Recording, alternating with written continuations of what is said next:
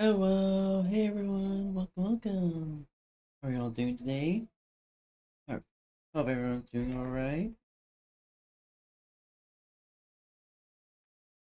Sure, there we go. Minecraft Story Mode Season 2.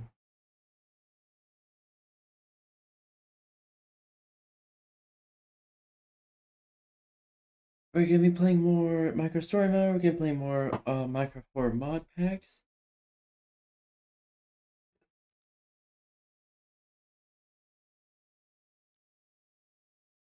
There we go. Ah, net crack. Damn it. How are you doing today? We're gonna start episode 3 of Minecraft Story Mode Season 2.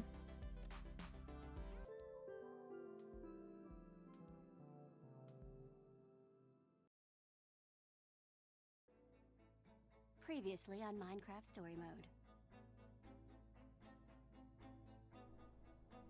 The world can be a very scary place. Let's fucking go. Humans can be larger than life. And almost impossible to defeat.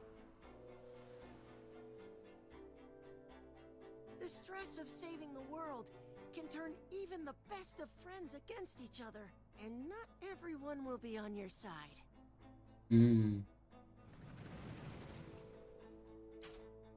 Some will try to take advantage of your kindness. But a true hero will know exactly what to do. And will inspire others to do the same. Exactly. But the scariest thing of all, even for the bravest hero, is discovering the villain is much closer than you think. Oof.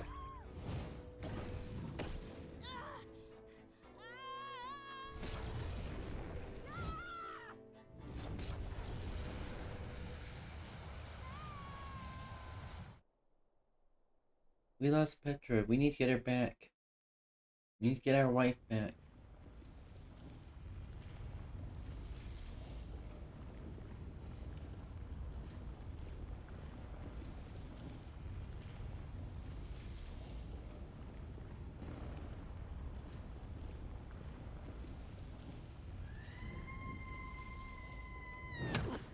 Oof.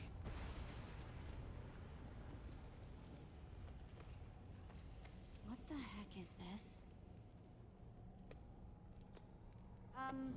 Where's my stuff? The gauntlet. I hope Petra's okay wearing it. I gotta get back. Find the admin.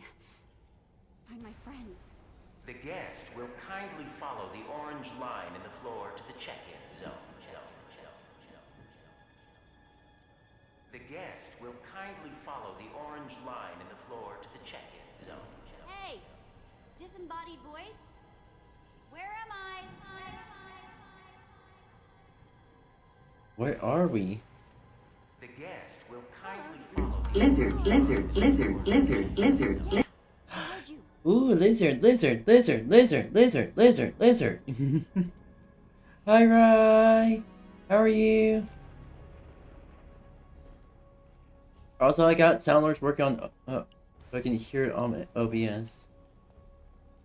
Oh, look. An orange line.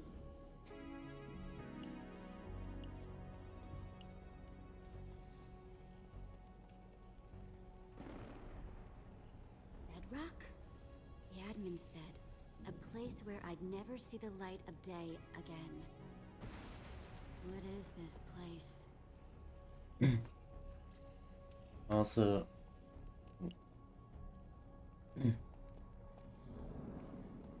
I got How distracted. was your day? Oh, it was great. Met a red, glowy, all-powerful, crazy person who trapped me in a near indestructible Are you cage. going crazy? And lava. I'm sure this is leading me to a place full of sunshine and cheer. Ooh. Yeah, I got distracted before stream.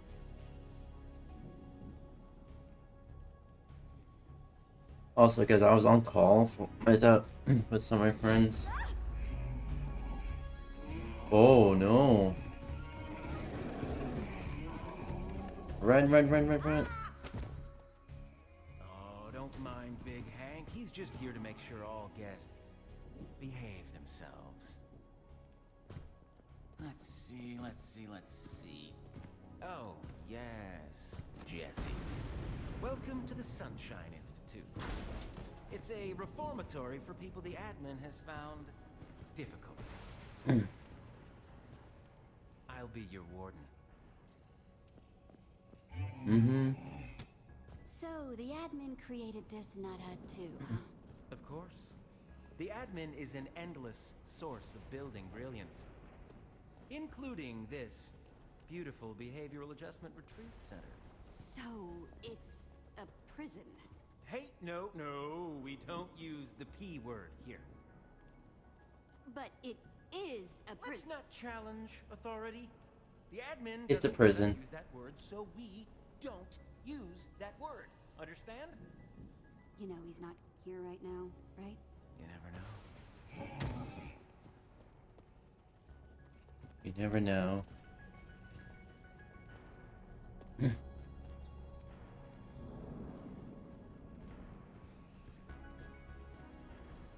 What about my friends? I need to get back.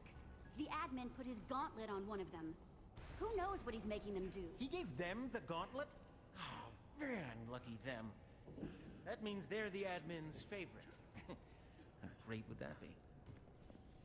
I bet your friend is living it up. Great? More like stressful. Dangerous. No two ways around it. It straight up stinks. That's exactly the kind of attitude that got you sent here. And if your friends are anything like you, I'm they'll be okay. making their journey to betterment right next to you, I'm sure. I'm okay. Now hang on a tick. I have another guest on my manifest. Male, grizzled beard. I got a little Hair friendly is bullying described for as stream. majestic. Or nothing bad, it's just Long friends list teasing. of aliases here. Friends that didn't tease me over Yeah, that's and junk. over taste of food.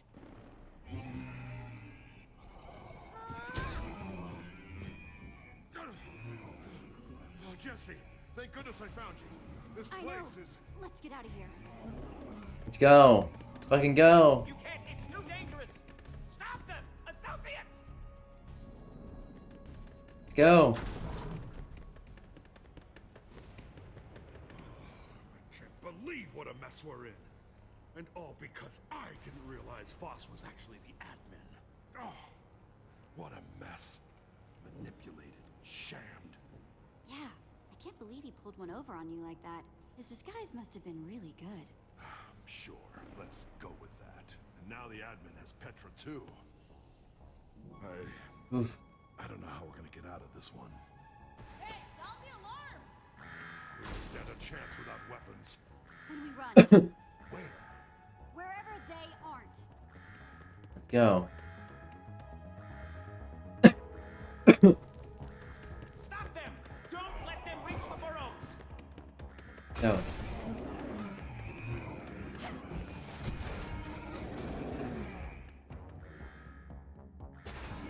Prison break. I'm not chatting because I feel peaky. Alright. Just get well rested, okay? You can lurk if you get well rested, alright? You don't need to be moving around too much. Make sure you hydrate. Well, at least there's the best thing you could do is to try to sleep it off, because you won't have to deal with the nausea. No, that's what I do, even though I'm probably gonna puke anyways.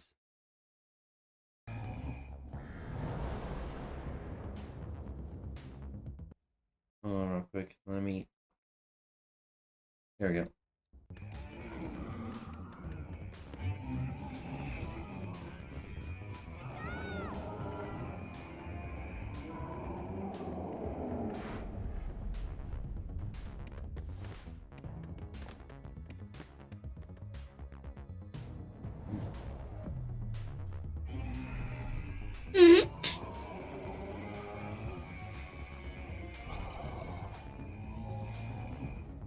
Ooh.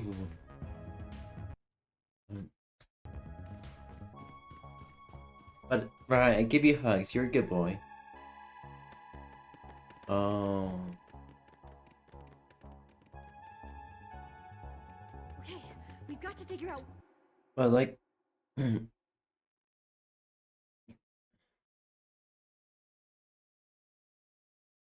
I mean, it's probably obvious, but at the very least,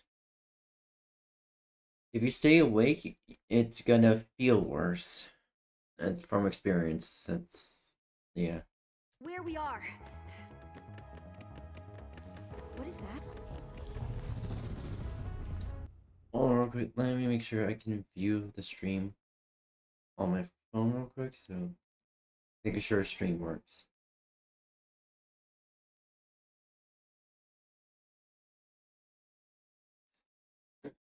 All right, there we go. Whoa! E.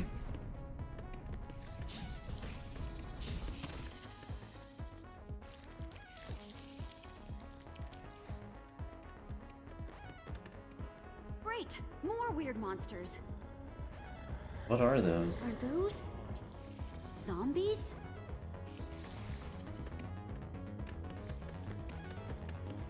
Ah! Okay, that's cool. This thing is endless. Jack? Jack! Jesse, where are you?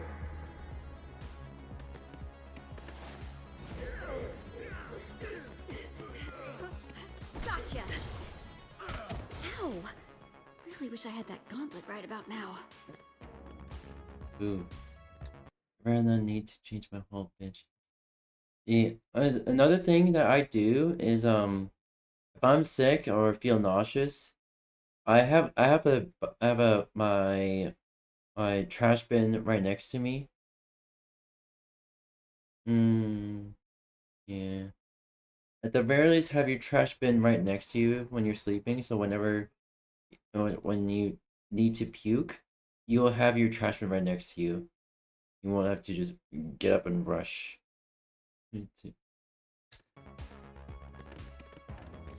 Yeah, maybe not this way.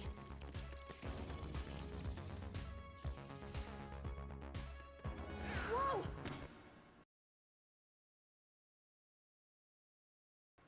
What are those things? Spider? A creeper?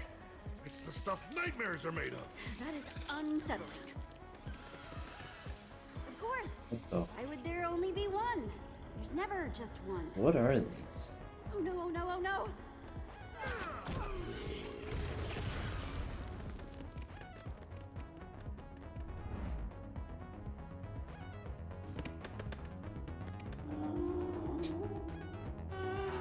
In the nether?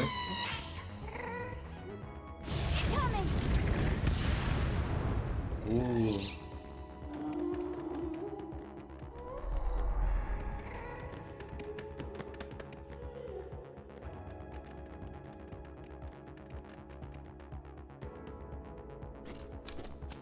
What the fuck?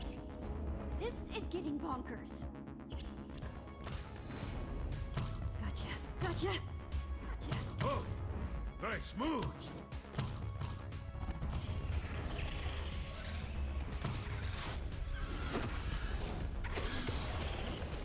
Ooh.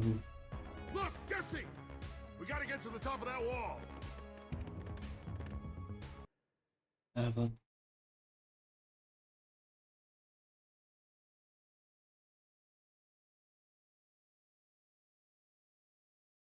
Yeah, I understand.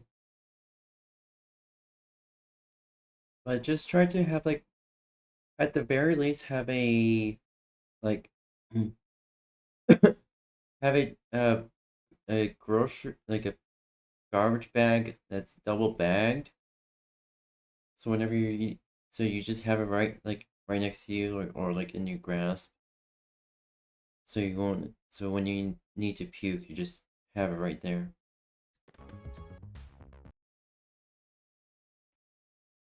Alright, home.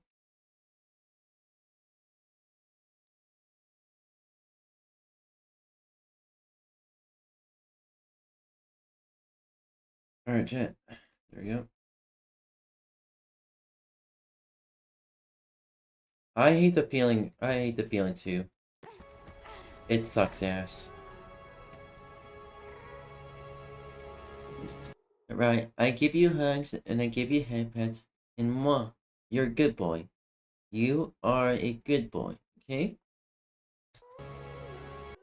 Mom loves all her blitzies. Oh, crud.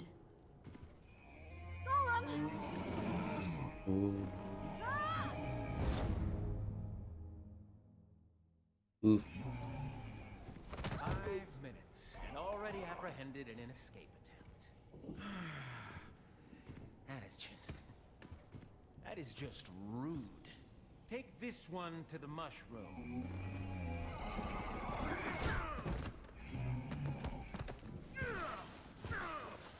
And bring that one to my office. Now. Oof.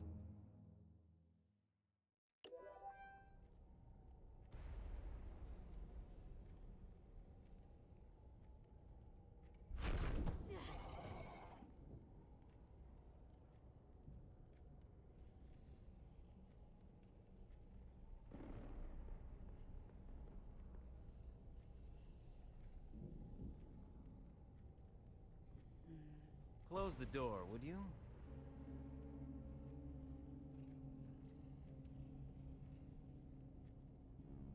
Do as you're told. Close it yourself. Fine. Be defiant. Oh, large Henry.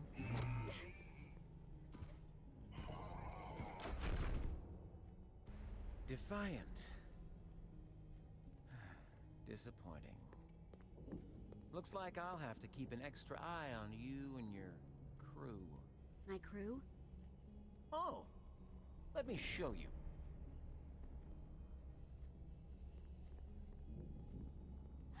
Radar!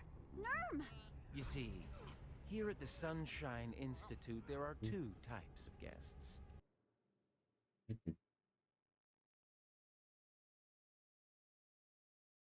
Oof. Yeah.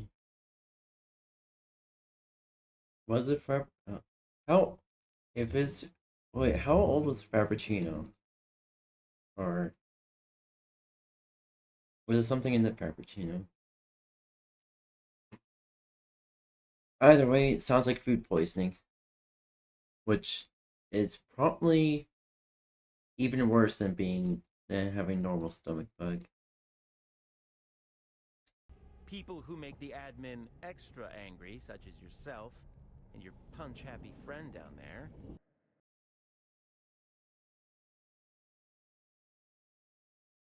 Oh, not cracked. Damn it. And there are people who the admin sends to make sure the... Let me make sure I drink some water. Sorry for pausing so much.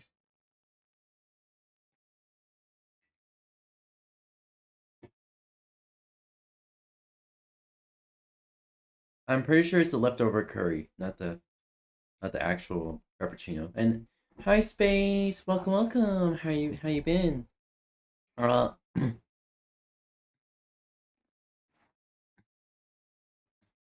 Space, do you have plans today?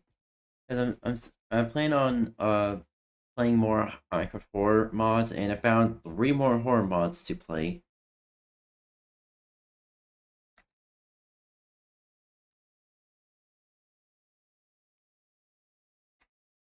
How's your day, Space? First group will Good? be, That's good.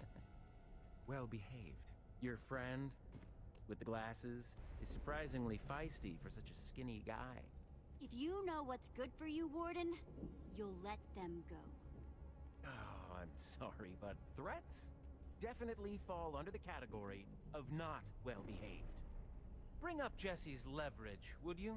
Skinny guy, glasses. Funny story. When I first got here, I was actually part of the second group. We were just a crazy couple of griefers. Simpler times. No, no, no, no! This place is filthy! So disorganized! Making me crazy! Jesse! Oh, I'm so glad you're okay! I was so worried! Radar, I am so sorry. This is all my fault. What are you talking about? Meet the Iron Breathtaker. Iron bars to hold the victim in place below. Sticky piston above to shove an iron block down over their head.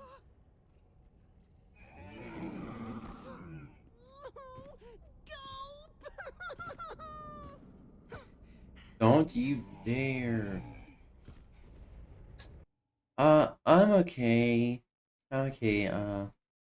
Was on call with a few friends, just earlier. But day's going well.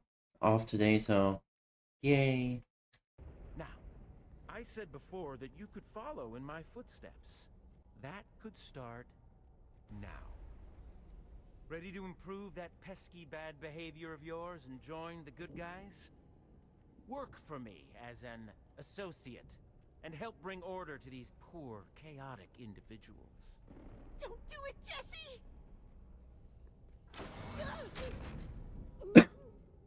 What's it gonna be?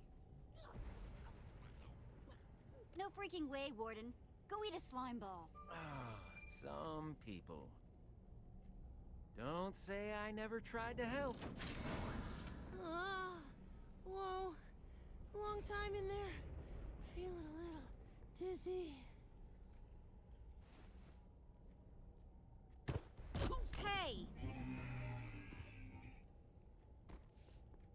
Oh my gosh, Radar. Are you okay? Your eye. Radar. Jesse, is that you? Don't worry. I've got you, buddy. Knew you wouldn't give in.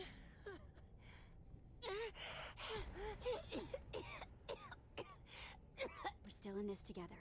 Let's go. We are still a team. Now and forever. I'm just hoping this now isn't forever. But thanks, Jesse. Well. Jesse. Stella. What a... Stella. How... Well, I appreciate you letting me out of that ice. I can't let that disrupt the new professional relationship we have now, okay? I'm sure you understand. I knew it. I should never let would Stella come for out. my rival. What? Oh, you two know each other? Yeah, still not your rival. Never was. Never will be. Yeah, still not your Careful, rival. Warden. This one's crafty with the mind games. Now, come on, Jesse. No one wants a sour rival. Be like me. I'm a shining example of success. I barely arrived and I'm already bossing you around. Isn't it grand? Let's go, Randall. It's Radar! That's what I said. Stella's right. Commitment and loyalty to the admin's cause are cornerstones around here. The more friends stick together, the harder they make it for each other. So maybe readjust your concerns. There are bigger silver fish to fry than friends. What kind of message is that? You're worse than the admin. What? He is worse than the admin. You don't really think that? Here's a good girl. What are you hiding, Warden? Not every prisoner here Yada, has yada. knowledge, Jesse. Let's go, rival. That's right. Go along, Jesse, to the mushroom. Exactly what I was going to suggest. That almost got me. That almost got me. I'll have your job before you know it, Warden. Be careful what you wish for, Stella. Yeah, I don't like Stella. She's a bitch. She's a bitchy bitch.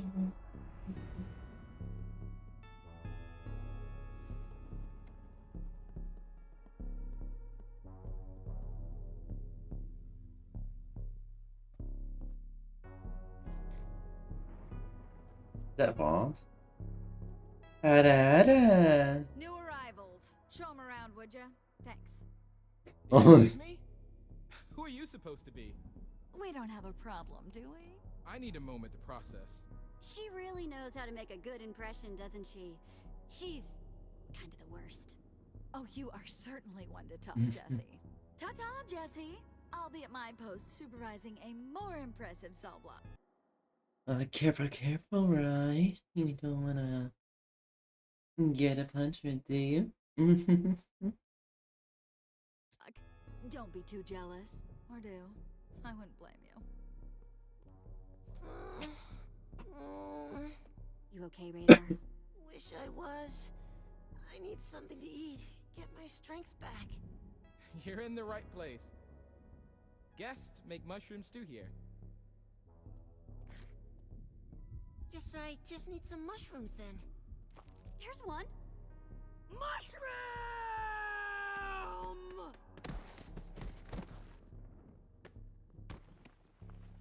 Jesus Christ. I'm gonna starve. Waste away. You don't have anything in your inventory? You're usually so well prepared. Usually. Only I showed up here with no food, no goods, no nothing. Like everybody else.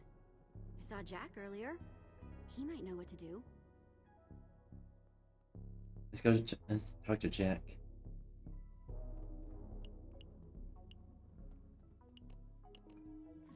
Hey, how's it going? Noticed you got a cookie there. Cookie? What cookie? That was just a wood slab. Crazy McCrazy thinking they saw cookies over here. Go grab a mushroom.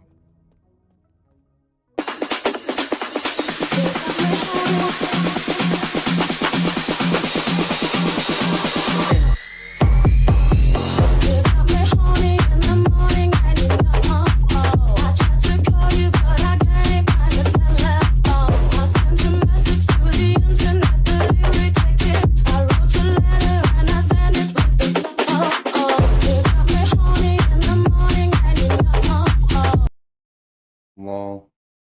Also, is he here? I wonder if can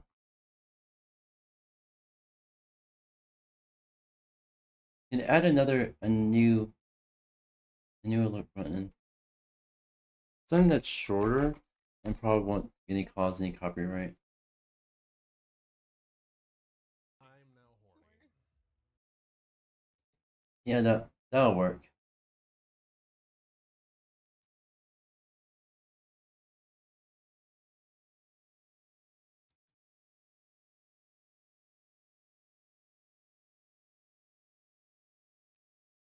So I need to use the restroom.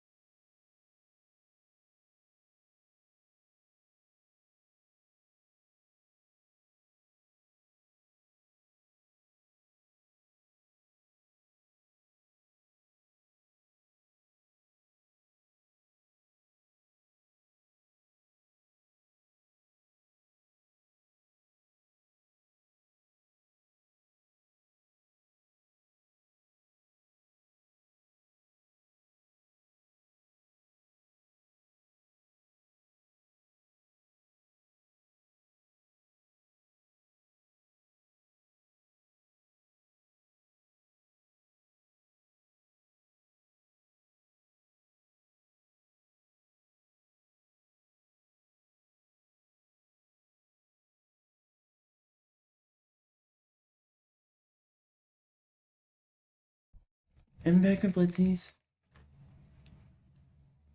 Alright, I'm back.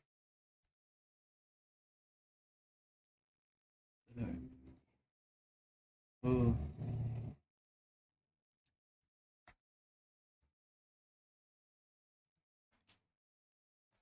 Oh, real quick. Alright, there we go. Alright. Oh.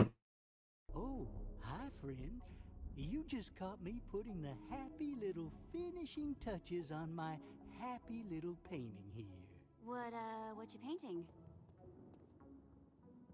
I'd so love to paint a happy little mushroom, but none ever stick around long enough for me to paint.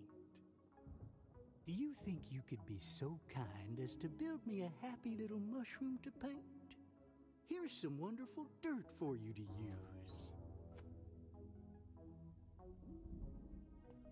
use. I want McDonald's.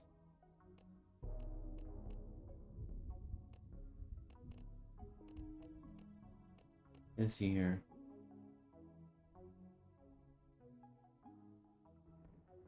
Can we?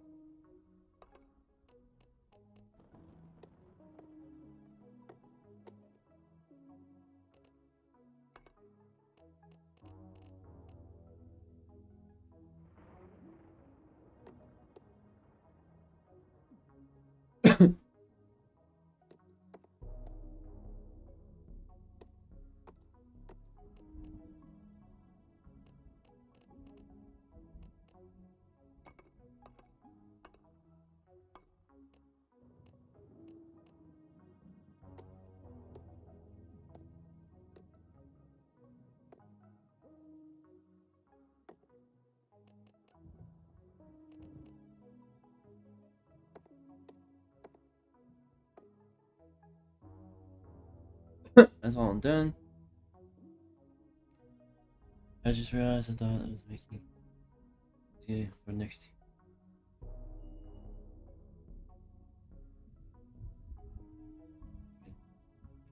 I hope it's not.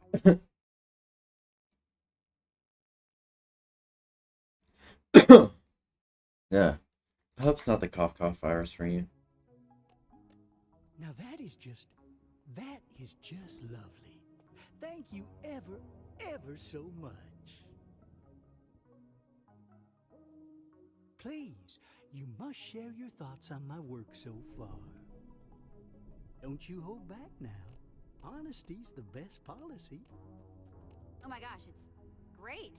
The, chiaroscuro is just impeccable, truly. So happy you like it.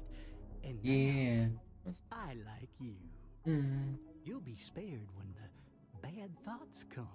Look, I have something important Wait, to ask. what? Go ahead. Any idea how to get some food around here? Your best bet's But the best what I can suggest is probably make some tea, and if you're able to, like, make some hot tea. Check. All right, yeah. Make some hot tea. Put some squeeze half a lime, and if you have, put in a dash of raw honey. It'll ease your stomach in a jip. It has saved me countless times.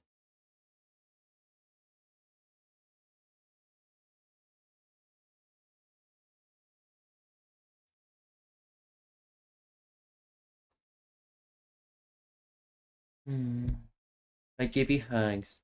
Give you hugs.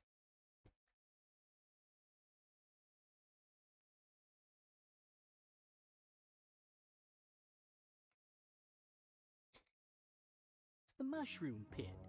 That's where all the guests get their food.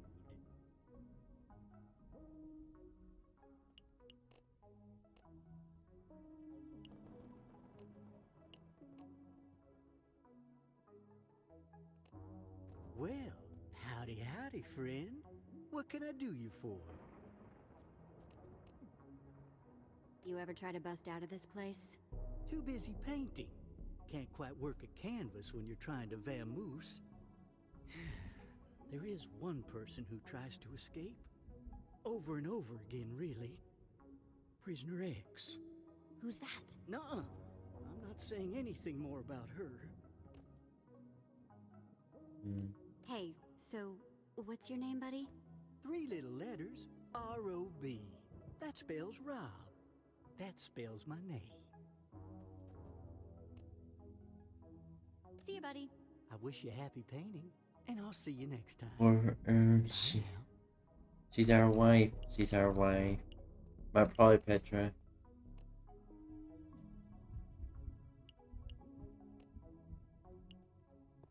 Hey, are you busting out of here?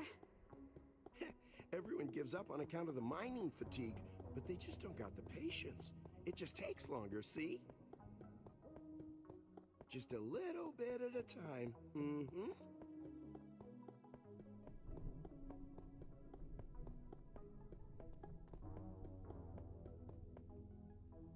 Uh-huh.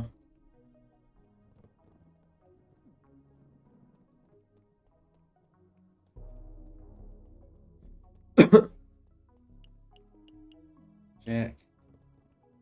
Jack! Nerm! Hey! Hey, Jesse. Man, I'm glad you're okay. When I saw the admin teleporter take, it was, well, it was, I mean, I know I saw you at the entrance, but, Jack, we're kind of in a tough spot here. Spit What are it you out. trying to say? I'm trying to say that I was worried about you, okay?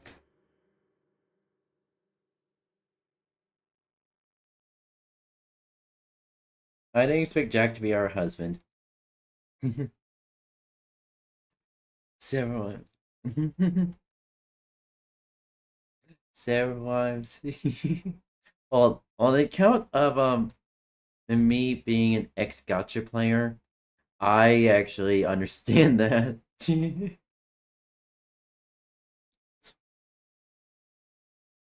Us gotcha players have several wives. All of them being somewhat yonder.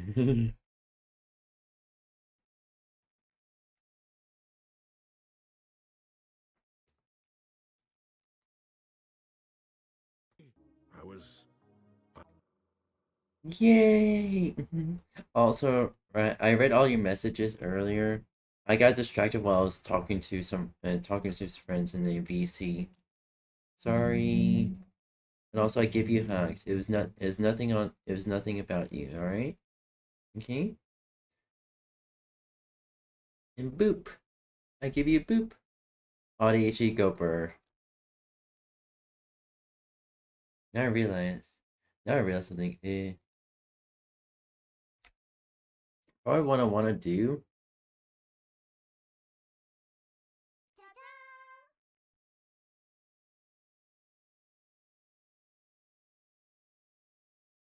Probably want to do. And since I boop a lot. If please.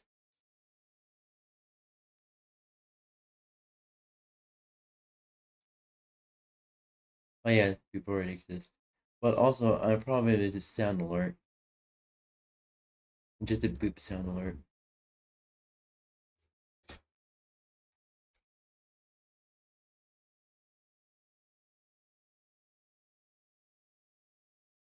I want to poop the snooze.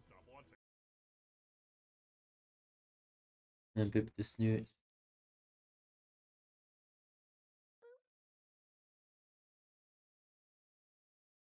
Just a simple boop. Very good, chat. Now you have a boop sound alert.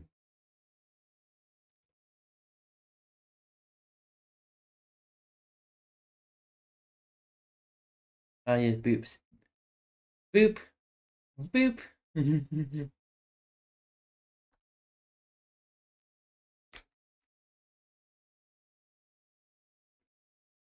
That's it.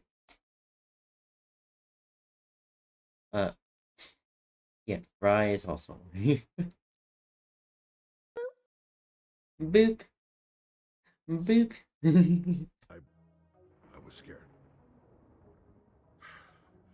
After what happened with not Voss, you know, and then Petra, and We're going to stop the admin, Jack. If I can.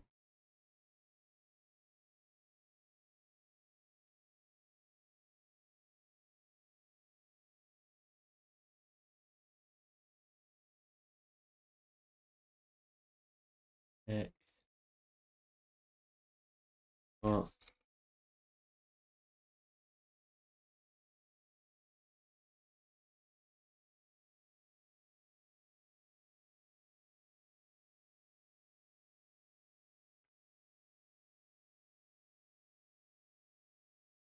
There we go.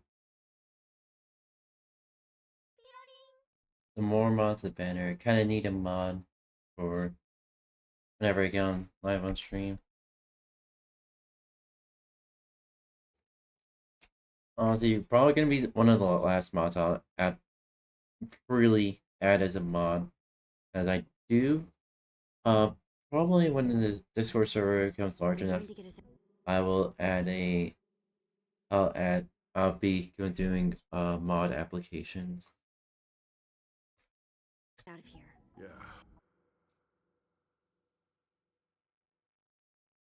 Lol. And you are one of several mods I have. Most of the mods are my close. Oh, pretty much all my mods are close friends of mine. So yeah, close friends of mine or fellow VTubers. Yeah, I know you well. Oh, and you might want to get Slim over there something to eat. He's looking a little peaky. Yeah, I'm working on it. Thanks for looking out. Hang tight for now. I'll be back. Okay, I noticed my model is. There you go. Hey.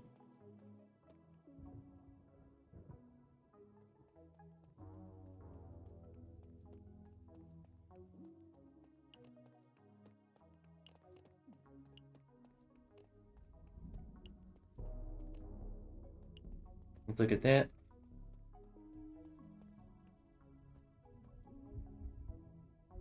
I wonder who all those cells belong to.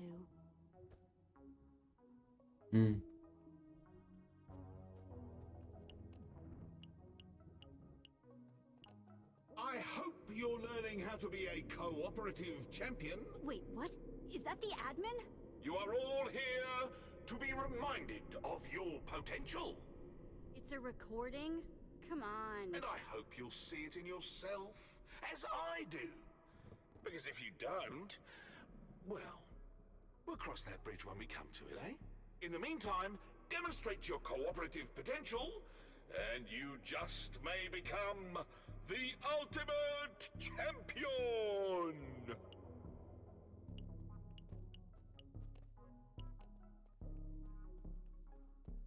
Ox blood. So what he has to say. Hate to stare, but you're Weird looking? Huh. Maybe you just need to get out more.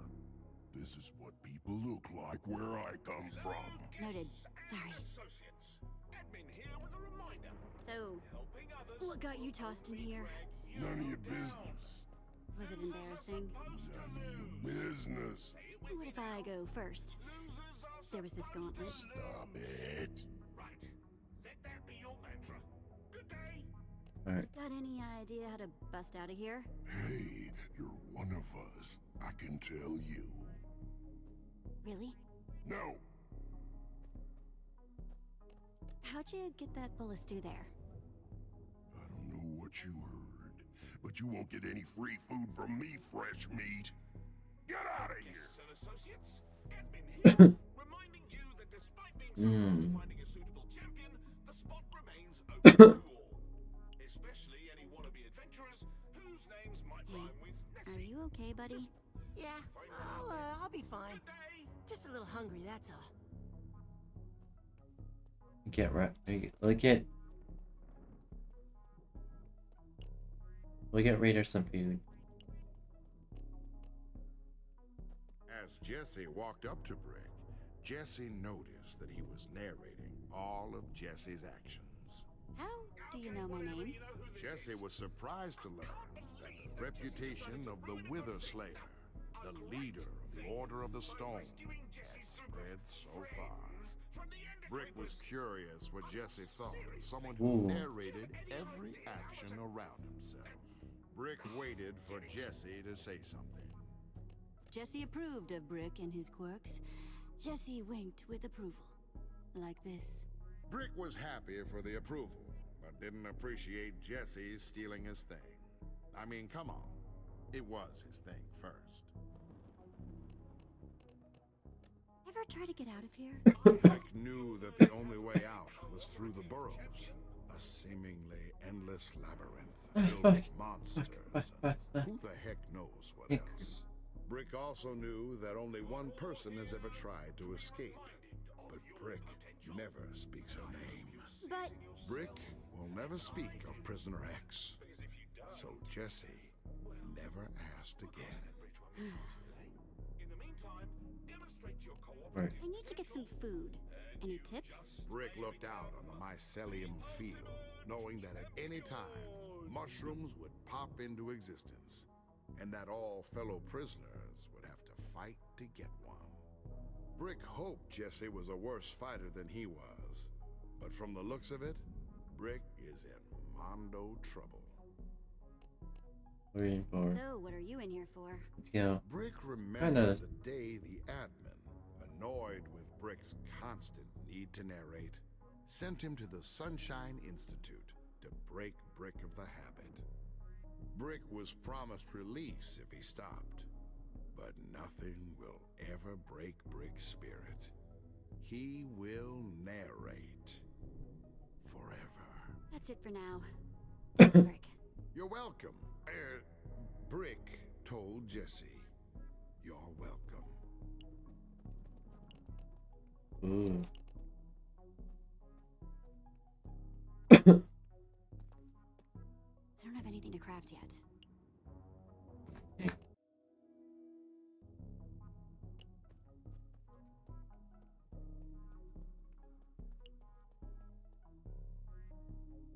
Gotta craft it. Yeah.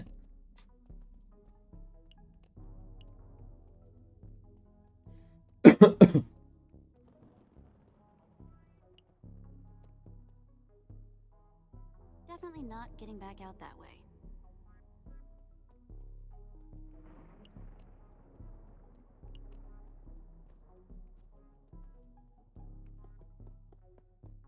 How do we get them?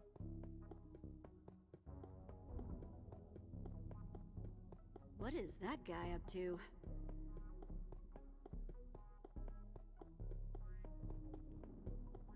I mean, you just talk to him about it and just. Alright.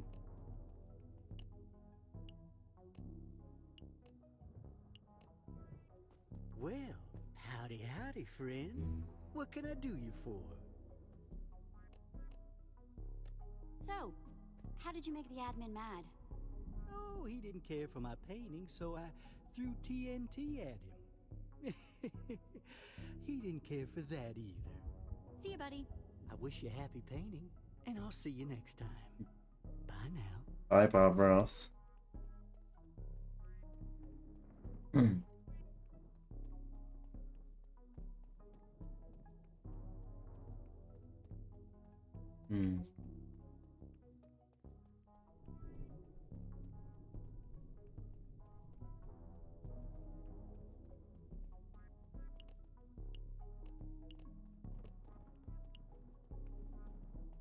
Poor guy still looks pretty shaken up.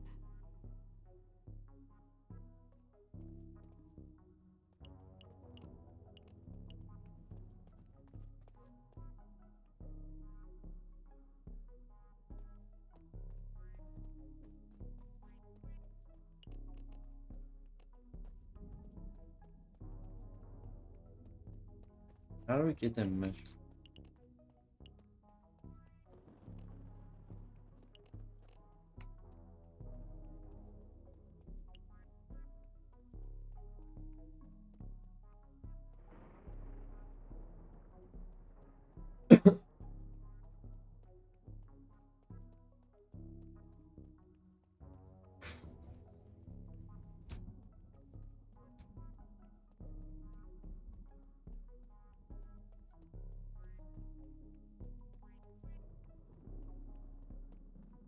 Okay, how do we actually get the mushroom?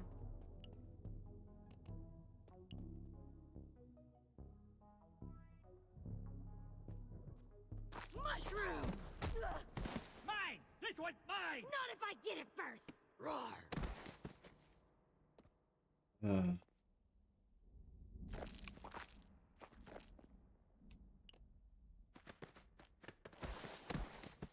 Okay, now I just need a red one. Nice, I got him. Thanks for picking those for me, noob. Whoa. Nothing personal. I'm just mega hungry. Ha, give me that. I'm so sorry. So sorry. I'm just so hungry. Hello? What's going on in here? Should have known it was you causing more trouble, Jesse. Tisk. I say tisk. Bitch. And just who does this contraband belong to? Hmm? You all know that weapons are strictly forbidden at the Sunshine Institute. So who does this belong to? You might as well just come out and tell me. It'll be so much easier for everyone. That guy attacked me with it. What refreshing honesty. More like what a refreshing lie you mean, you rotten snitch. You know that misbehavior means getting sent down a level. You deserve it. No! Not the zombie mines! Not the zombie mines! Yes. Perhaps a little time harvesting rotten flesh will teach you something. Take him away. No more fighting.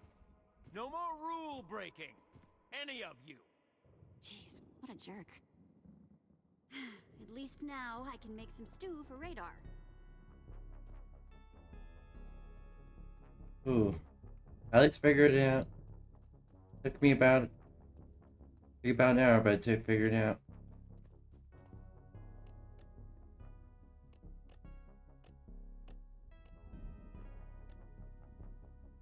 Alright.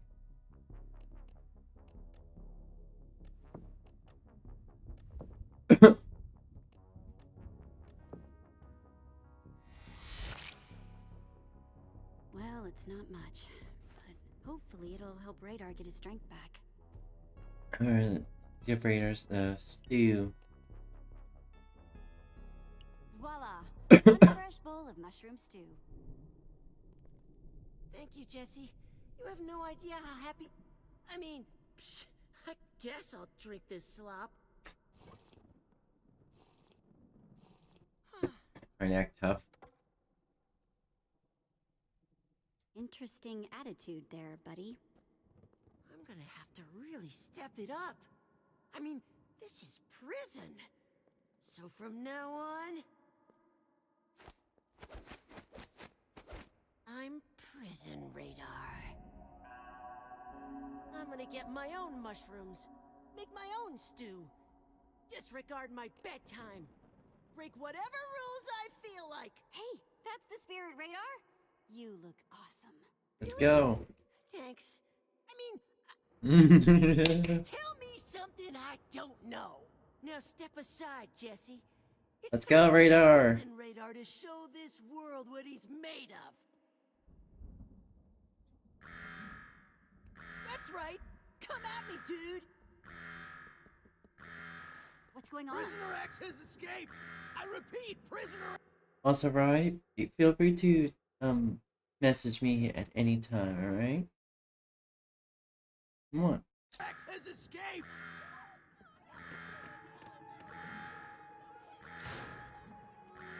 Oh boy, let's do this. Yes, please report to the nearest lounge. Think that's their cute way of saying sell. Yep, and you definitely want to stay away from this.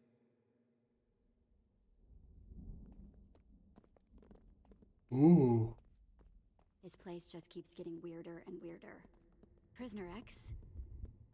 Other inmates were talking about her. Something of an infamous escape artist. Rumor has it she even knows the way through that maze. Most people have never even seen her that keep her locked up so deep. But everyone's heard of her. And man, do they talk about her. That sounds like the sort of person we should get on our side. Agreed. Someone with that kind of knowledge could be very useful. But where Exactly. is she exactly? She's apparently locked up on the deepest, darkest level of this place. Cell Block X. Detecting a theme with the names. Yeah, they found their groove and they're sticking with it. We need to get to Cell Block X. Those zombie mines are where troublemakers are sent, right? Seems to me you're already pretty high up on the Warden's naughty list. Cause some chaos? Might be exactly what we need. Or maybe we could break out. Oh no, feeling some Mondo mining fatigue here. Don't think it's gonna happen, Jesse. I'd like to meet this Prisoner X. You sound hardcore. Prison Radar approves. Uh-huh. Okay, it's a plan. You stay here and rest up. I'm gonna find a way to get us to Cell Block X. Sounds good. While you do that, I'm gonna study this place. Before we're through, I'll know it like the back of my hand. Alright, let's make sure we can... Alright. Alright. Fuck. Alright, there we go.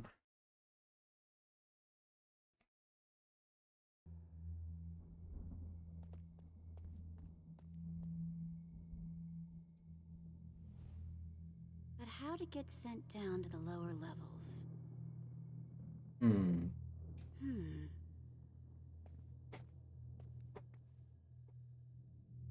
Talk about suspicious looking.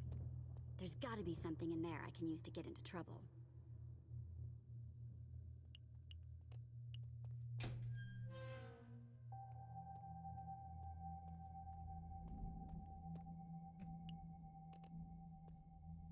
Listen. Huh.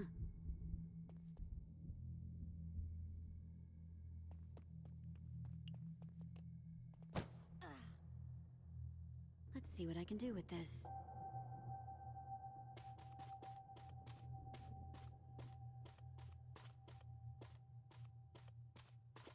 I think there's another room back there.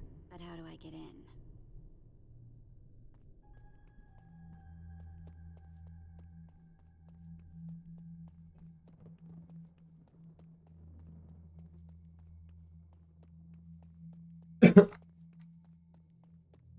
How would you get in? A painting punch. Secret buttons. Nice. Now we're on to something. Okay. Time to see what tall, red, and gruesome is hiding.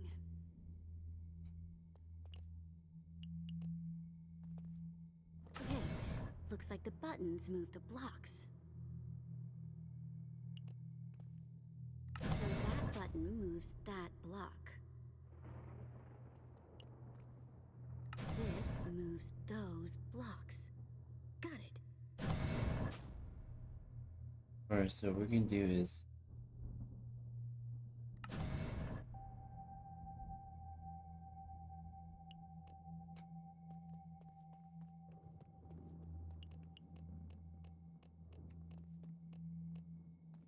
And 3. I did it. Yes! Oops. Now if only someone had been around to see me being this impressive. got first try.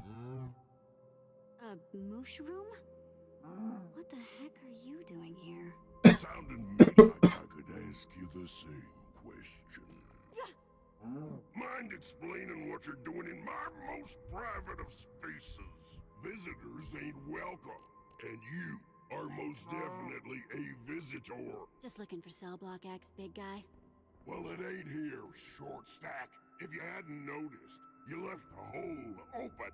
Now get out of my cell before you regret getting in it. Who's this weirdo? Holy cow! A mushroom! We can feed the entire room! Hey, hands off!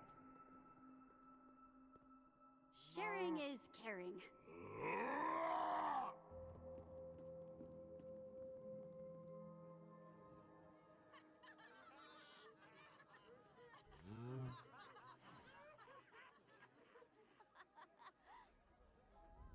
What is going on in here?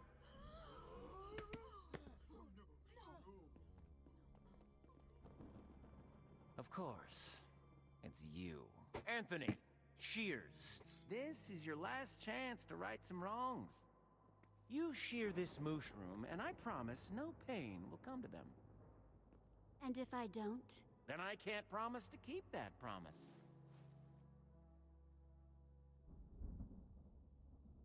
What? No! Don't do it, Jesse. Go to the Nether and jump in a lava lake. Warden. Go. Yeah. Take it away. No! Not my Jeffy. You don't know to stop causing trouble, do you? Well, trouble has consequences, Jesse. Dig it up. What the heck are you doing? Teaching you a lesson, Jesse. No more mycelium. They'll starve.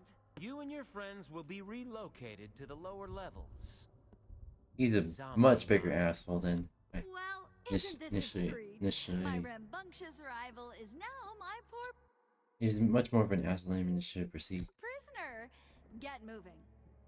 Well, we needed to go to the lower levels anyway. Let's hope they're survivable.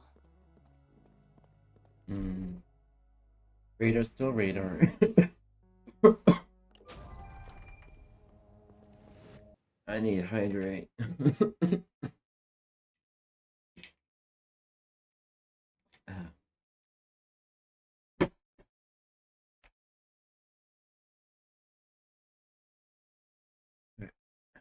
Alright, there we go.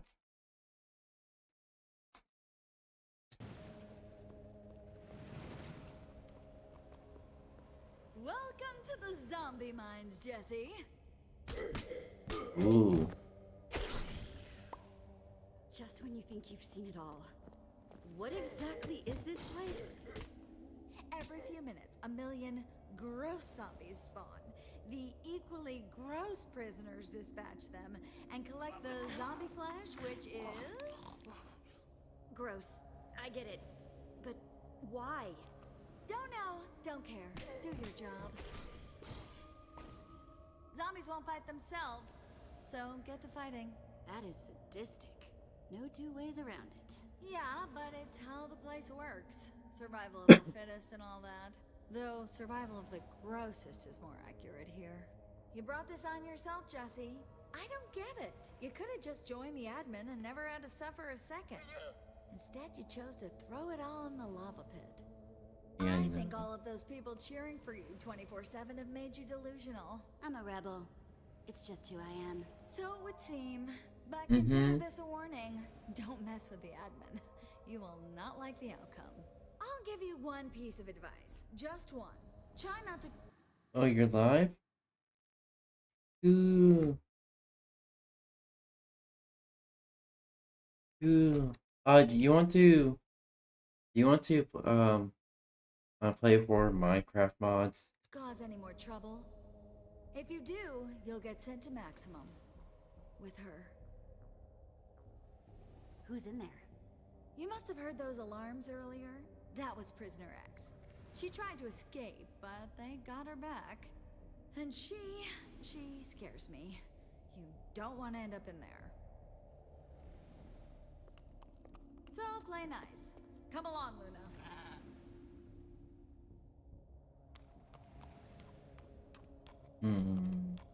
What on earth was that about? Sounds like that vent is our way to Prisoner X.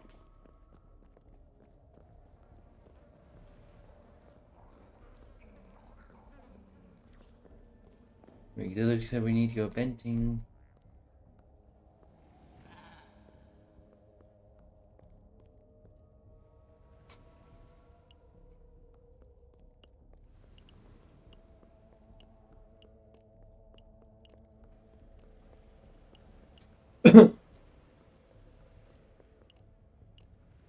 Let's talk to Radar. Hey, Radar. You okay? That mushroom, it was intense, huh? No kidding. Standing up to the warden, though? That's my Jesse through and through. Thanks, buddy. But those poor prisoners. No food? Rough stuff. And Stella? Here? We can't catch a break. But first things first. Let's find this Prisoner X and get out of here. Go.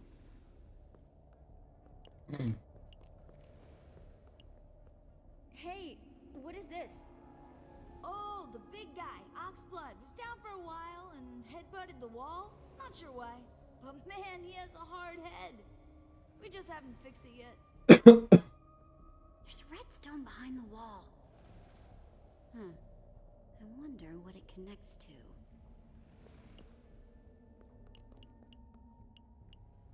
Talk check. Hey guys.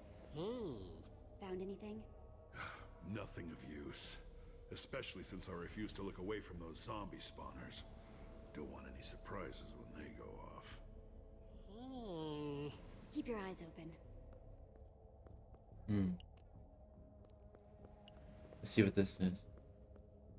You know, the name of the place has sun and shine in it. And this place doesn't have either. Zombie and despair might be more accurate words. Yeah. I think those are accurate words.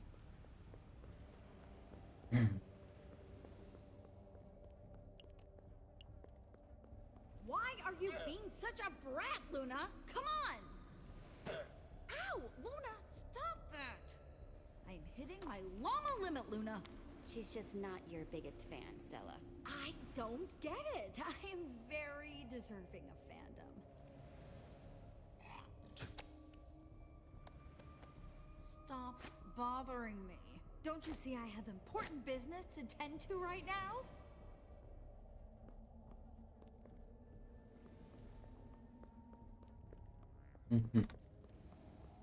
Alright, let's try to... We're gonna be looking at the door.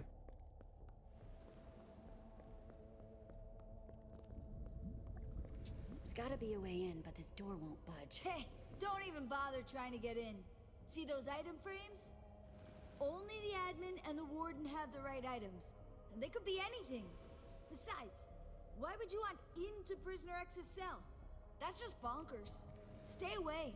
You know how certain things are your business? This ain't one of them. Well then, someone is salty. So that redstone leads to this door.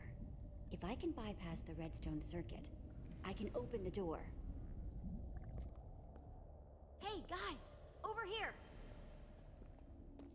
Ooh. Okay. What did you find? We need to find something to bypass a redstone circuit and get this door open. This Let's door go. leads to Prisoner X. She can help us get out of here for good. Hey, Jesse, stop loafing around. Well, there is someone in here who came from the outside who may still have a hefty inventory. Stella.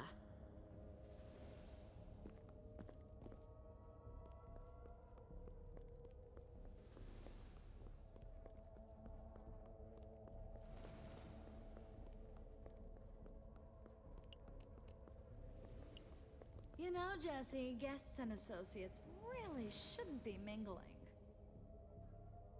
Yeah, about that. I need your help. I need to make a lever. Pronto? Why exactly? Not that I, really care. Why do you care? Just help me out. For old time's sake. If it's gonna risk my future as the admin's partner, I care quite a bit. Not helping you here. No, not risking angering the admin. I had to really prove myself to get this gig as it is. He's just using you. How can you not see that? No, it's, mutual.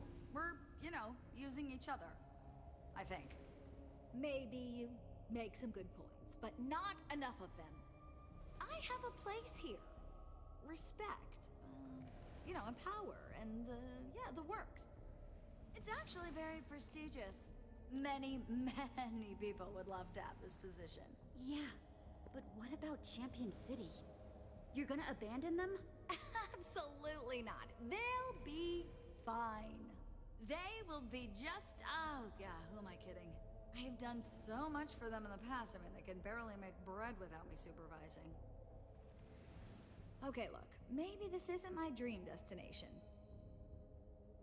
This place is horrible, and I am worried I will never get the smell out of my hair.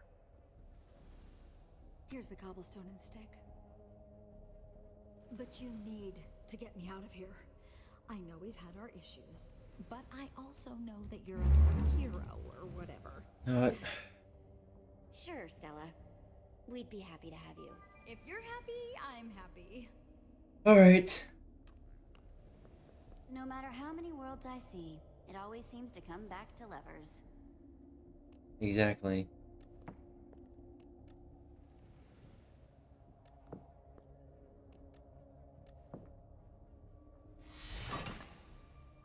Let's go. Okay, let's do this.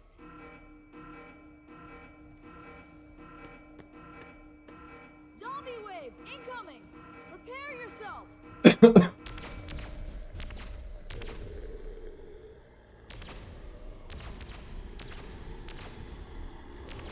Let's do this. Here's hoping this works.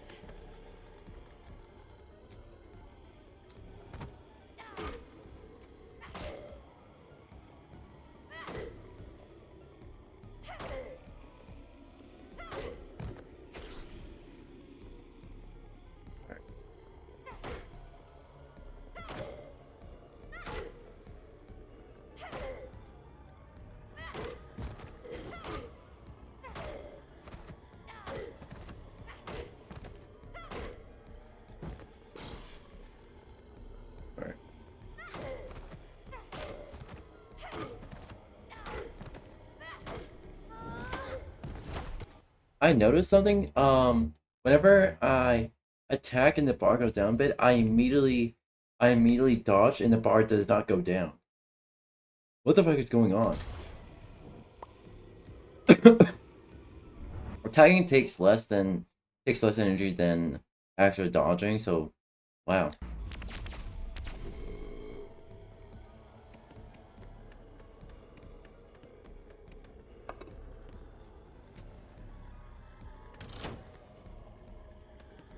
Yeah. Guys, come on. Luna. Stella. You guys too. Don't! Prisoner X will escape!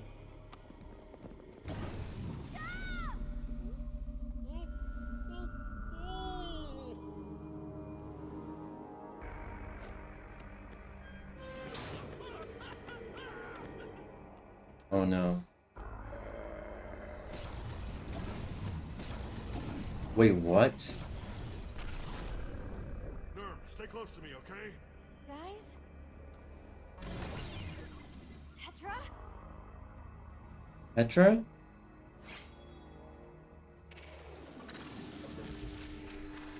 Oh, of course it's Jessie. Why am I not surprised? Admin. It's not Admin? enough that you disregarded all the rules in my icy palace of doom, tried to upset the delicate order of the Sunshine Institute. Now you're trying to disrupt the therapeutic benefits of my zombie mine? What gives? Pretty sure your fellow inmates were just trying to peacefully live out the rest of their captivities. Well, after you came to Beacon Town and wrecked everything, it seemed like the least I could do. It's terribly rude is what it is. Mm-hmm.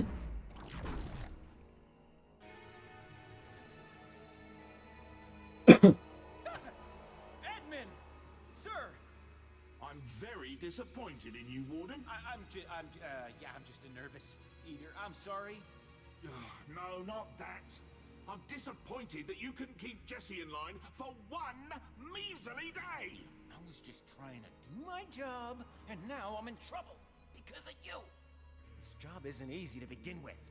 You run a prison, Warden. Of course I'm not going to make your life easy. Oh, for the love of... Enough! I'm through letting you disappoint me. You.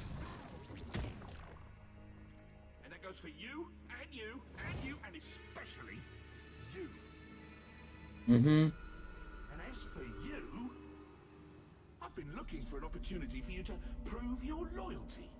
To prove your worth as my champion.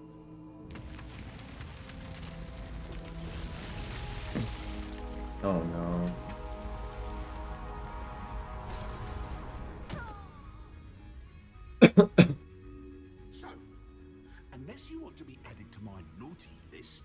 I suggest you pull out your sword and attack Jesse. And as Petra, for you don't want to Jesse, do that. well, don't think I don't believe in fair play. Now we'll have some real fun. No!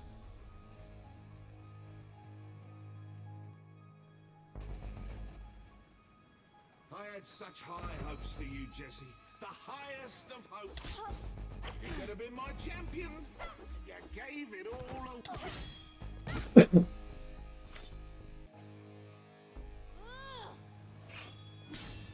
Serious ouch. Zip it, Jesse. We only got one shot at this. I'm gonna go to the admin, and then we'll both attack him. Just trust me on this one.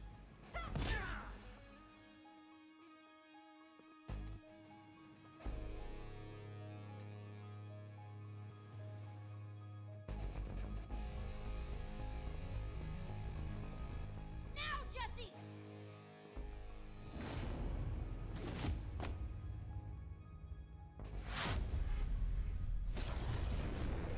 Oh no.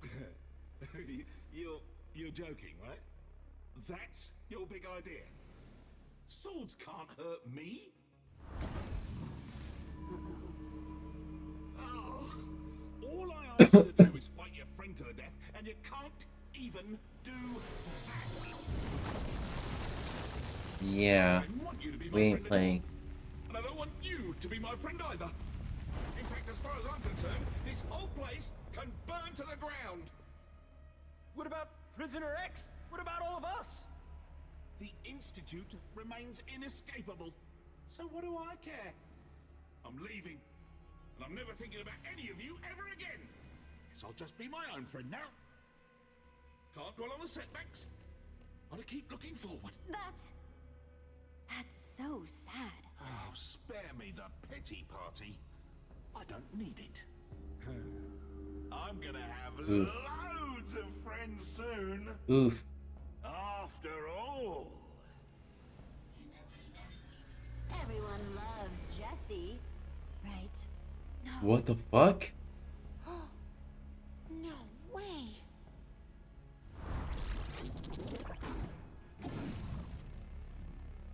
You coming?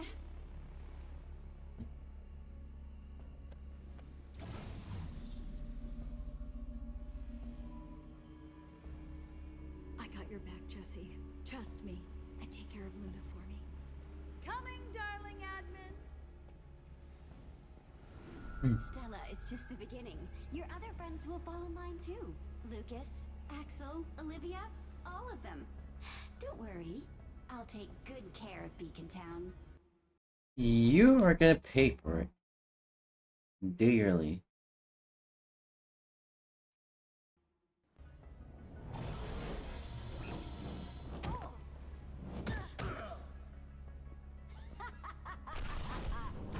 He's gone. Jesse, we gotta stop him! Petra! Oof. I'm sorry. I'm sorry. I'm so sorry. What? No. You have nothing to apologize for.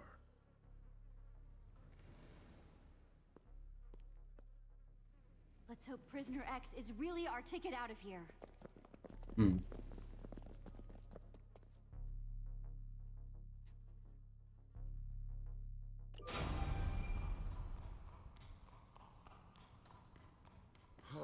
I'm so glad you're all right, Petra. Yeah, that was pretty bad. After he took me away, I was in this weird place. Time and everything was so strange.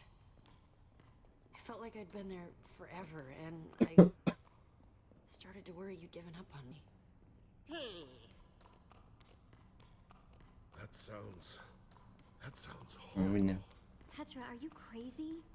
We would never give up on you. Yeah, what Jesse said.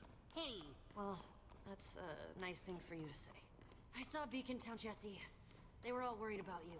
No one knew where you were, or if you were alive. I'm sure the admin's heading there right now. Wearing We gotta Jesse's stop mug them. to boot. It's freaking messed up, yo. I don't care about who's wearing my face. I just want to make sure Beacon Town is safe. We made it. Whoa.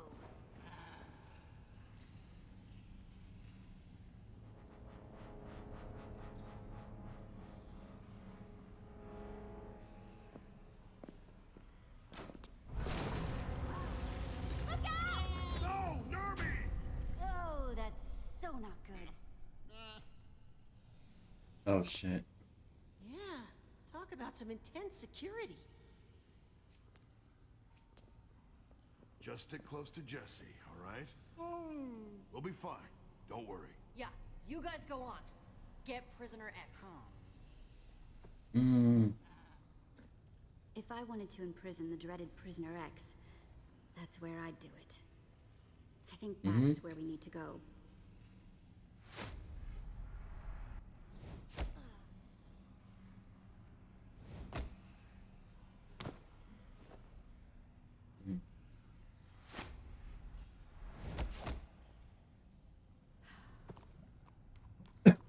Okay, now all we have to do is cross this conduit, reach the platform, jump down, and not die.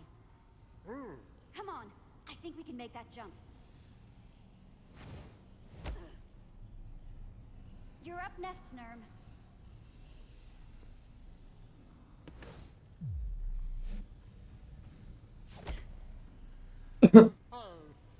Okay, now you learn. Seriously, how do you do that?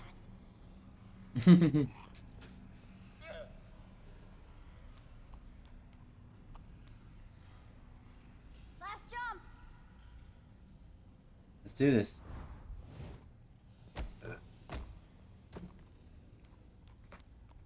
Ooh.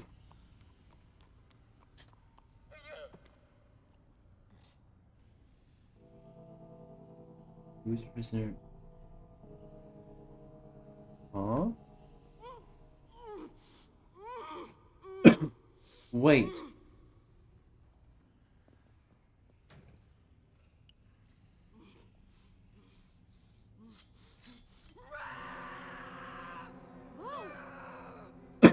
Who are you? I'm Jesse. You must be Prisoner X. Bold of you to come here, not knowing who you're dealing with. I could shove you right into that lava, and you deserve it for being so trusting, so gullible. Just one little push. Do it and you're stuck here. Forever. So this is a rescue attempt? Oh, how heroic. Look, Prisoner X. Zara. You're supposed to know how to get out of here, right? What? Where did you get that idea? Oh. No one's ever escaped the Sunshine Institute. You try to escape all the time. Why would you do that if you didn't know the way out? I get bored from time to time. I like to stretch my legs, beat up a few guards. It doesn't mean a thing. The admin stole my identity, and he's running around with my face, doing horrible things in my name.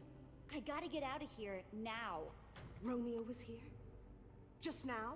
The admin was, but who's... Romeo. That's his real name. You didn't think admin was his given name, did you?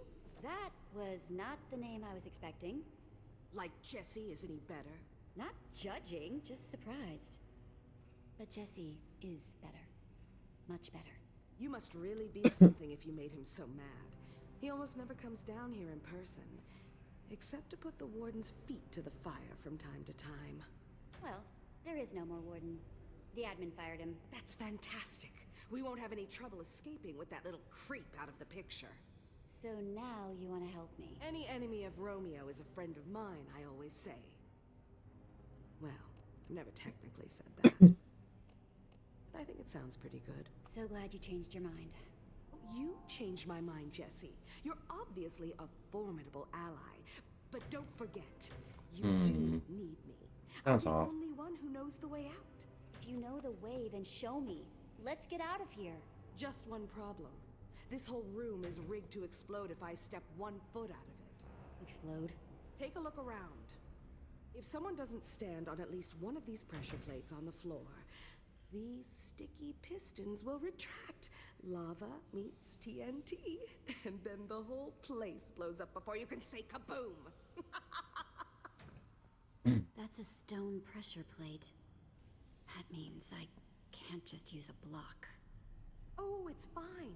One of your silly companions can stay behind. The rest of us can go. That's the situation. Hey, you tricked us! You did this on purpose! Well, perhaps I did, but I couldn't be sure you'd agree to do this, could I now? Oh, I hate to be a wet slime about all of this, but we have to get moving. I can't just leave them here. Then just leave one of them here. As long as one pressure plate is stood upon, the trap won't spring. So either the villager or the llama must remain behind.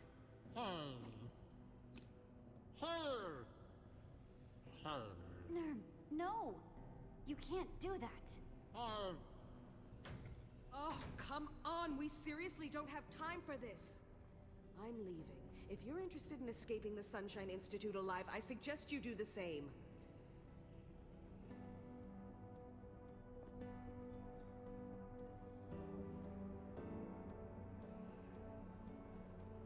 Shit. I had to choose. You sure about this, Nerm?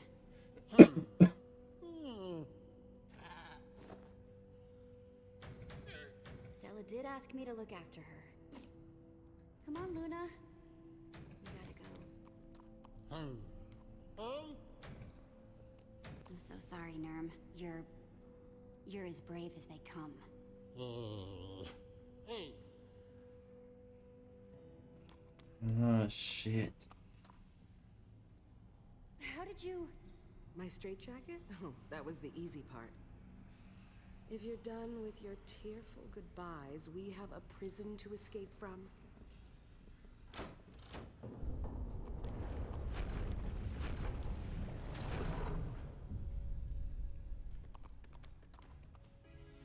Oof.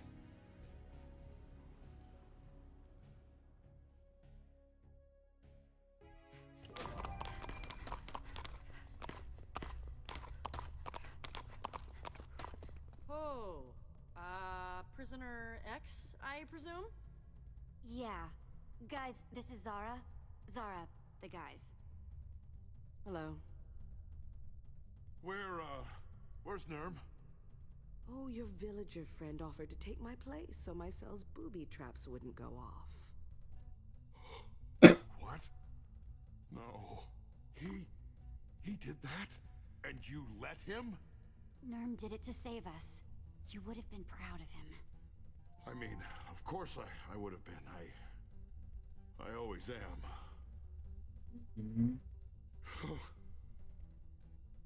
Well, no matter what it takes, no matter how many heads I have to clobber, I will get him back.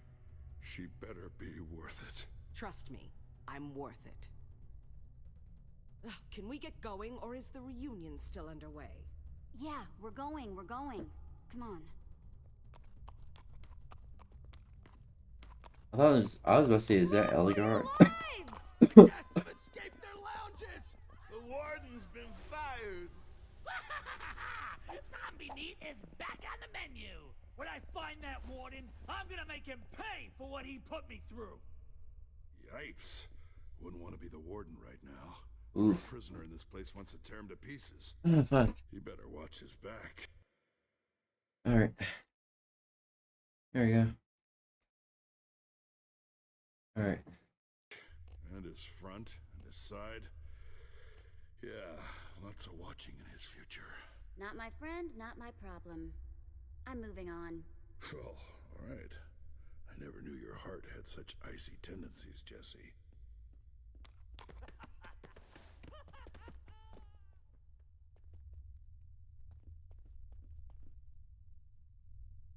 Ooh, let's go. Let's see if they left us any weapons. Weapons! Sweet, sweet weapons!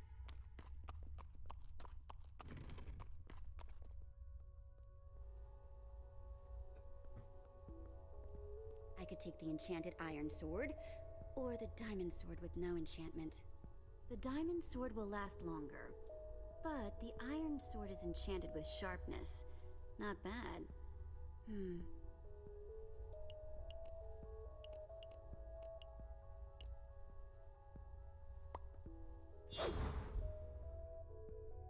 Okay. Definitely feeling better with a sword in my hand again. Agreed.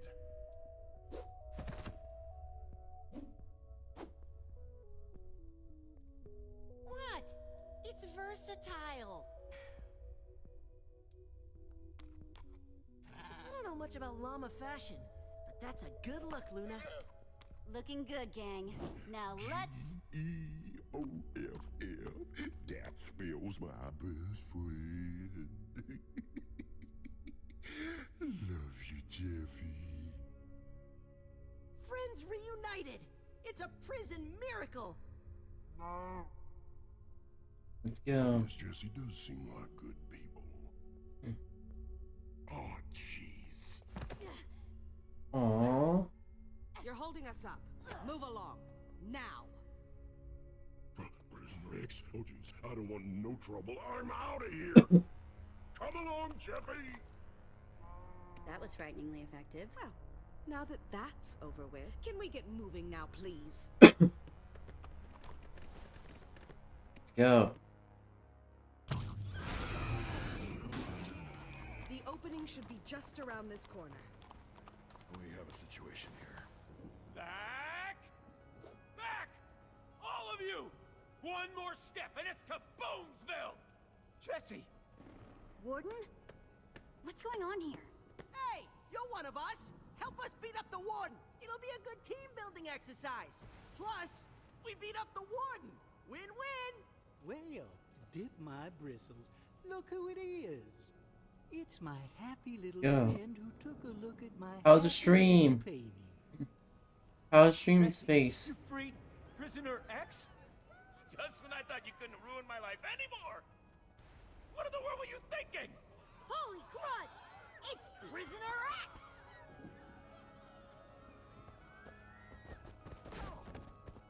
I think you've clearly lost your mind. She doesn't deserve to be locked up. None of us do. Did you know she was once an admin too? The admin had to take her powers away.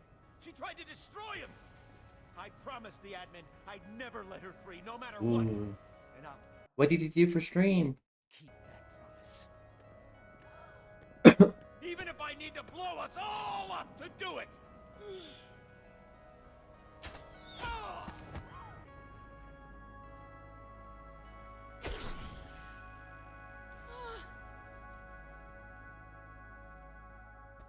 Later, Tater. Bruh. What the fuck? Not gonna let it ruin the moment. Why are you all staring at me? It's making me uncomfortable. So is it true? What he said about you? You were an admin. Well, it's complicated. We want answers, Zara. Oh yeah. Yes. Not sure if you. I don't think you have a Twitch again. Sorry, I was about to say I have Soundword set up for my Twitch for my Twitch stream. So, there's that. Fine. Yes, I was an admin ages ago. Romeo Oh. Here we go. took my admin powers away from me just before he banished me to this pitiful prison. They should name her Juliet, so it would be Romeo and Juliet. But I'm not the villain here. Romeo and his little warden were the ones who put you down here, not me. So glare in another direction. I'm innocent. You're just another victim of the admin. Just like the rest of us. And there will be a lot more victims if he isn't stopped. Soon. She's not like us. She's a monster. Wait, so an admin can be stripped of their powers? Oh, it's not simple, but yes. So what do We don't have time for this. It won't be long before Romeo finds out what's happened down here. Yeah, I guess we should keep moving. Go. Follow me. Let's fucking go. Also, chat, I'll be stream. Well, like I said, it's streaming. We'll be streaming more Minecraft horror mods. I'm sorry, Jesse. But do you in the head. Jack, you haven't seen what the admin can do. We need all the help we can get. But her? Really? Petra's right. We need Zara's help. It's the only way. Yeah, we Just do. hope you're not making a serious mistake getting involved with another admin.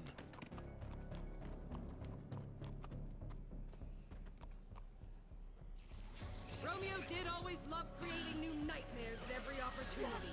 Run! Yep. Way ahead of you. Oh boy. Seriously, what's with these monsters? They're all glowing.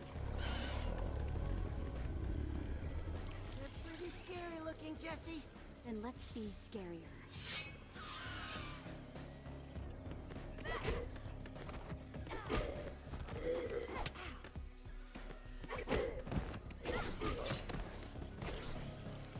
Oof.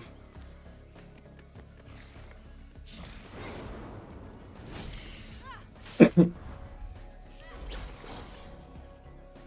many of these things are there? Never just one. Never.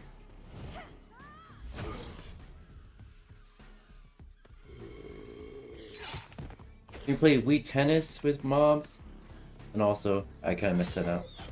Skillful, impressive. Less talking, more stabbing. Okay, that's cool.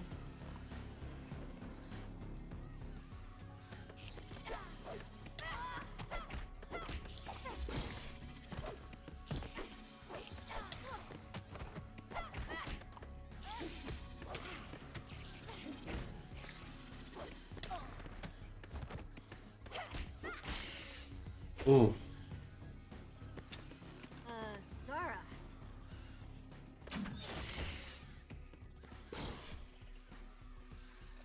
Thanks, I guess. Okay. Come on, not the llama.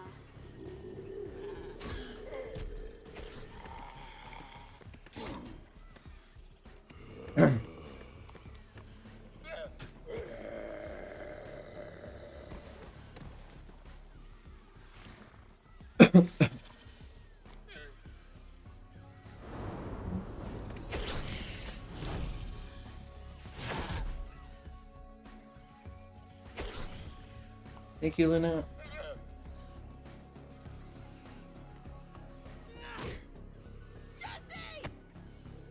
Alright.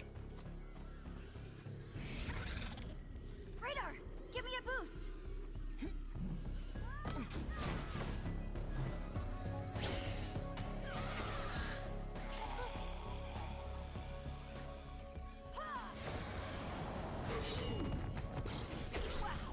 That was amazing. Alright, got this. Woo! Oh.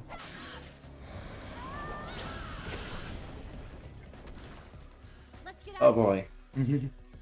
Nice shortcut. Come on. I tell you what, she is as crazy as a hopped up ocelot. Oh yeah. Does that mean anything?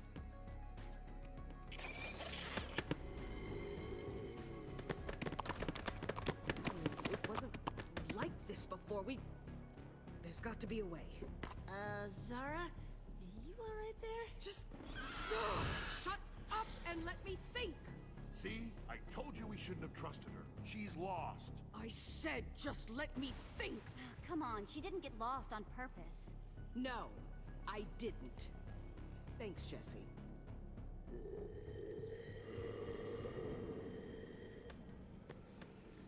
Wait, we can just build to the top of the wall. And get to the other side that way. Yeah!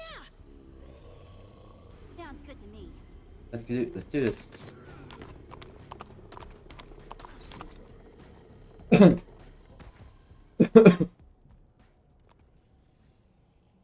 Ooh. Alright. What do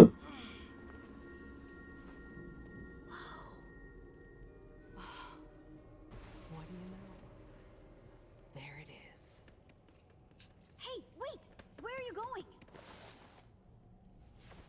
She ditched us.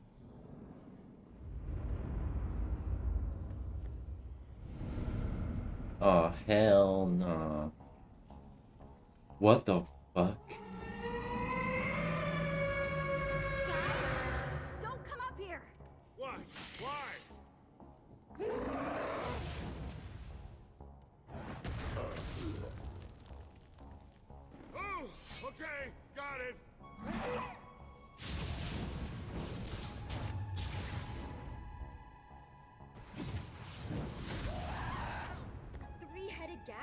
Why would the admin create that?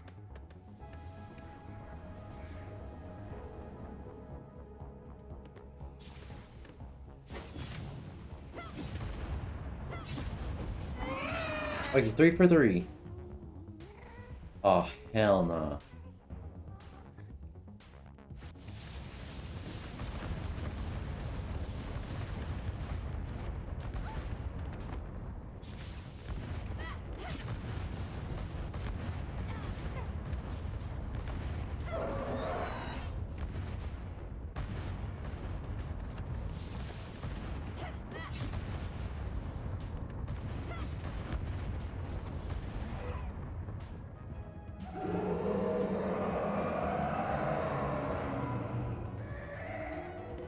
Ah, run, run, run, run.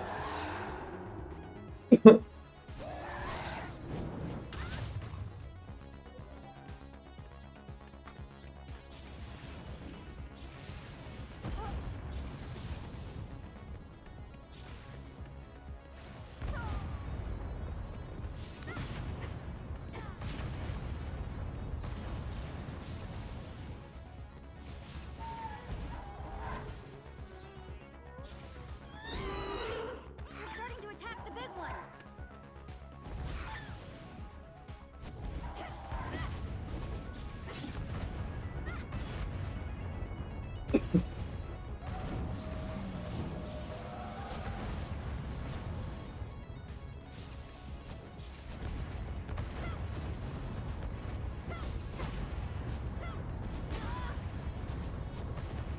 Damn it, damn it, damn it, damn it. Well, how long I can take this?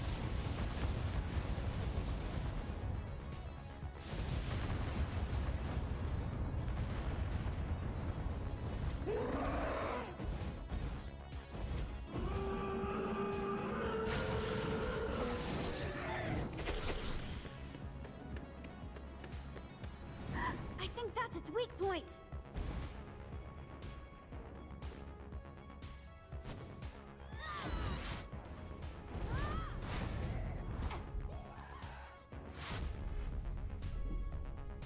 Let's do this.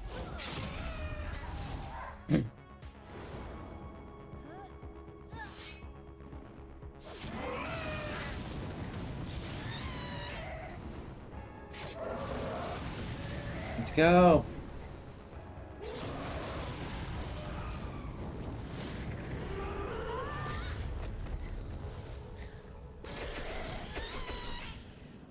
Okay, that's cool. Jesse, you're amazing. That was unbelievable! And you stuck the landing. Nice. Oh, that. It's just my perfect reflexes and Photographic muscle memory. well, there it is, guys. Okay, that was Time funny. to get out of here. That is sparkly. The sparkliest. Ooh. Diamond? Where is everyone? That lunatic is gonna be inventory if she's not careful. So? We should lend her a hand, shouldn't we? But she sounds like she's in trouble. We're not abandoning her. I told her I'd help her escape. Time to prove it. We can't just leave her. Come on. Oh, I can't believe we're doing this. Yep. Awesome model glitch.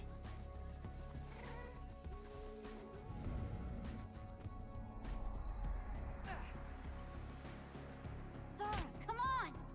Why would some of the sound effects? You came back. I said I'd get you out, didn't I? Now, show us the way. I know you didn't have to do that. I appreciate it. Let's go. Let's fucking go! Oh, fuck. Hold on real quick. There you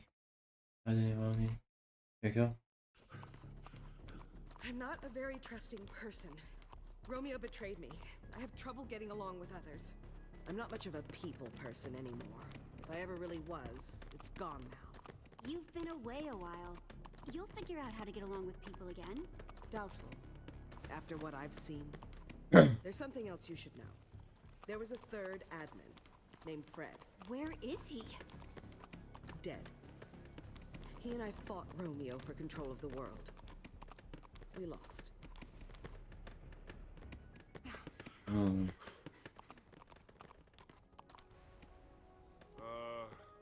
Where's the rest of it? Yeah, how are we supposed to escape? This doesn't even go up that far. That's because we're not going up. We're going down. Down? There is no down. We're standing on bedrock. You can't go any lower. You might think so, but that's where we need to go. Below the bedrock. Everybody knows there's nothing under the bedrock except nothing!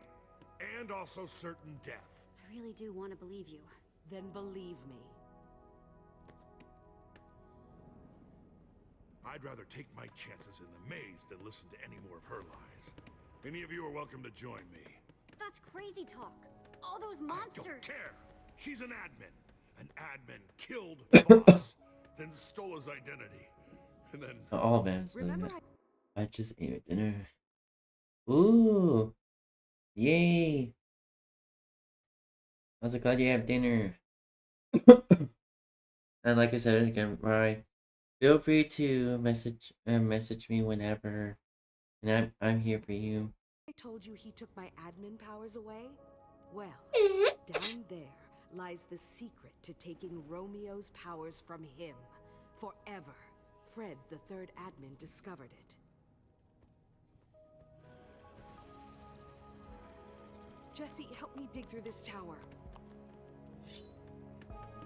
Right.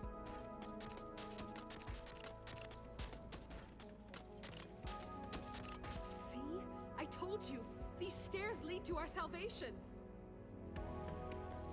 Now there's a good reason to get a move on. Yep.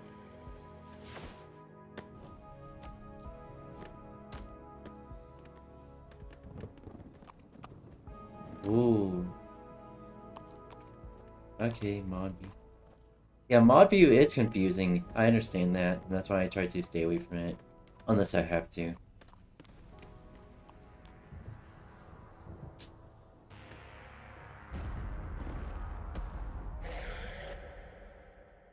Ooh, oh, shit.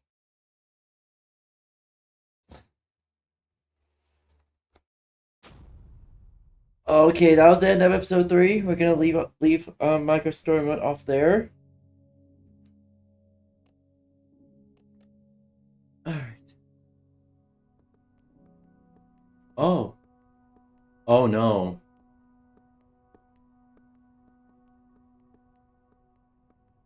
I can't let anyone run around disguised as me, or my friends. The amount of chaos they could cause is... well, it's unthinkable. That's why I summoned you. What are you doing? Track them down. Make sure they're behaving themselves. Man. Oh, jeez.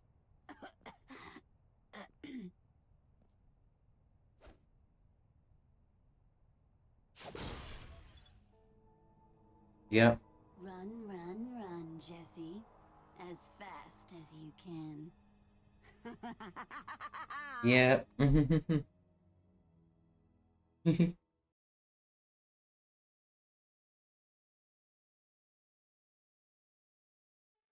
Alright.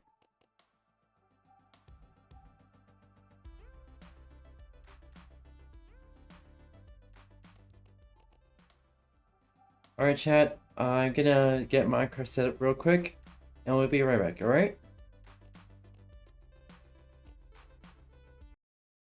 Alright. Be right back.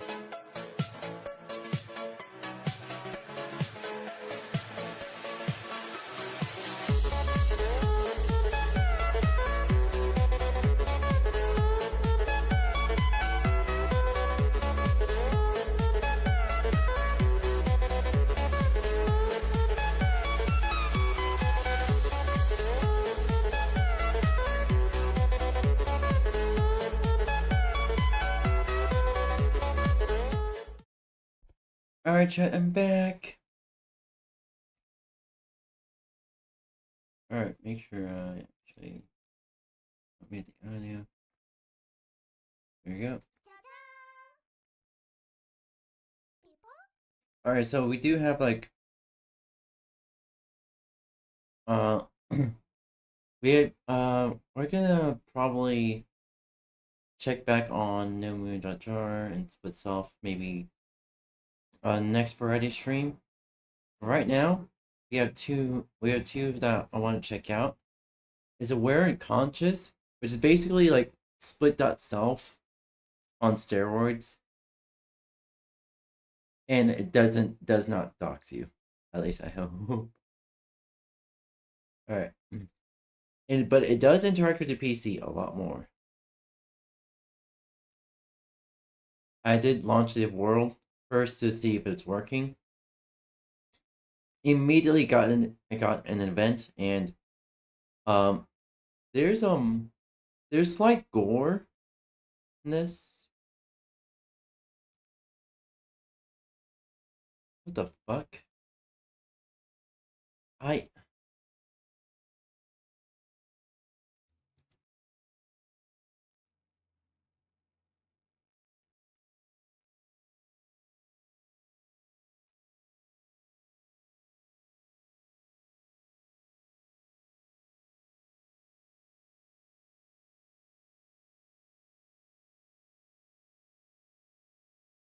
I see, please don't tell me. Bunch of stuff, just breaks.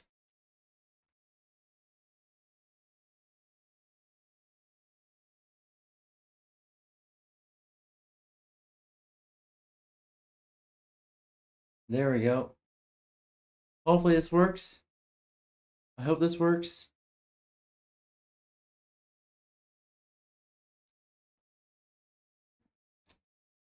Mwah.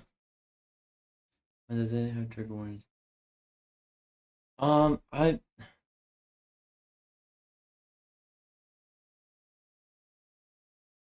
going through my stream settings. I don't eat content classification.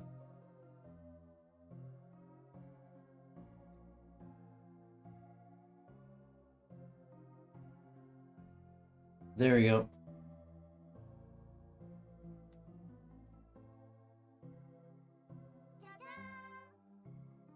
Is this content classification here?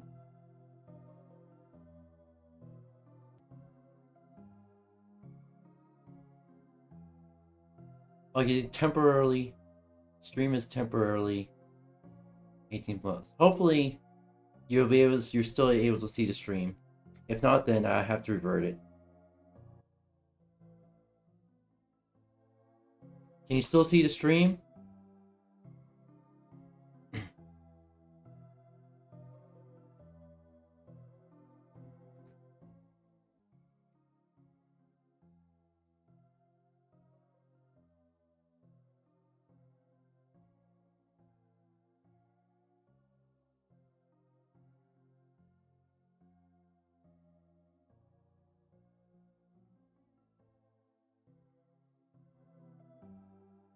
You still see the stream, right?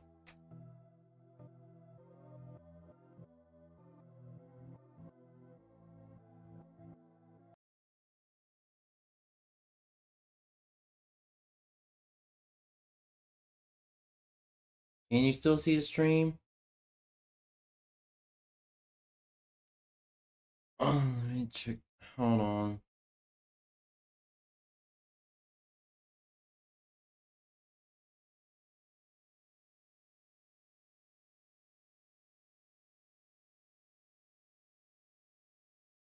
Since I'm not getting any response from Brian.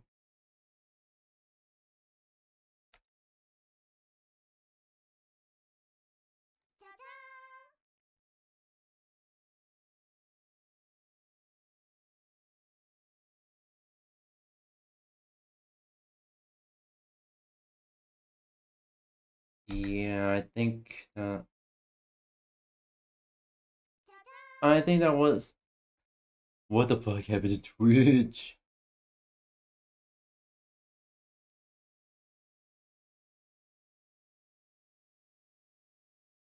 Okay, let's see. Because pretty much Rise, my only mod for my stream.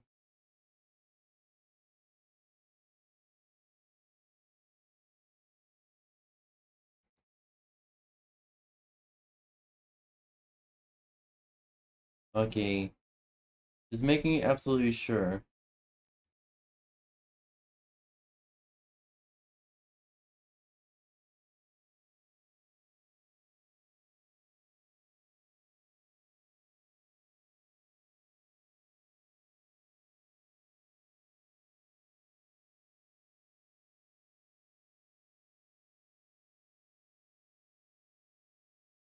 Alright, making absolutely sure.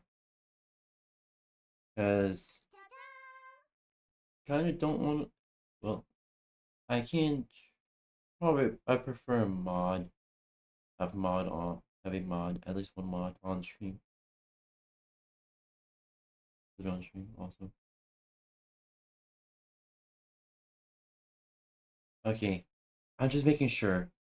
Make sure everything is still working and mods can still have access to my streams. Alright. Alright. Here we go. Oh, come on.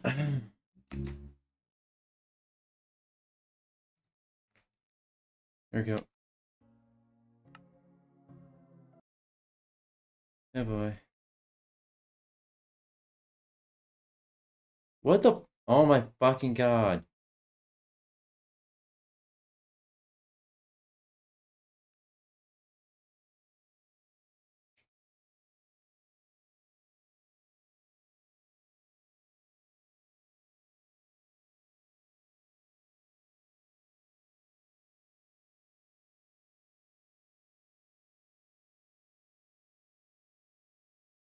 Alright.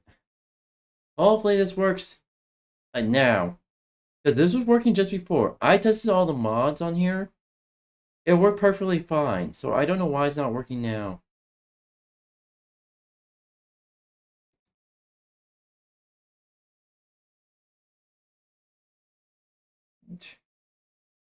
Yeah, let me see.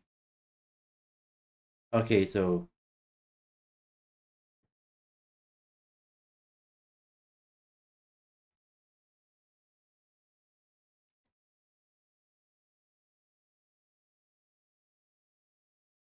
trying to see what's going on, what I can do to actually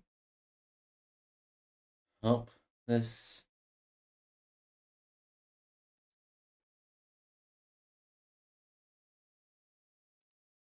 What if process failed?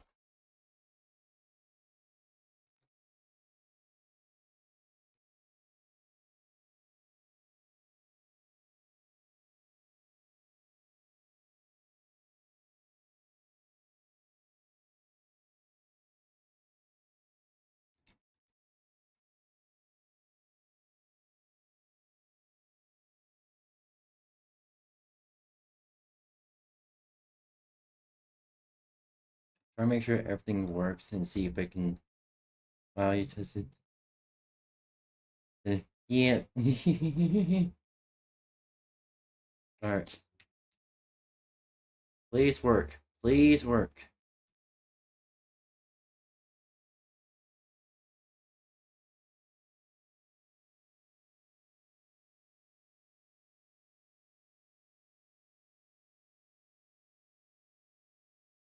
Alright.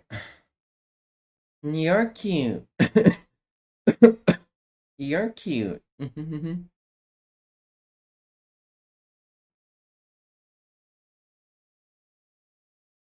What mod is fucking up everything?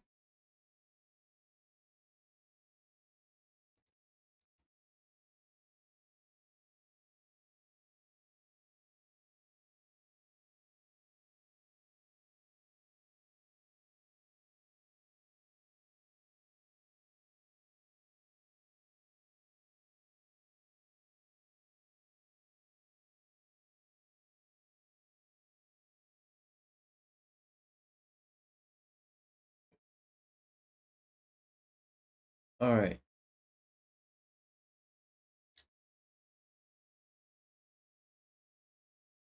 Alright, trying to... This was working before. This was actually working before. I'm not sure what's going on. Unless I have to make an entirely new version and just start fresh.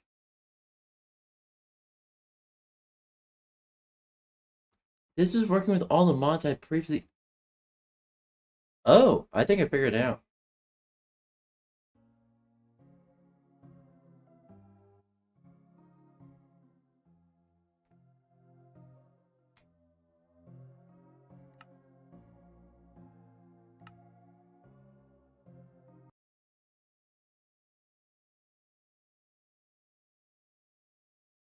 Alright. What the fuck? Oh my fucking god. Okay, I'm just gonna have to start a new world. I think I have to start a new world at this point. What do you mean exit? Motherfucker!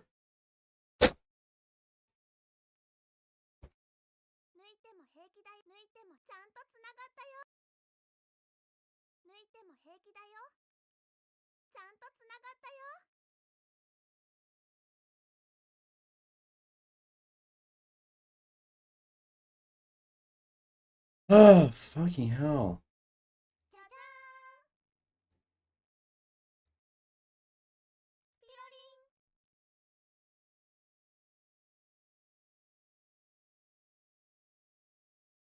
When everything seems working and then just... Oh, I'm not just not gonna work this time. Fucking hell.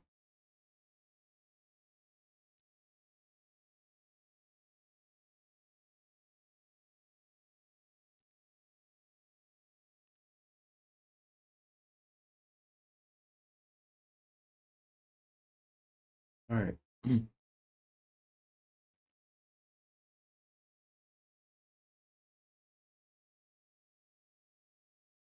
Sorry. Oh my god. Wow. You good. Also, mwah.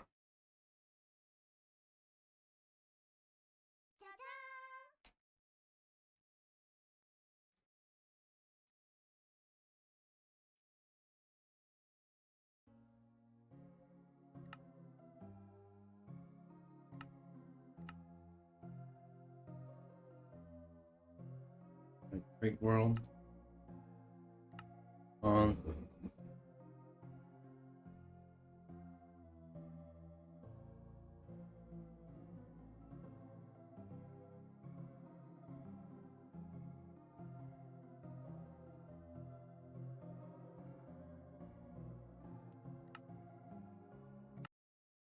Sometimes we just have to create a new world.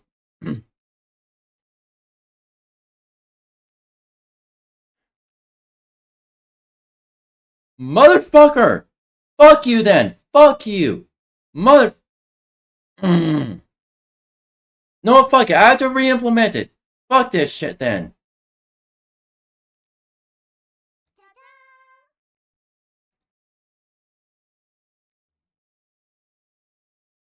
Why the fuck is it over there? Fucking hell. I have to re-implement the goddamn mod. Motherfucking piece. This is fucking bullshit. Bullshit in the fucking half.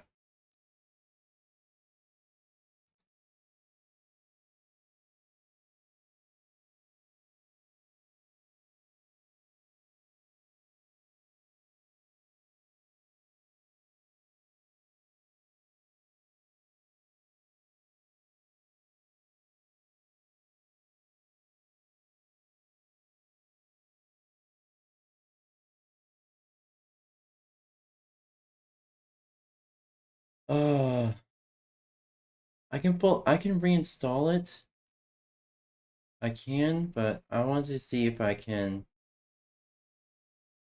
Because if I reinstall this version of Minecraft again,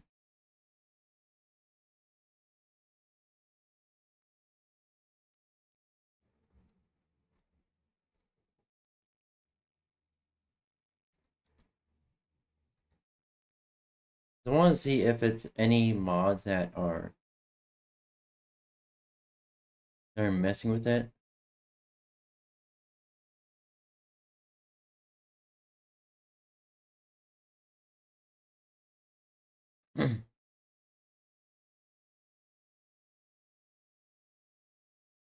Live.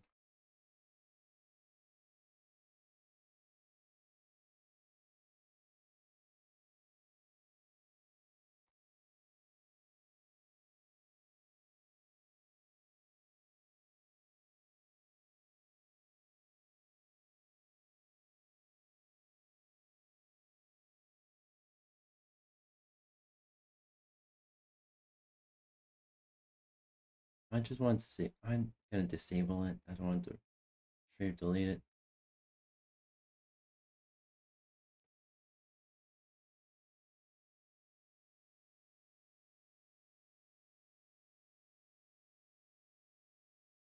What we oh.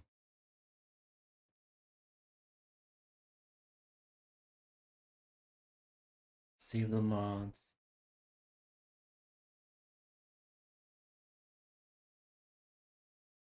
Let's launch it now. I don't know if this works, but you can run Windows diagnostic check on it. Probably. Oh, fucking hell.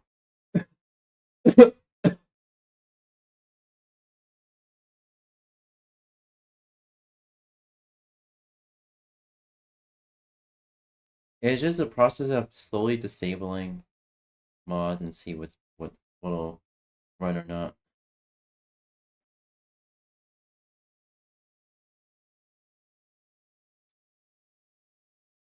Was it the server-side vein miner? Or is it a combination of those?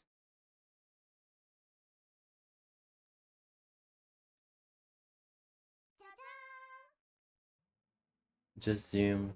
Waystones require balm.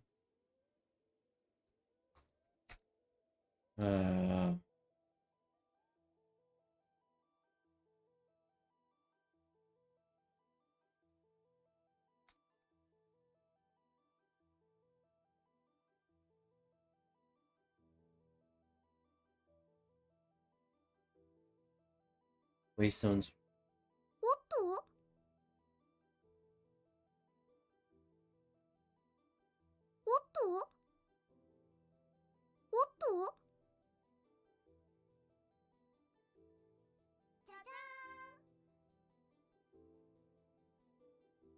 Okay.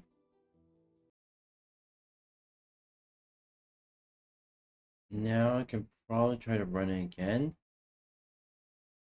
Now, I don't like trying to like debug while on stream. Unless if I'm coding something, then yes, I'll be more than happy to debug stuff. But like, if the mod was working before with all the other mods I had, yes, I'll accept a hug. I give you hugs.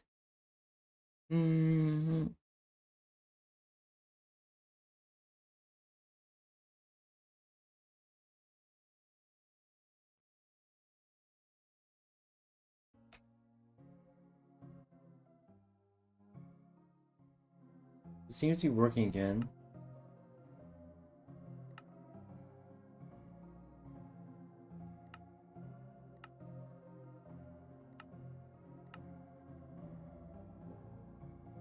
I create a new world again, just to be safe.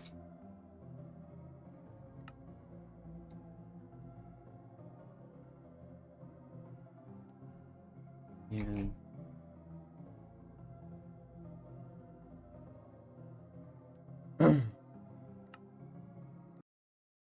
alright. Hopefully this works.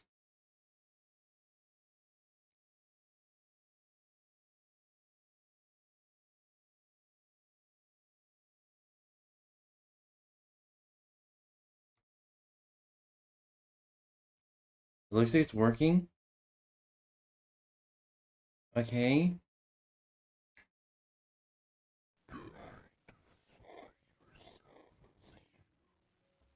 Oh.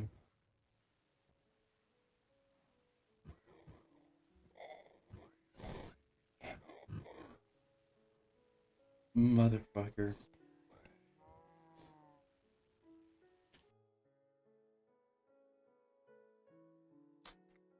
Motherfucker.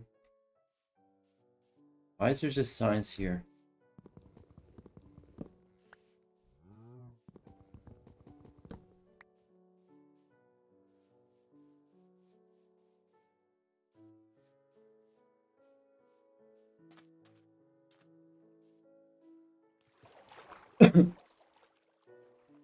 What the fuck?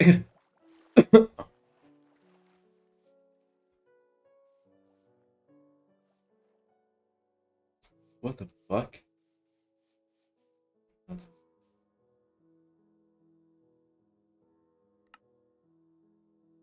Okay.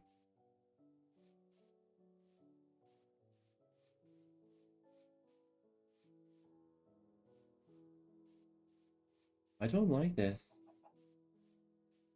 What the fuck?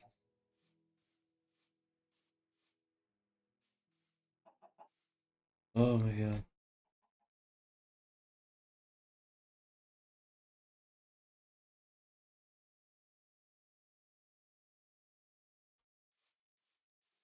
What the?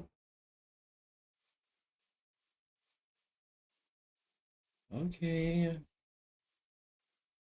Uh.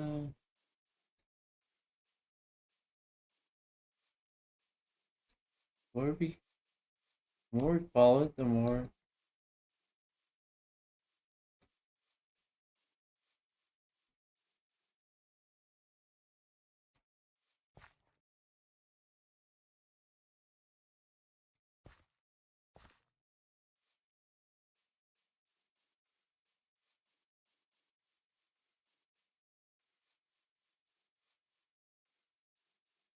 Like classic. What the fuck?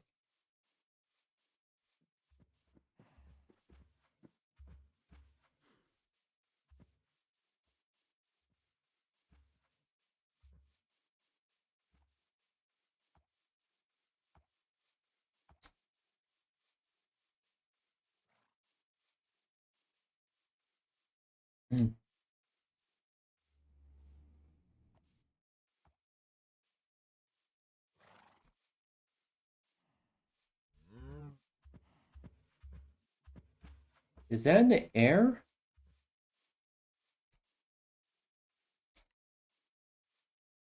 Hold on, is that sign in the air?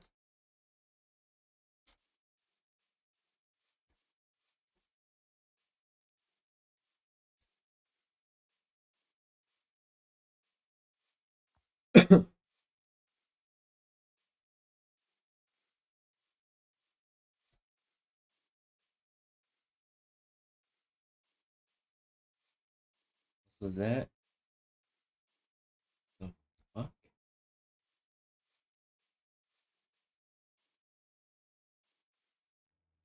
Okay, I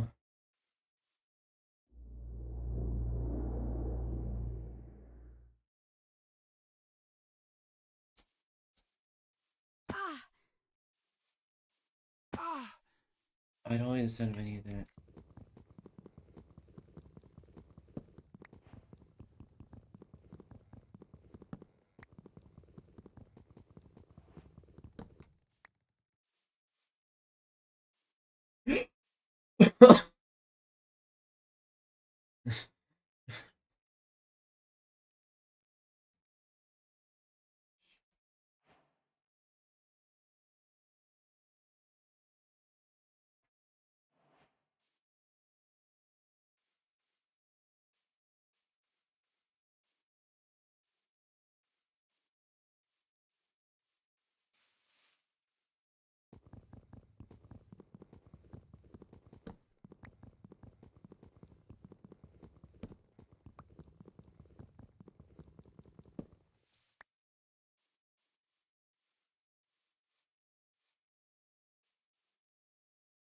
What the fuck?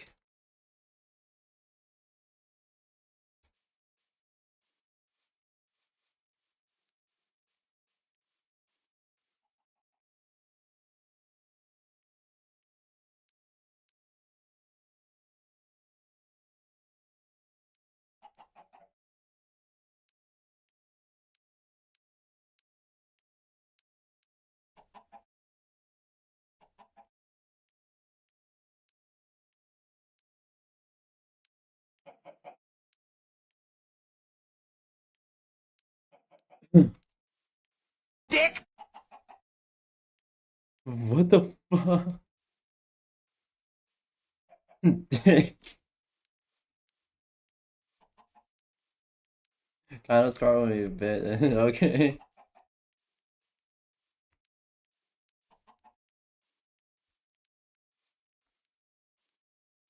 Oh yeah, that's funny. It was funny.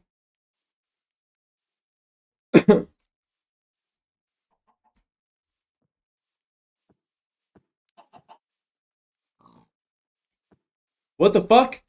What the fuck?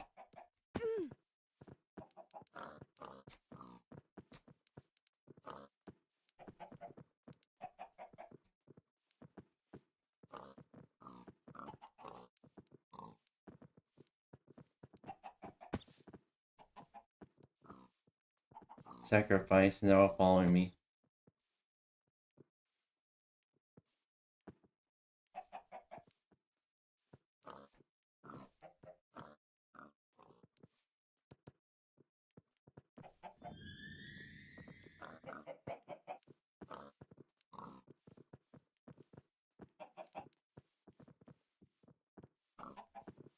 Jesus Christ.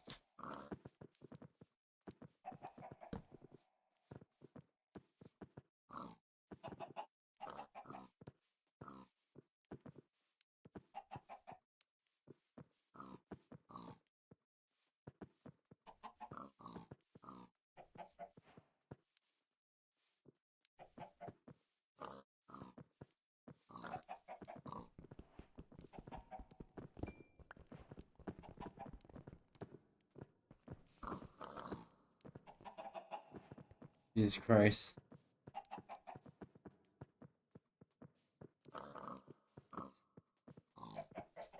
What are you saying?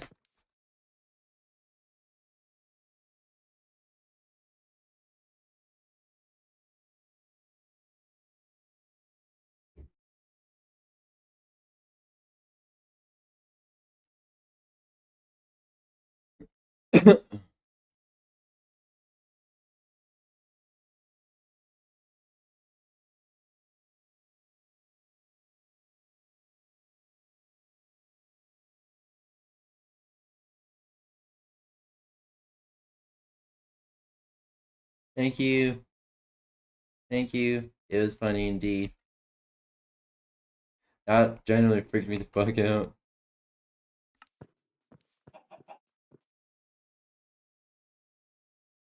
Alright.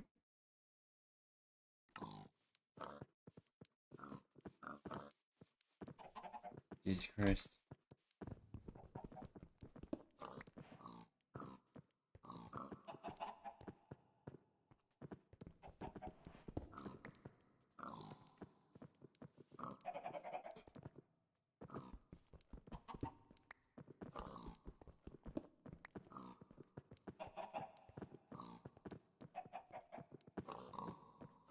Being at 4.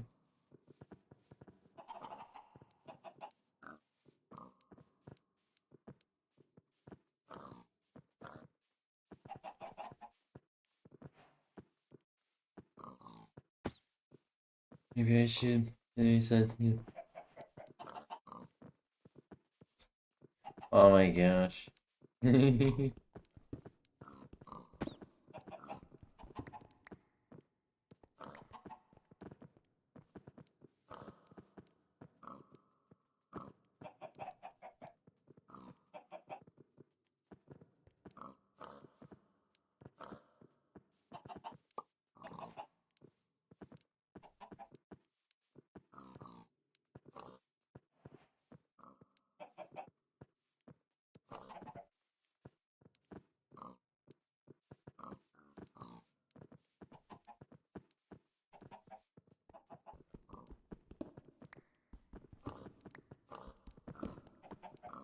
What the fuck? What the fuck? I feel bad. I need to take some pills. What the fuck? Oh. Some pills? Is it estrogen? Because I need more of that. Oh my fucking god.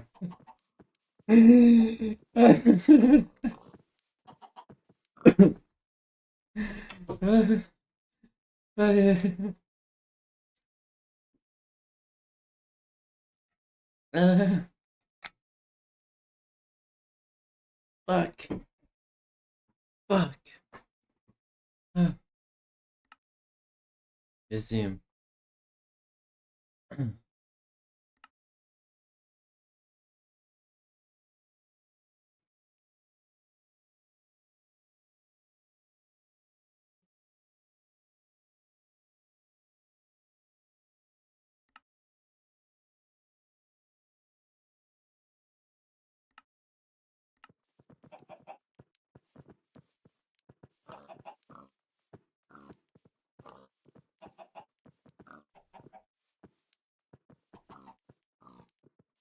Okay.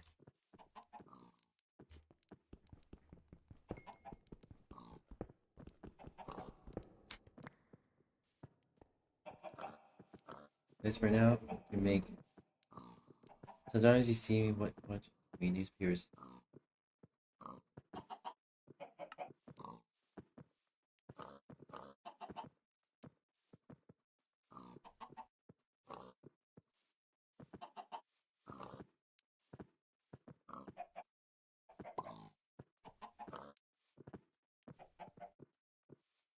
Alright.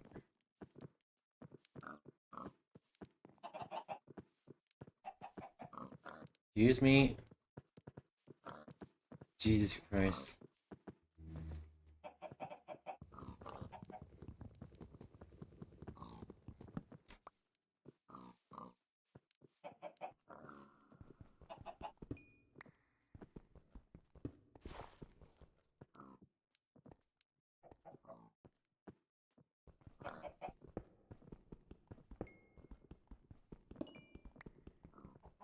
Sometimes I wonder why you keep on playing horror mod. I'll give you more than estrogen.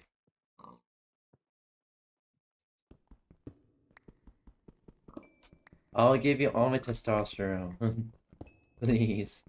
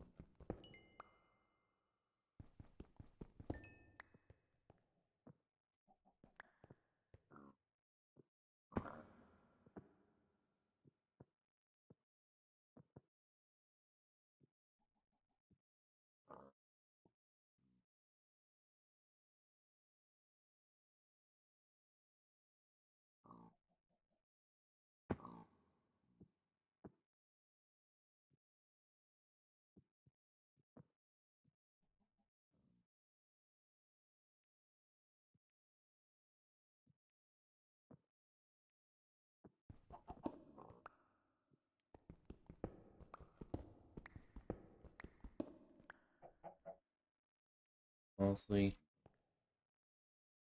I want to make sure.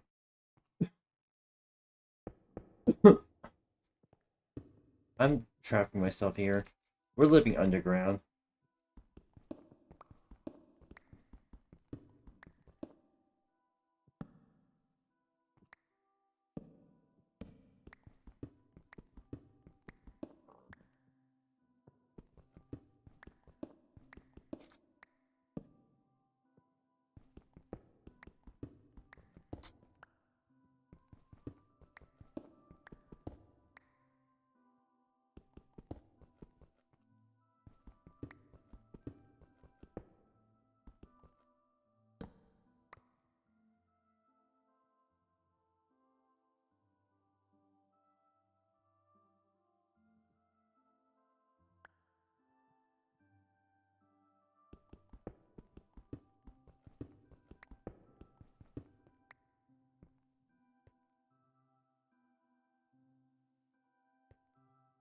Take some pills.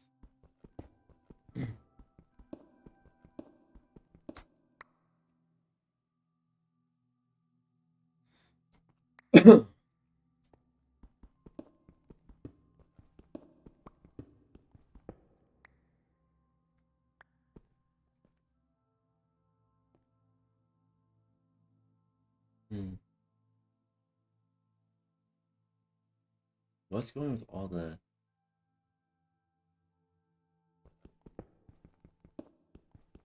I mean, the glitched out FPS counter. It's just adding on to the... Yeah, as we get it, you need to take some pills.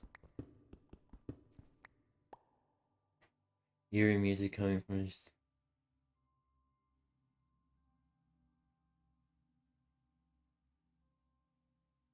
Eee! It'll be an honor.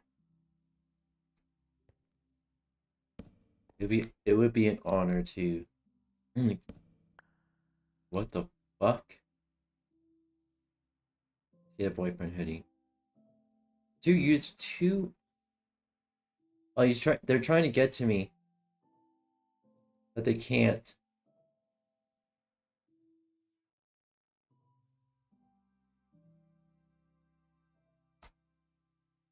Sacrifice.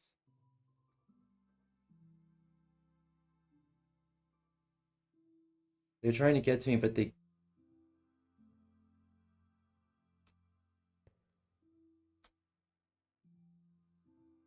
But they can't. Baby, can you... Help me, step bro. I'm stuck. Don't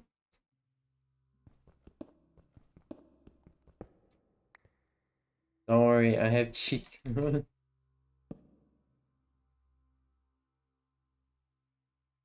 Yeah. Well, like I said, it would be an honor. It would be an honor to receive the boyfriend hoodie. Help if needed. Okay, I want to save here and just want to test something real quick. So, with the same with some of the mods, and quit the game here. It's the same with some of the mods. Mods that I disabled. Okay, so gotta remove that.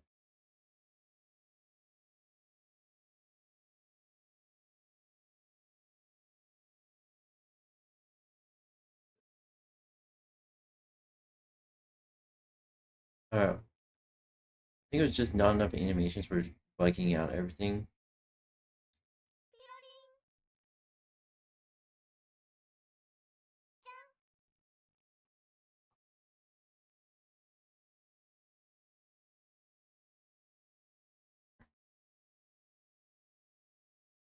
I just want to make sure everything's good. Everything's working.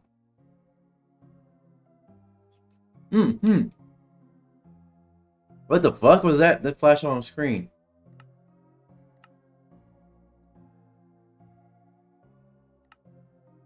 Please tell me to save my position or...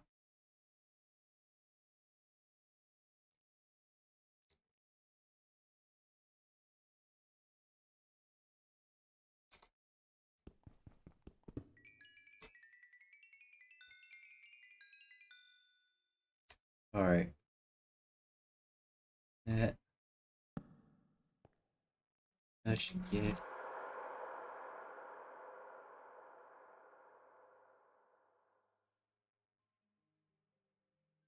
What the fuck?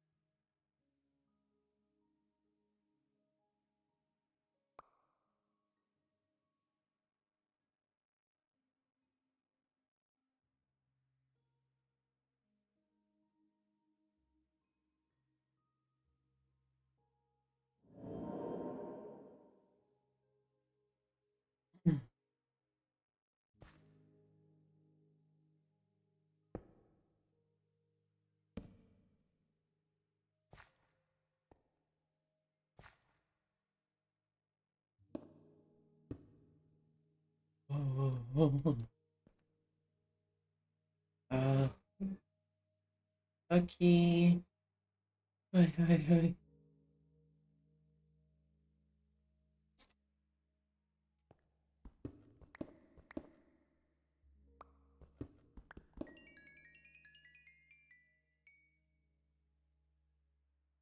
I swear I'm not doing it.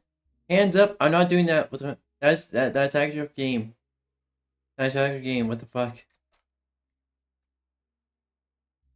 See, even when I'm typing, it's still shaking. Okay.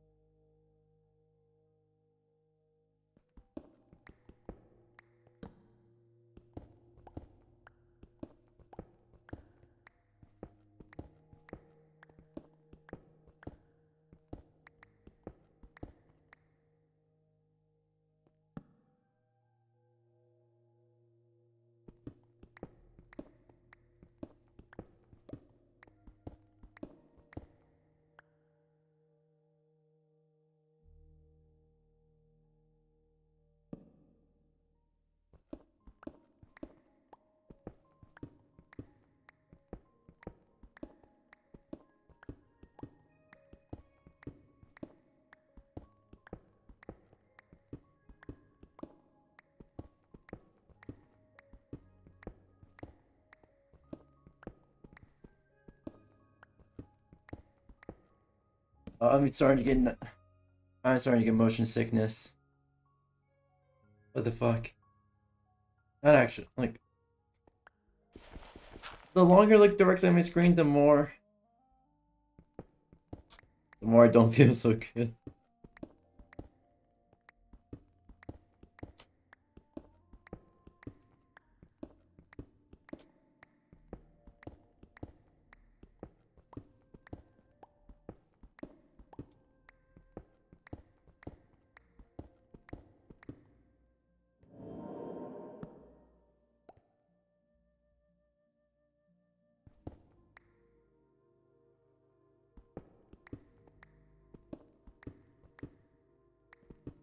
Oh my god, this is.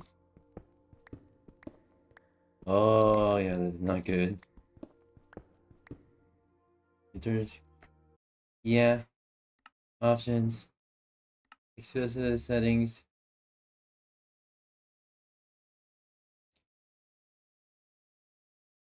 Tilt. Oh fuck. Off.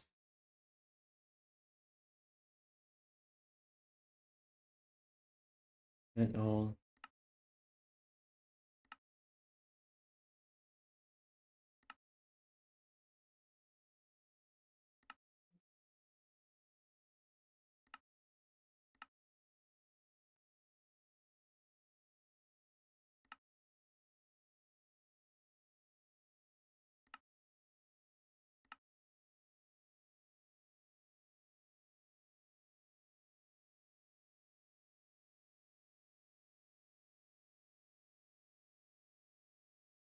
I think that's part of the mod. I think that's really just part of the mod.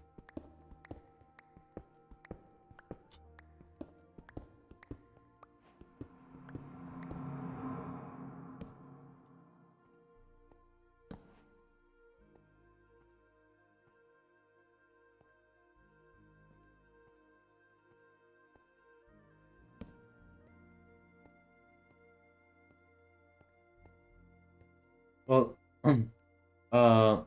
conscious and aware is basically the player slowly becomes insane, or at least the player character.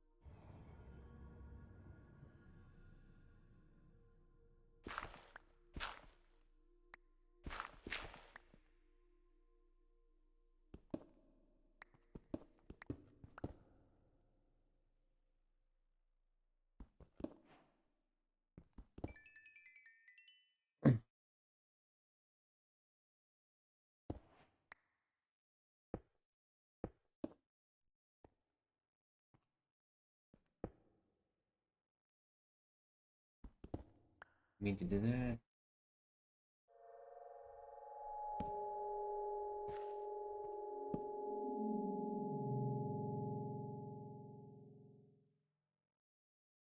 Yeah.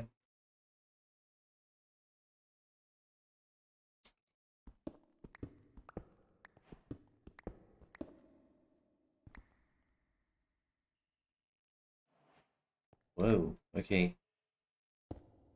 We accidentally found a mine.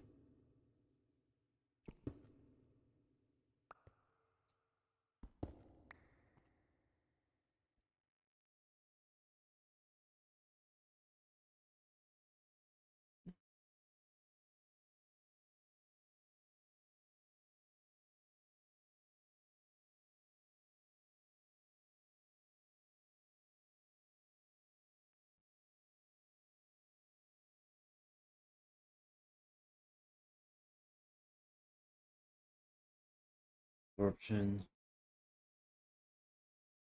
Net.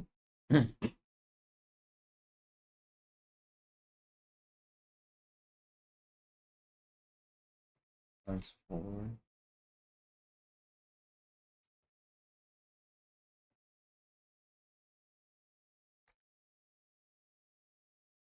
Yeah.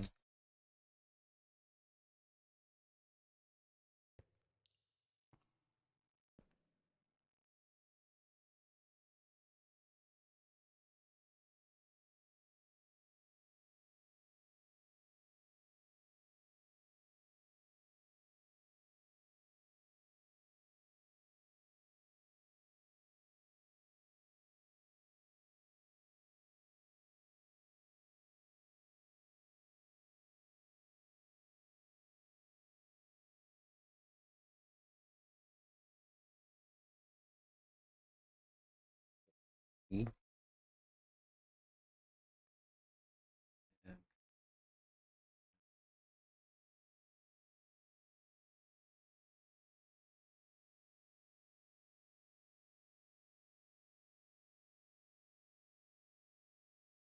There we go. In fact, this mod can show IP6 creepy. Yeah.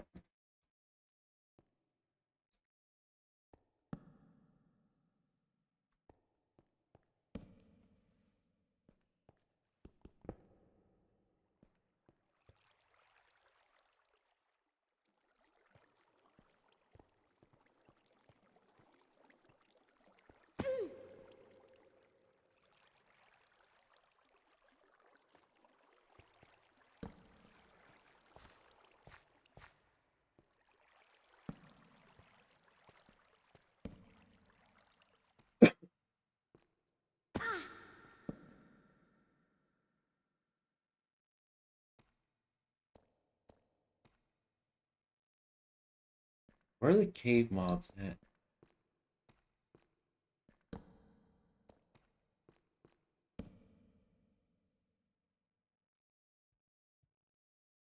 God, I barely see anything.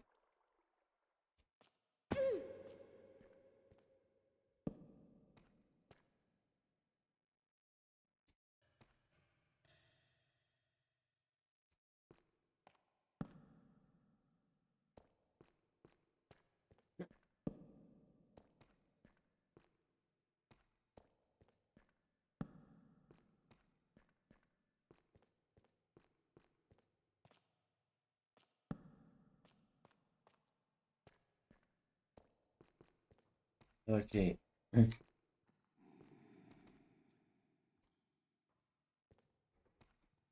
Red mobs.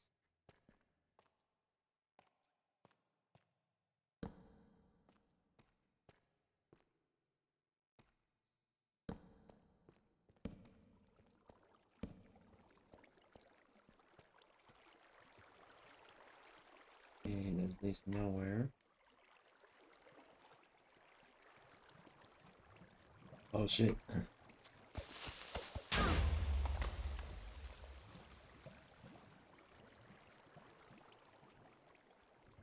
Oh. What popped up my good chat? Oh shoot, someone. Your IP. Wall.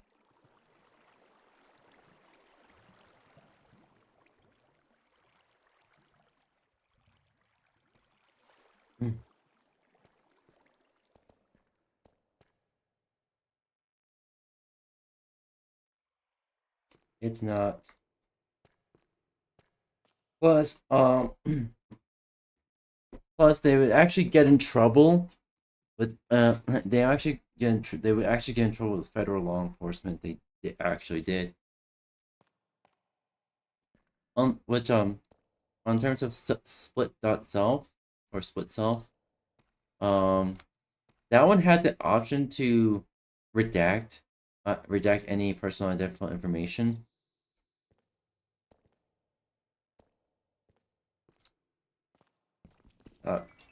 However, the the Amber Alert effect that's on split.self does it does dox your city location.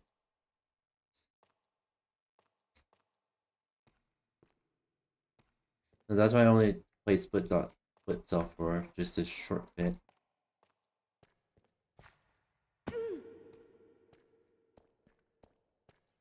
I think it's yeah.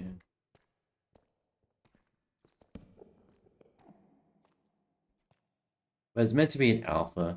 Now, split self is currently an alpha, so I'm just kind of waiting on to see if they'll put any more security measures for their mod.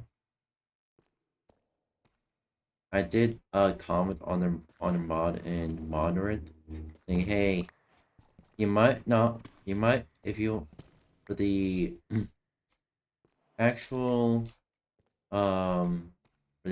like Amber Alert event for the mod, can you please redact the city location?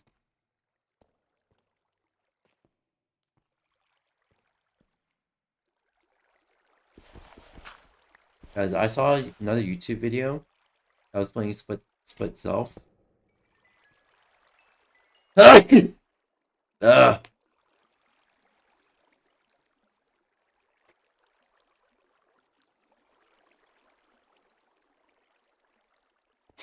And yeah, it thank you. Yeah, it did dox his city location, so like despite having personal information disabled.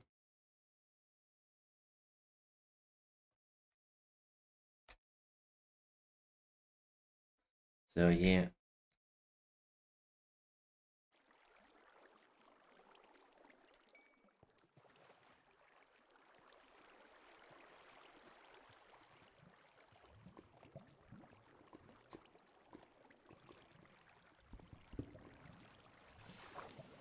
I think I kind of experienced all that.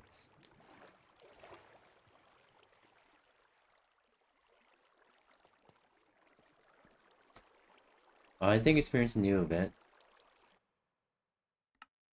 Videos.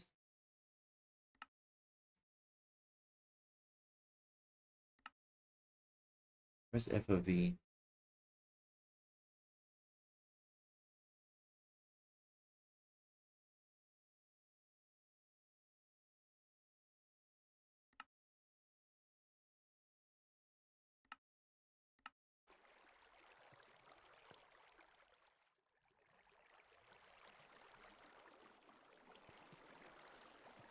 Alright.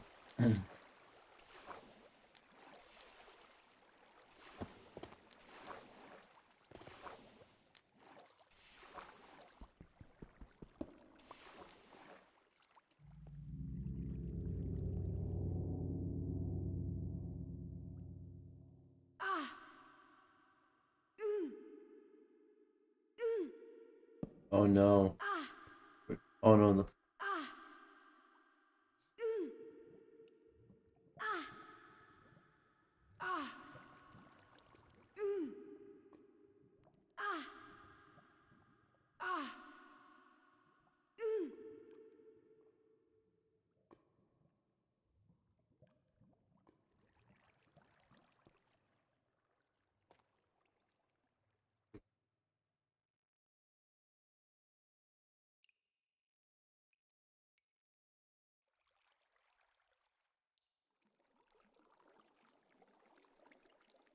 Actually there?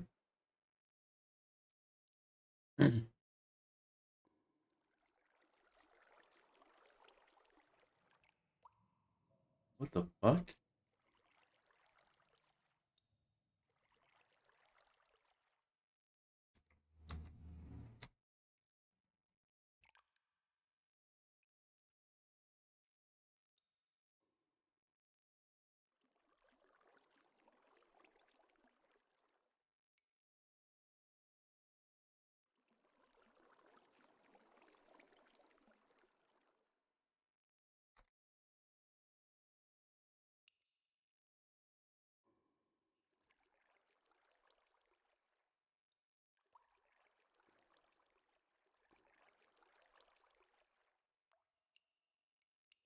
He's right there.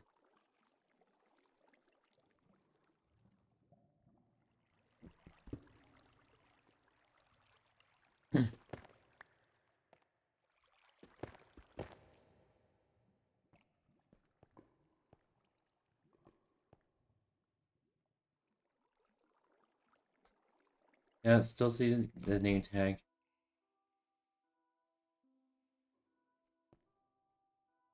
What the fuck? Holy shit.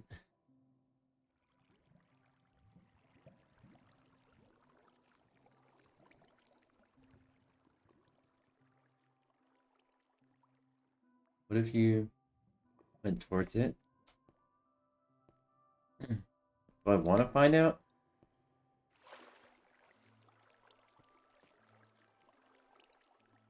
They're trying to get to me.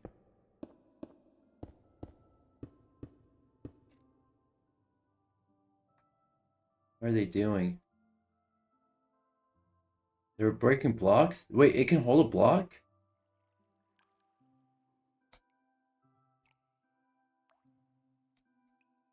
What the fuck?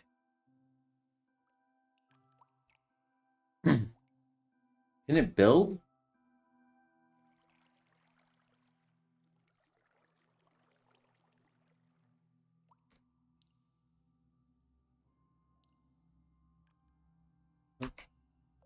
Take that.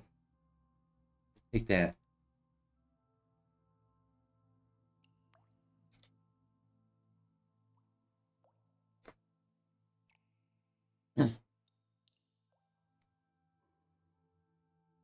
I am so confused. Can it like build? It's staring at you. Yeah, I know it's staring at me. I'm staring at it. I think I'm going insane. My player character is going insane.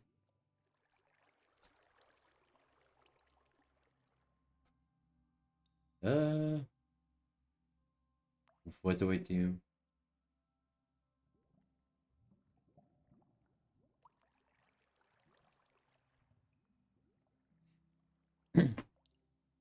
Um.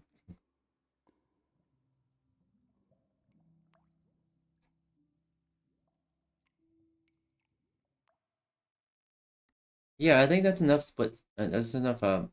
Aware and conscious. That's enough aware and conscious. But Switch is a pain. I understand that.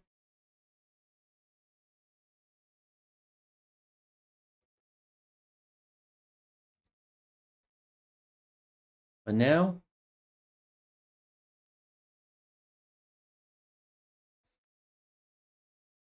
we launch Minecraft. Minecraft for the quote unquote Minecraft for the PS1 creepypasta. It's never released. It would never release PS1 because it was just it's a creepypasta. It was first on like creepypasta forums, and then it turned into a game. Well, here it is.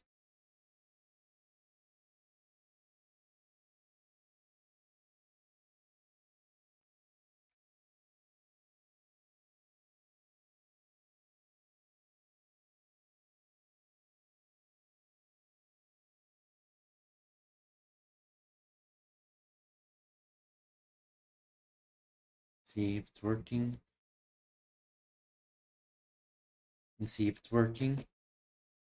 It takes a while. It has a lot more mods in it. Plus, it's single player only.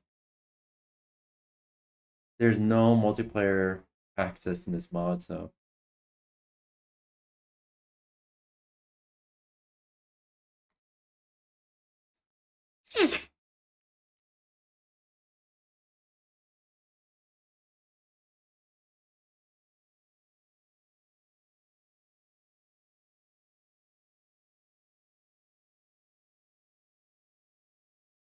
Mods.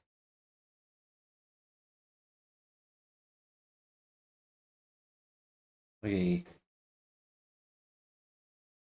And launches, please.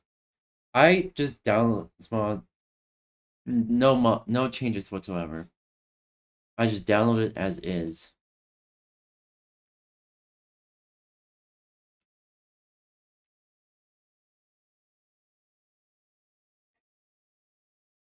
Thank you. I'm staring at a cutie. Oh no. I'm staring at a cutie too. And that's you.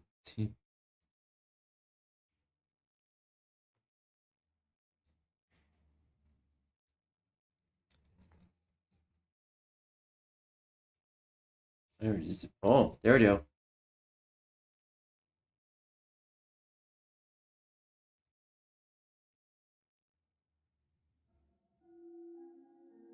I need to actually.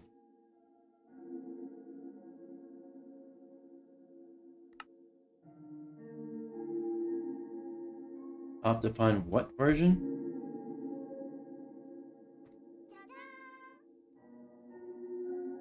I'll have to find not detected.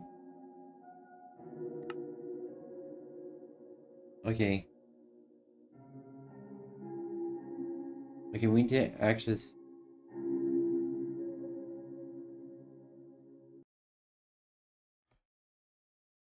Oh, we need to fix the. Oh, so why didn't it just why didn't it implement Optifine?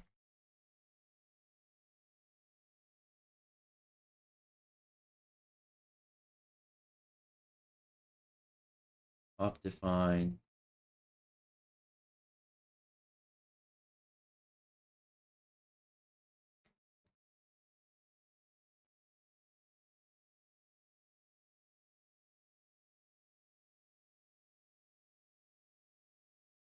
Alright.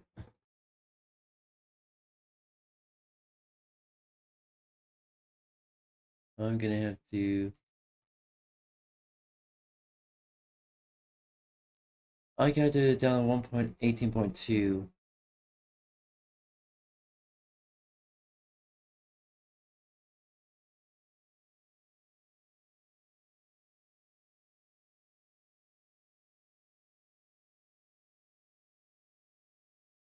All version.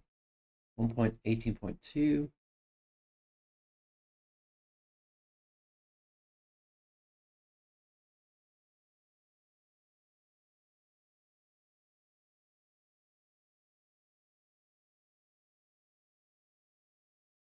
Okay, asshole. I just want to download Optifine.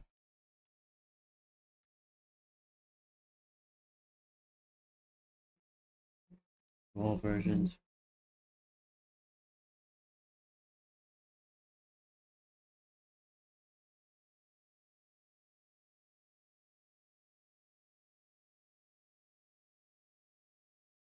Is it just not gonna? Oh my fucking god.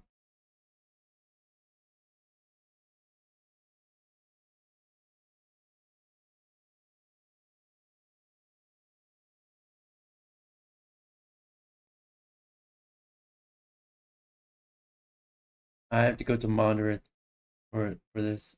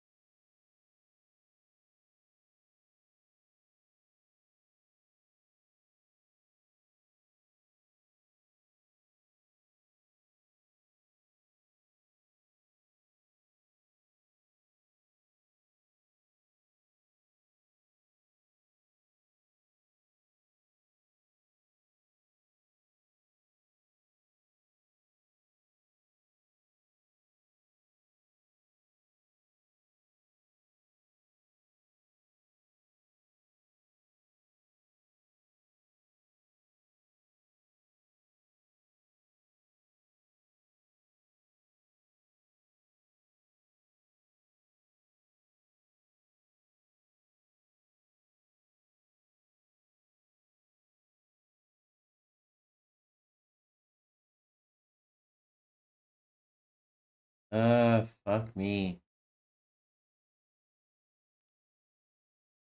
Honestly, what the fuck?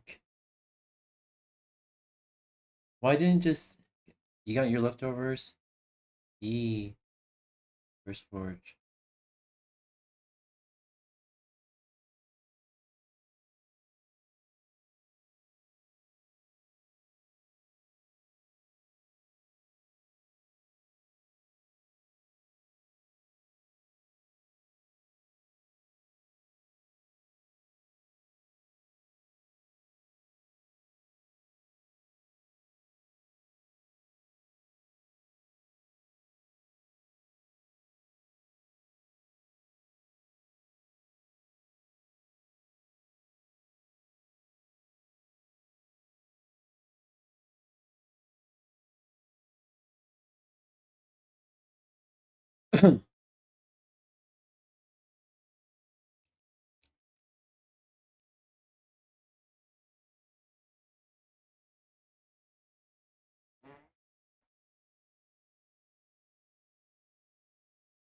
Optifine downloads.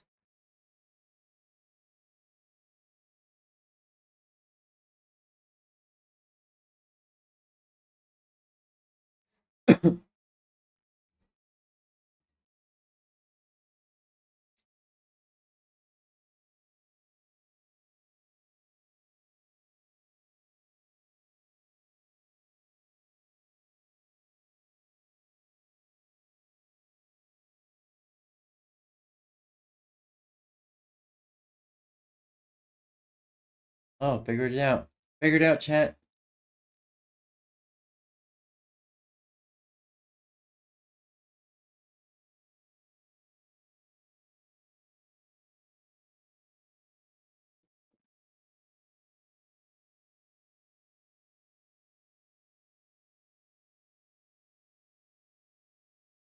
Alright, now I can add from file. Optifine 1.18.2. There we go. There we go, chat. Please do it, volunteers. Tribute.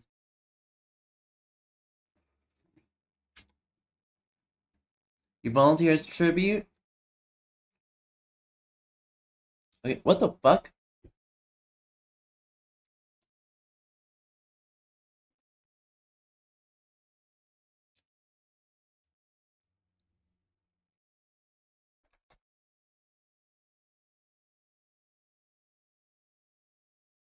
Check for updates.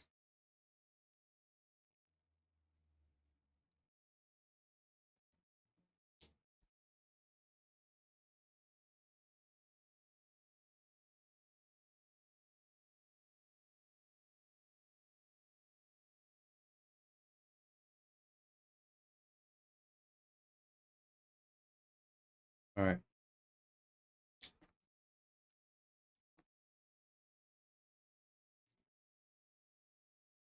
I really hope this works. So I need Optifine.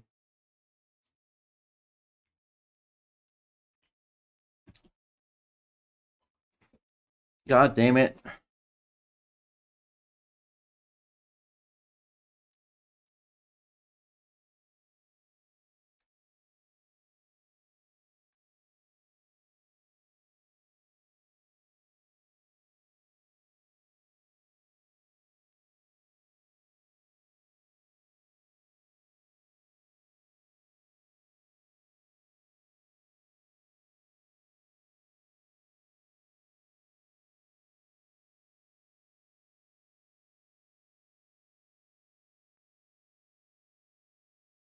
Up the leaves.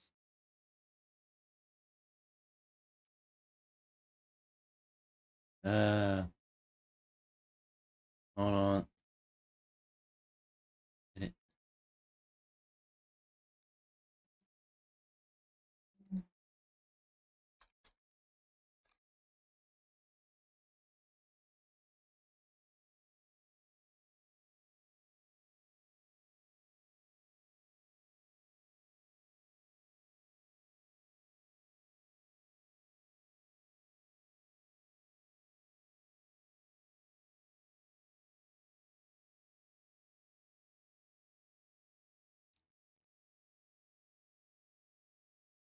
This is client side.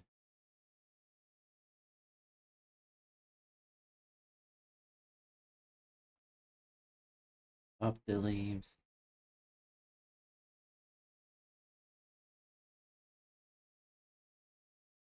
Honestly,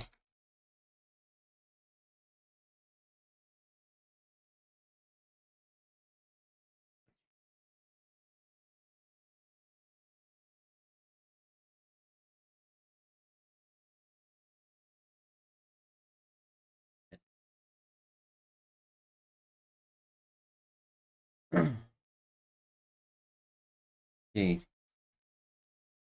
The up the leaves part, maybe.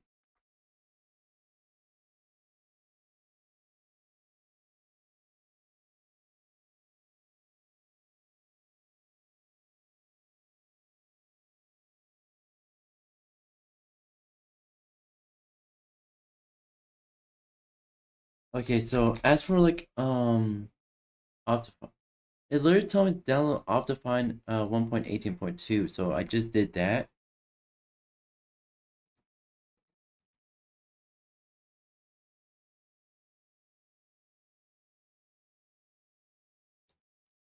Yeah, it's micro version 1.18.2. I got to see.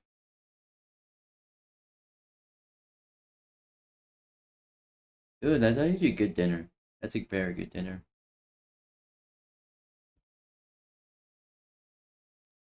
But yeah, I don't understand. I literally don't.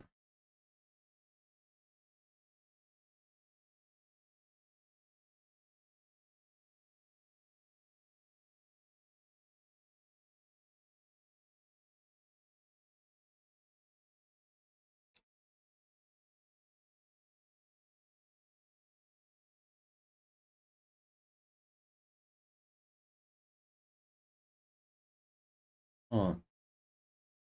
Oh, I forgot to disable Optifine.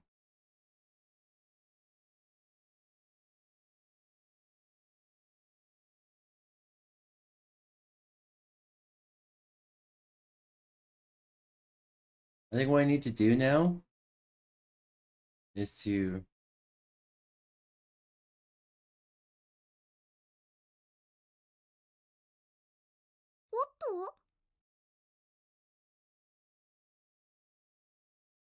do that.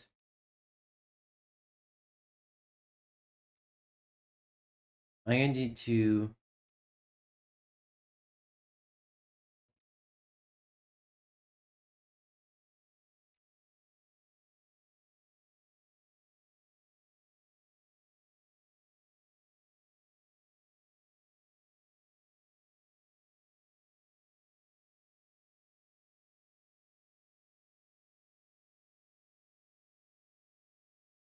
import modern. All right.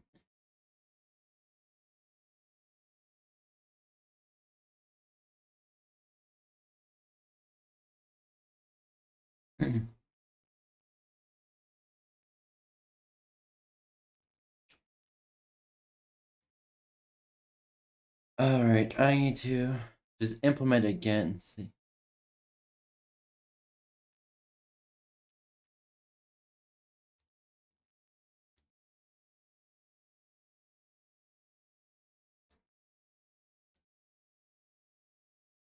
All right, I fucking hate it if I get to do that.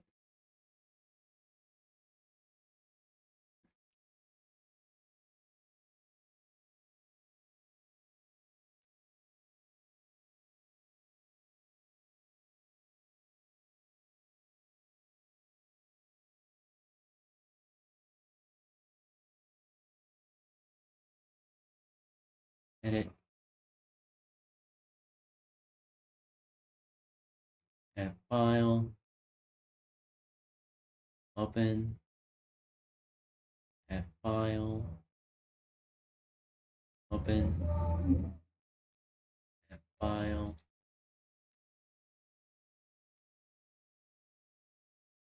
All right. Hopefully this works.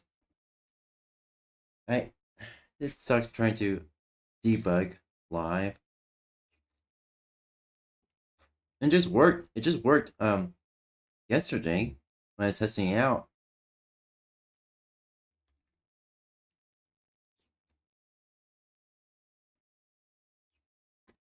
Hmm.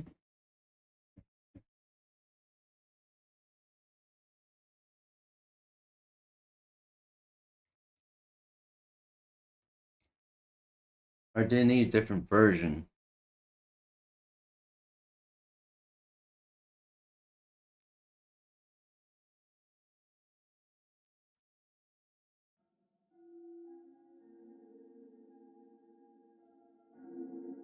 One point 8.2 UH7. 1.18.2 UH7.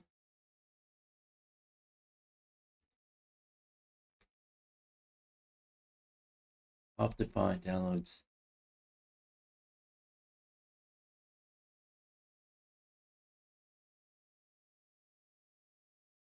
Optif.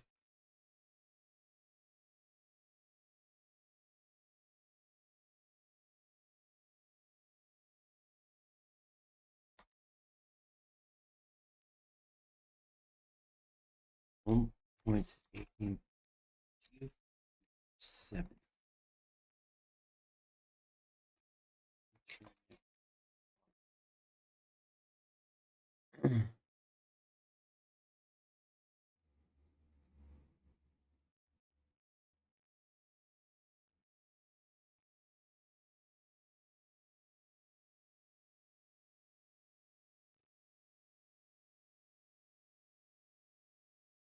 Seriously? Oh fuck. No, I gotta have to use Brave browser. This fuck. I only have Brave browser.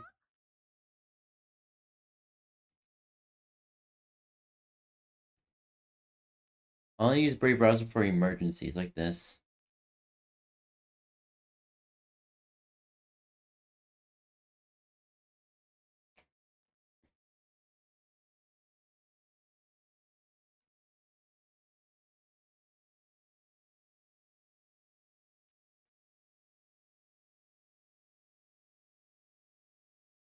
The game is still breaking.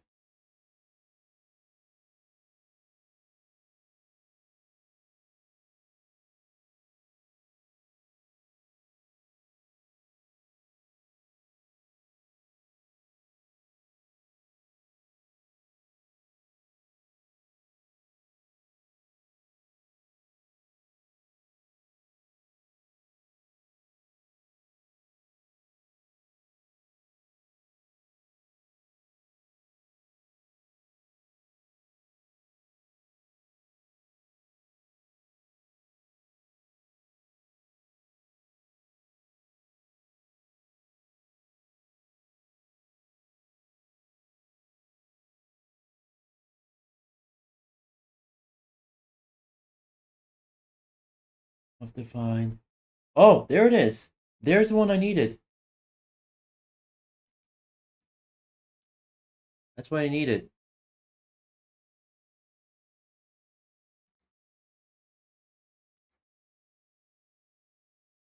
Why did it save the downloads? No, I needed to. I need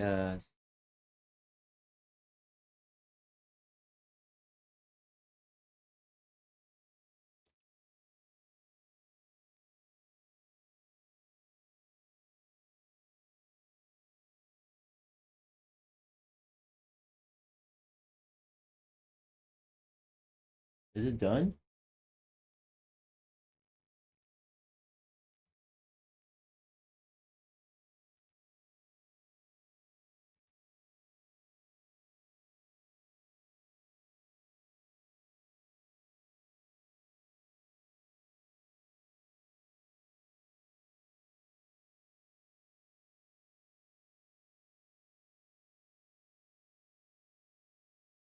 We'll see.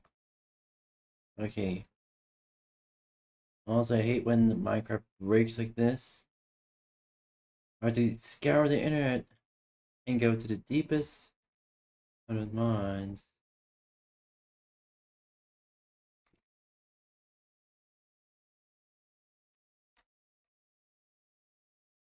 Alright. Resources, mods, different file.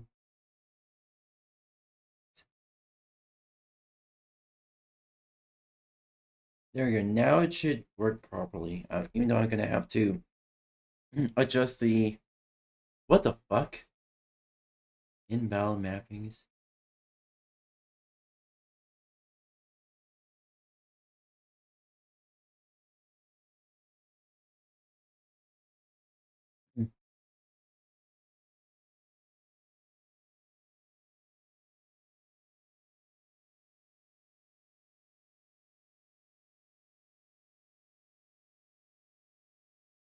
Come on, please work.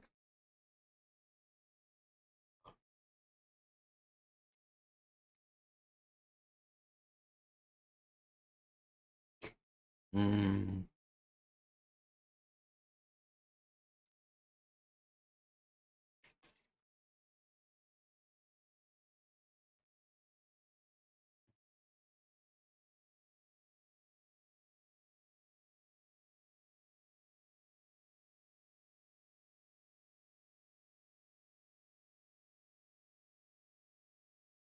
I did everything.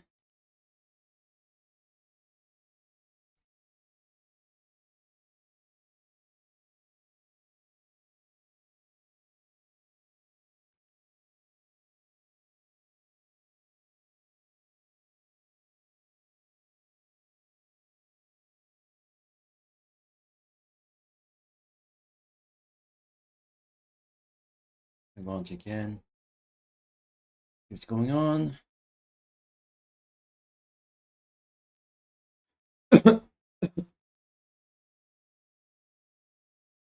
I think specifically Optifine.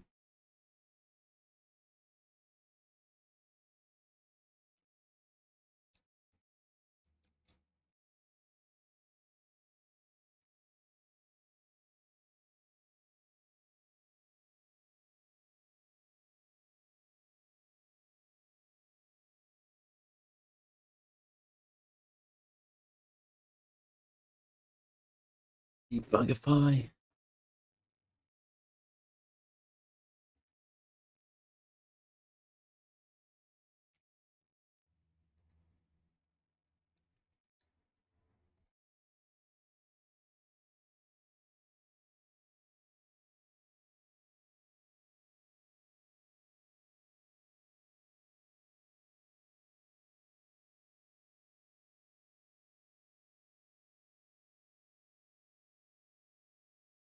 Hmm.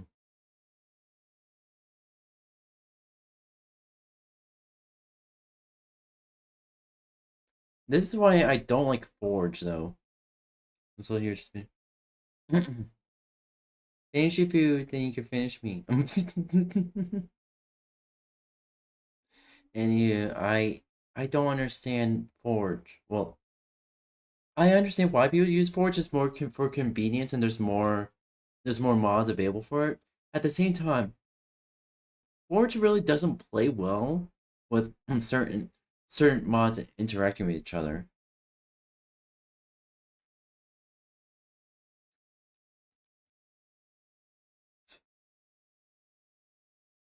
Here, do something better.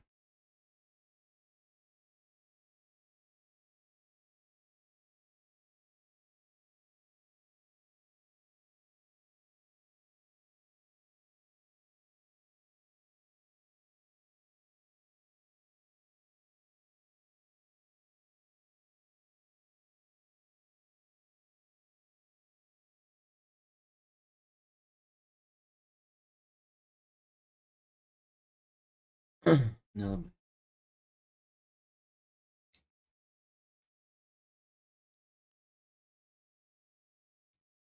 Jesus Christ.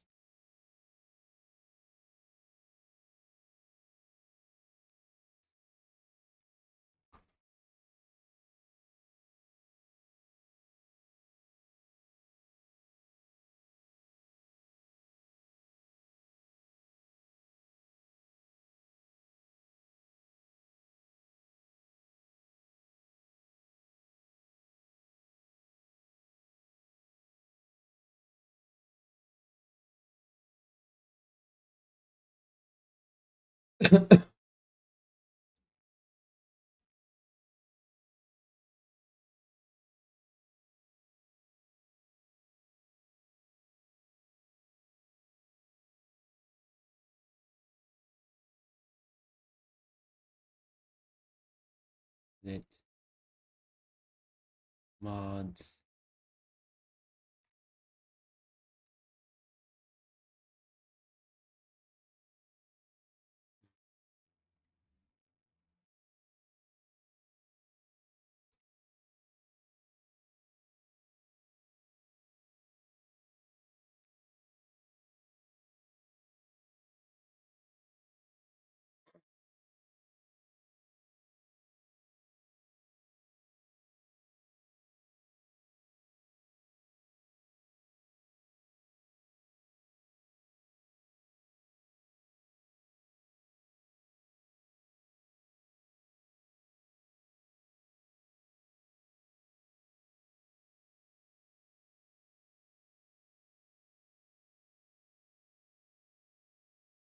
I need snuggle burrito.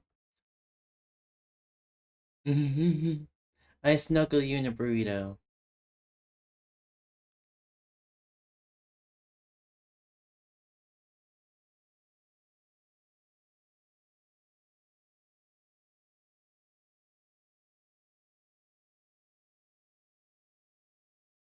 Triple kick mod.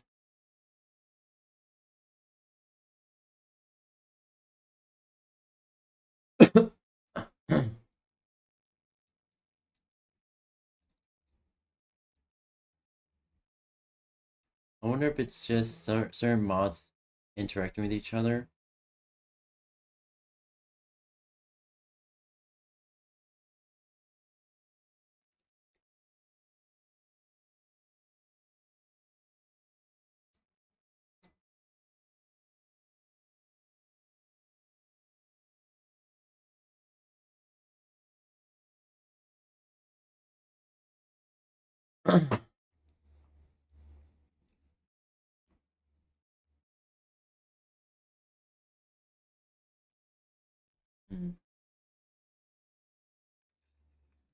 Shit.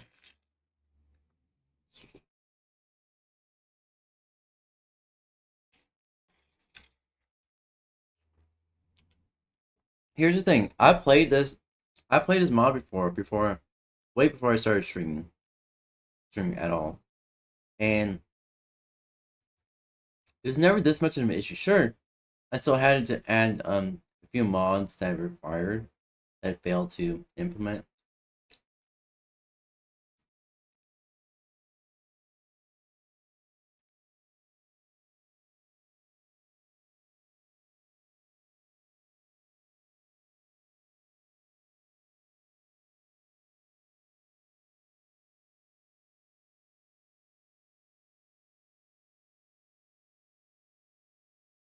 I have to uncheck this just in case. I had issues with that.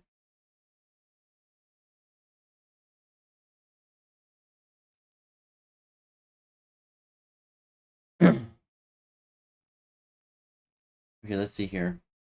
Finish your food. Eat. Welcome, welcome. And cuddles you. Invalid output.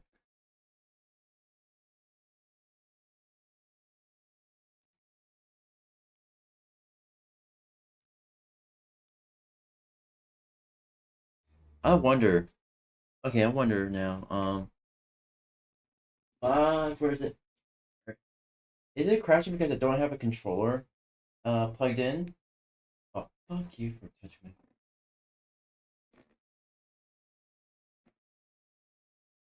I want to see.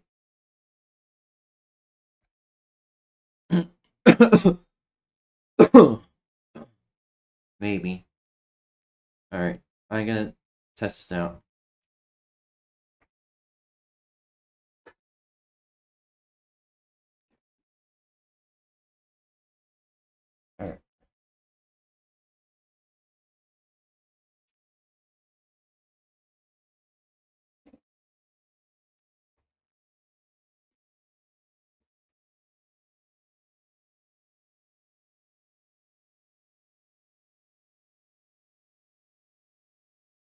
Alright.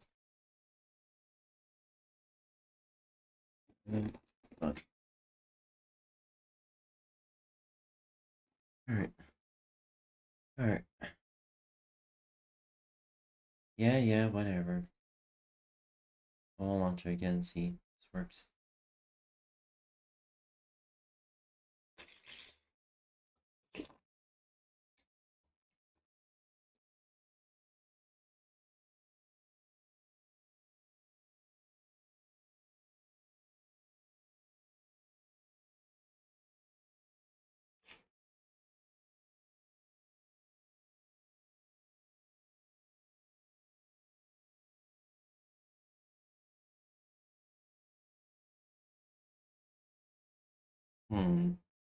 Looks like there's some fundamental issue that's going on.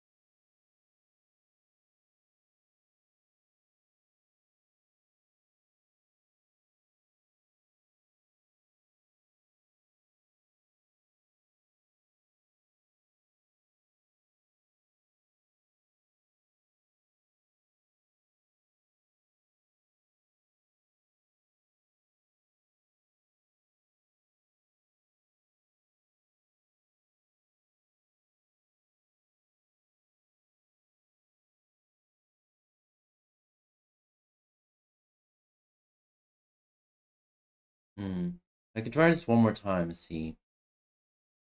It looks like there's some fundamental issues with mod versions and possibly the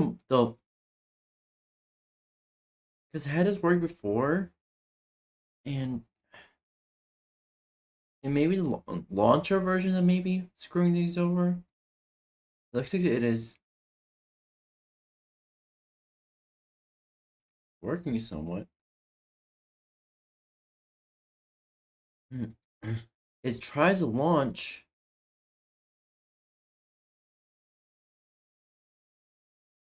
Wait, is this working? Oh, is it because not enough animations? Was it that?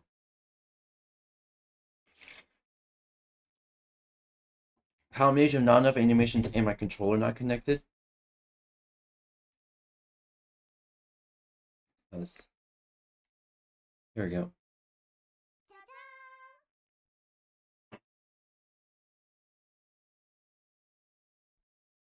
It's loading.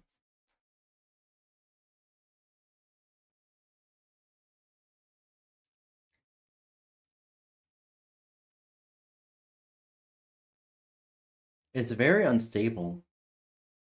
So I have to alter some settings before I even start. As you can see, this is a very complicated mod, basically.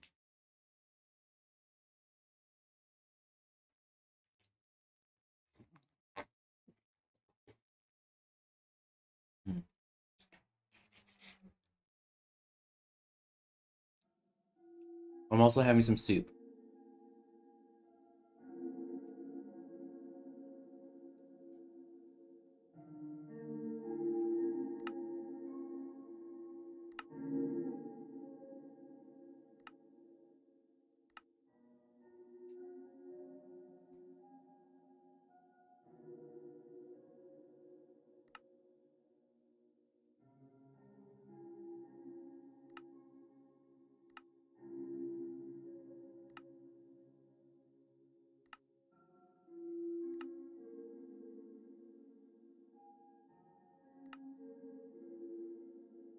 Ooh, we'll load the tutorial first.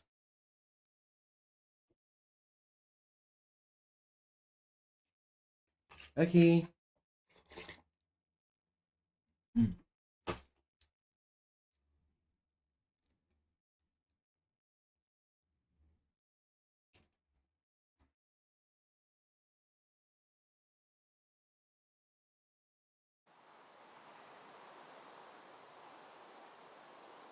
Alright. This is supposed to be PlayStation 1.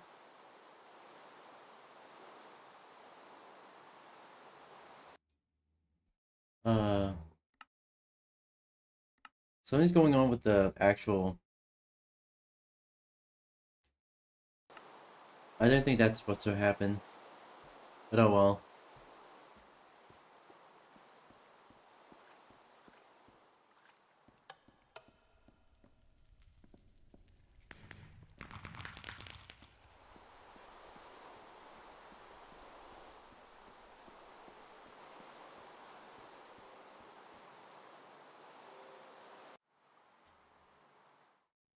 Alright. Let's quit the title screen. Yet, I remember my tutorial words.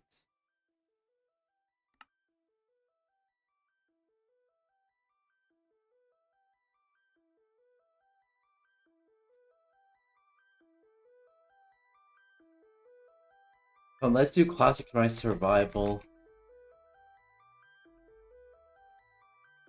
And the classic console music.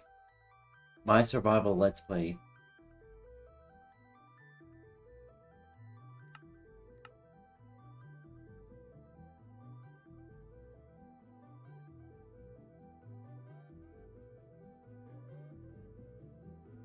Alright. Alright.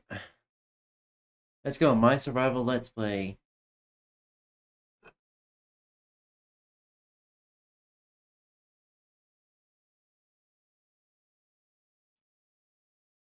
The orientation is off and I wish I could. Yeah, it's 2017 all over again. Yay! Yeah.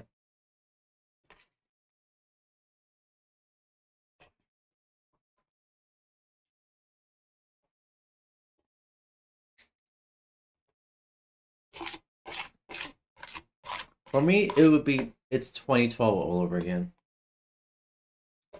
Because Minecraft on the Xbox 360. I played with my older brother for the Minecraft Xbox 360 edition. And then I bought Minecraft for the Xbox One. Oh yeah, it's a classic.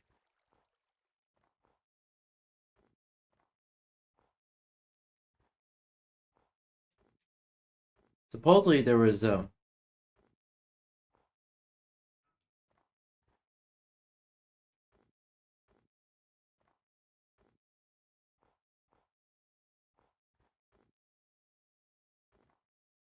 and I can't really fix the TV box.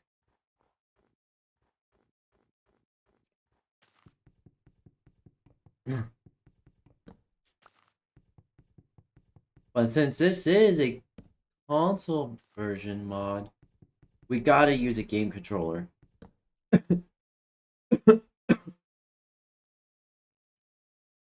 Honestly.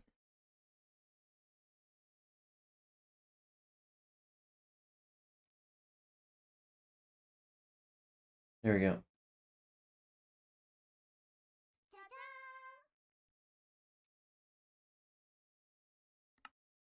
Alright.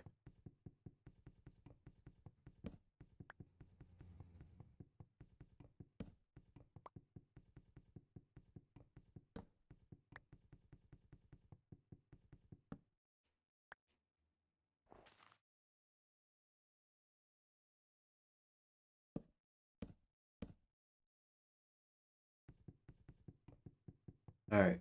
Gotta get the last bit.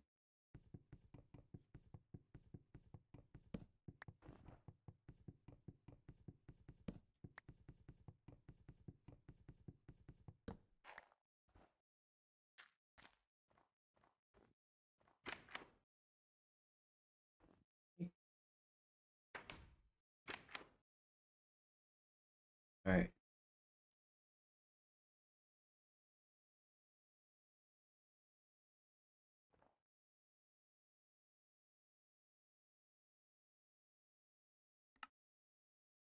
Oh, we could have just done that. Boop.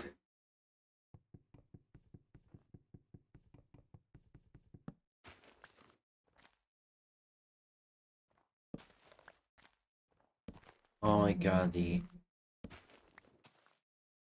this feels AI generated.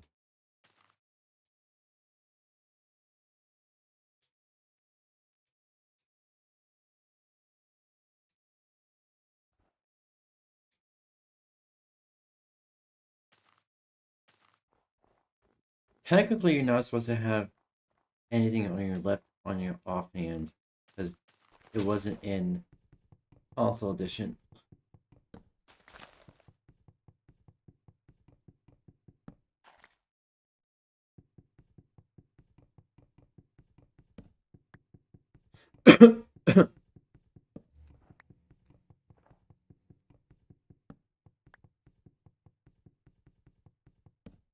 Also, right, you're a good boy. You're a good boy. And snuggles and kisses back. Mwah.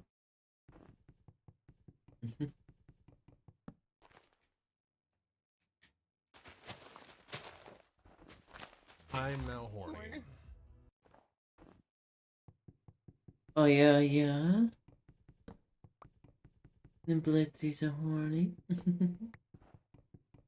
Badass. Do you need some help my blitzies? Okay. We can do it. I switch to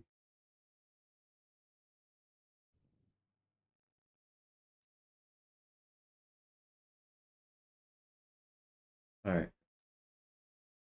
No, at this point I'm disconnecting my controller because it was fun for a little bit, like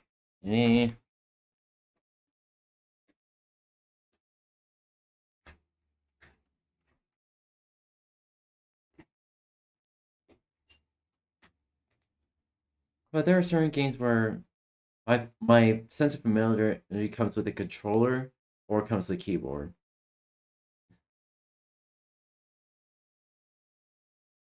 Depends on the game.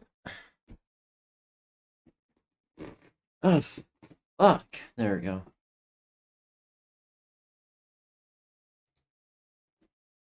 Alright, I need to use the restroom real quick.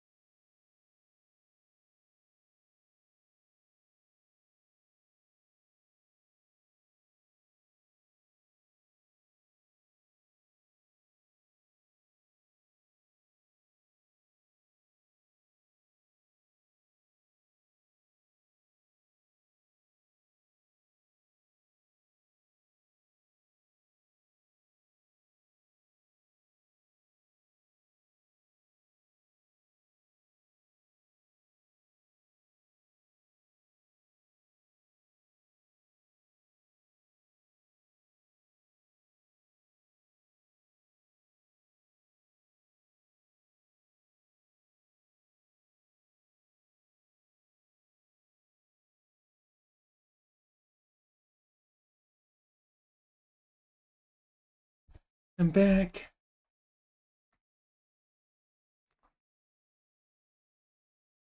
All right. All right. All right.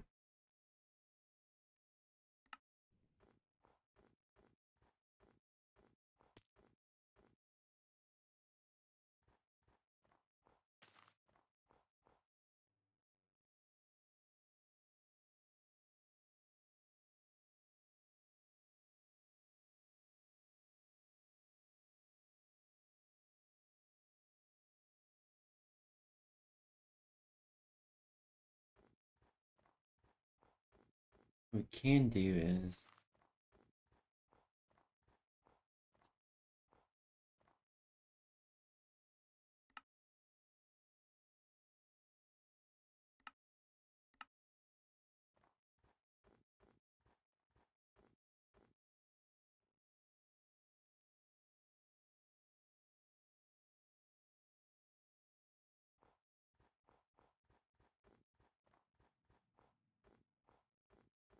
have to use spacebar again. Can't alter the controls.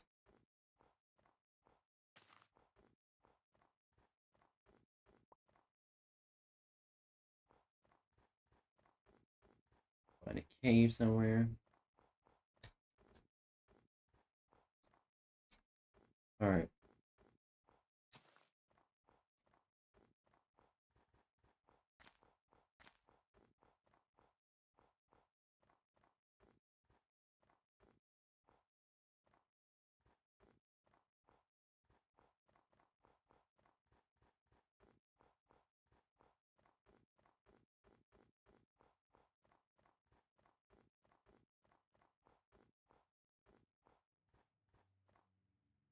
Okay, that's not what I was hoping for.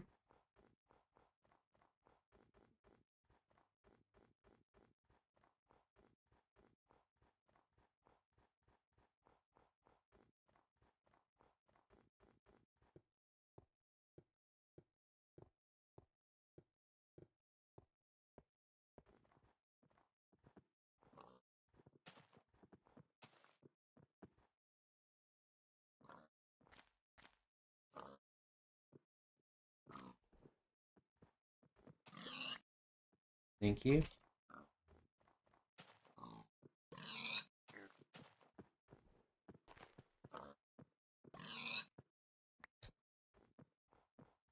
Thank you. Okay. Let's see if we're getting somewhere.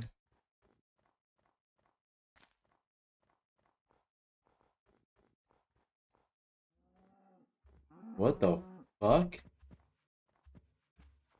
You think they would...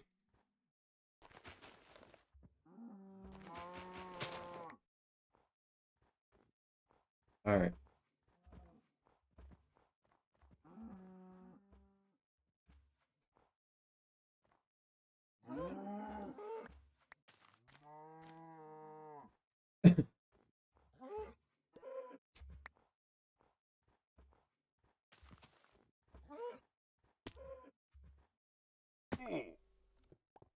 Oh, the classic fall damage sound.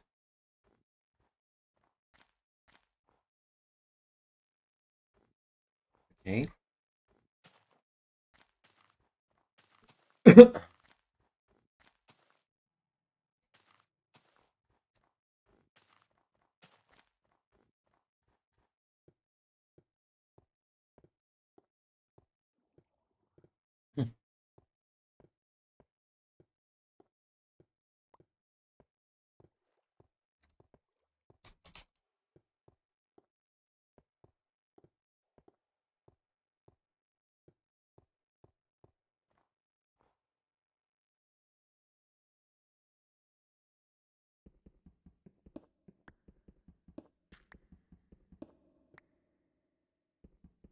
Alright.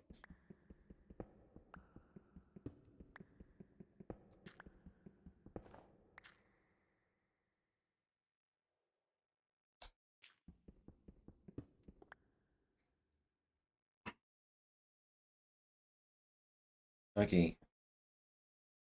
Let's see here.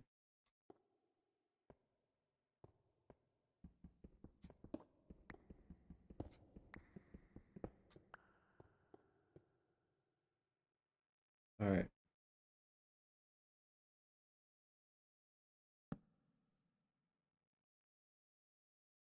And so getting used to this.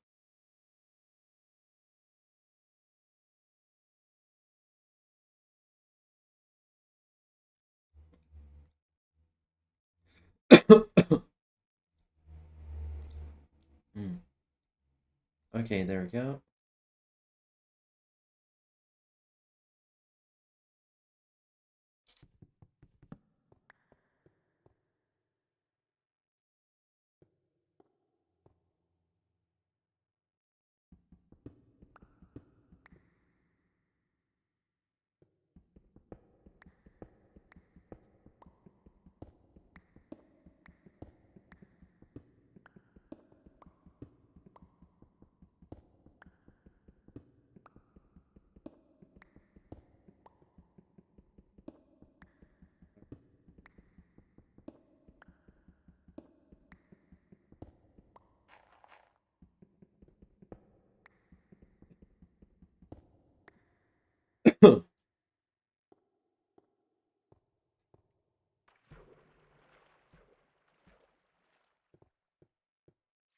I know this doll has 2D pickaxe. It's just obviously 2D pickaxe. That's nostalgia at its finest. Okay, it is actually dark out, so I should.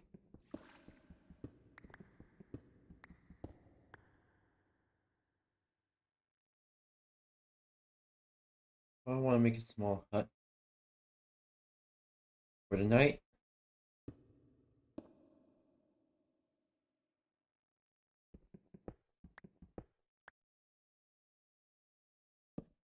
A mini base of operations, if you will.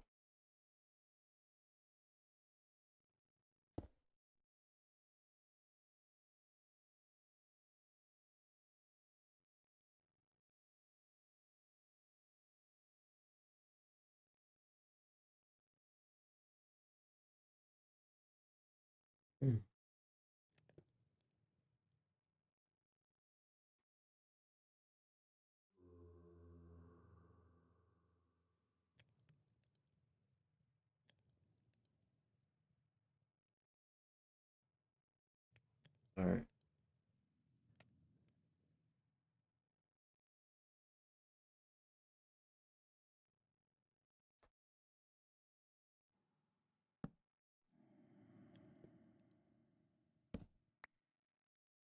Alright.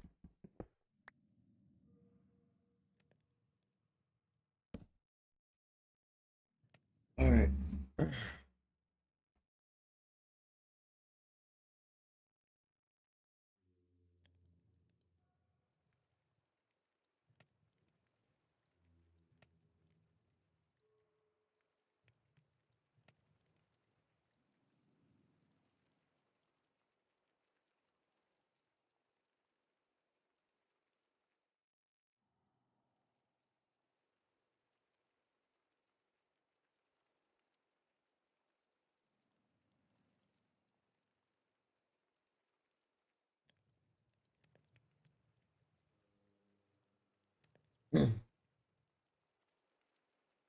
Alright. This should be good.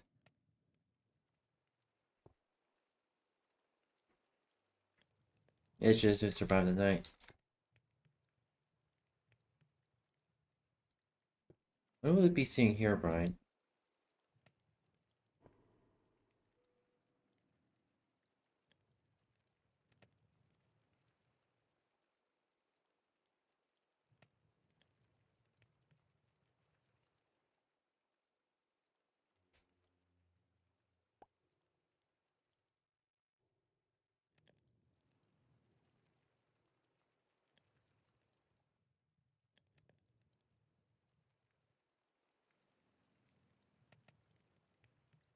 Iron pickaxe.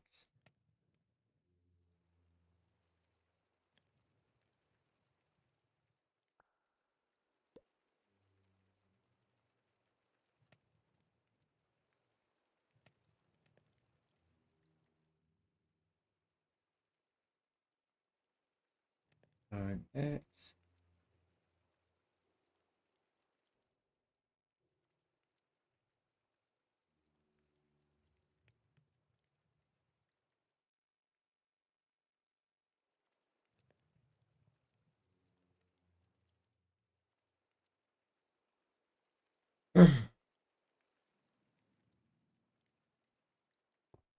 I probably want a little more in here.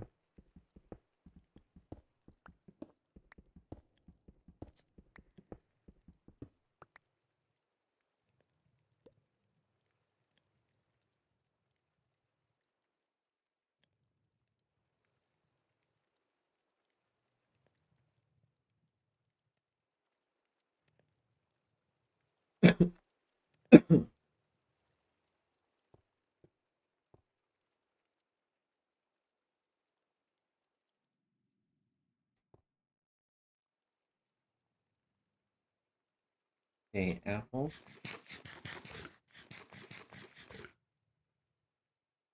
Okay, there we go.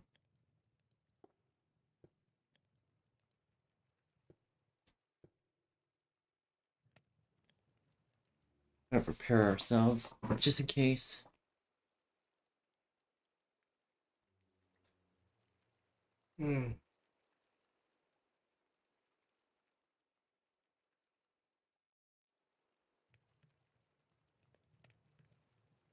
So I was doing extensive Googling about something.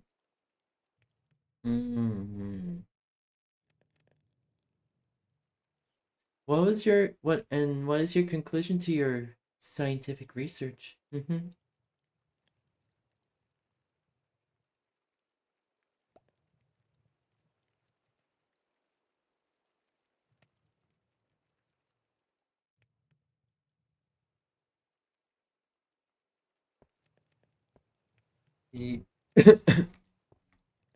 Did you learn that the human body can store a lot of heat that needs to be released?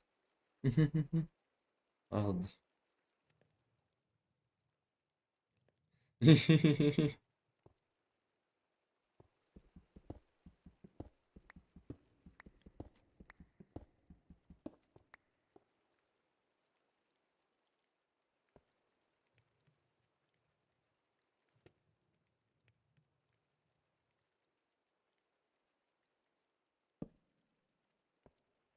we go.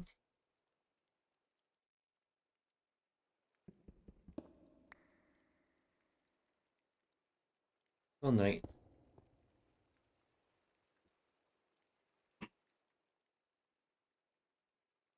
I wonder if we can hear Brian.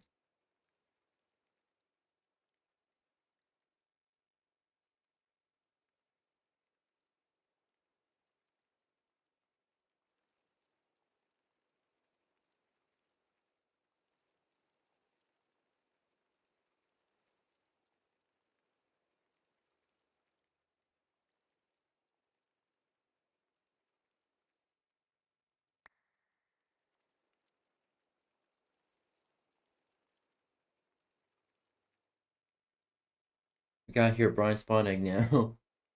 DMD. Oh boy, let's see.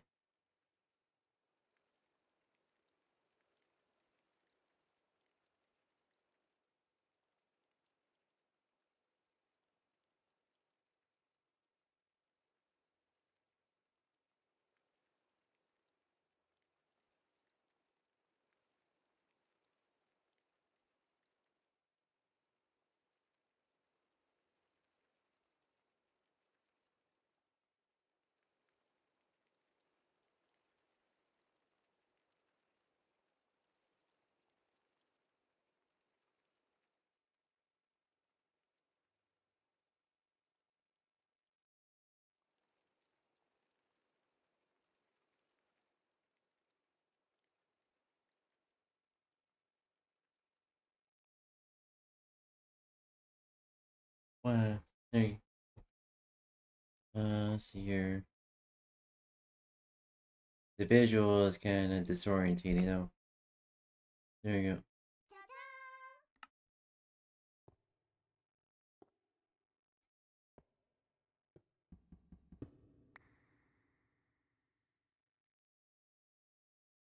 All night.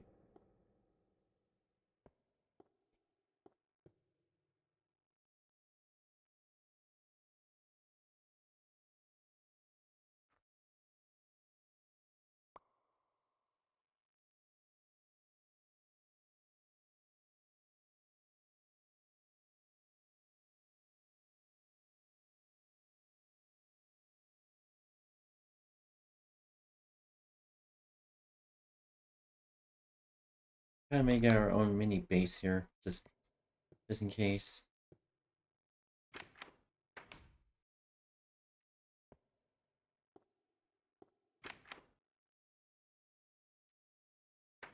Ignore that. I want to see Herobrine spawn for myself.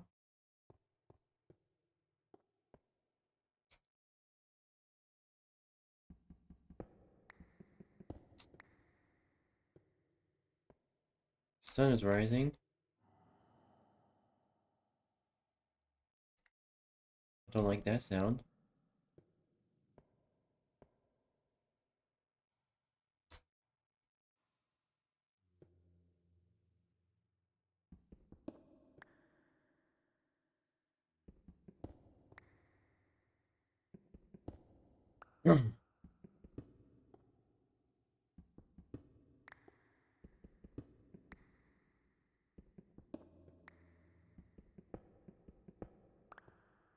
In case.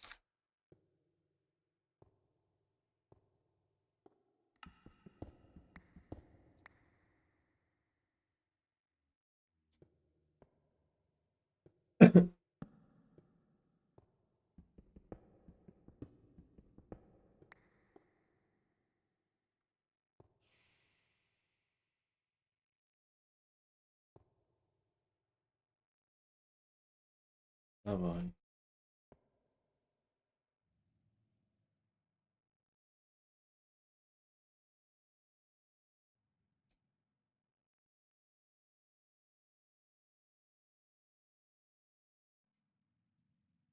Hmm.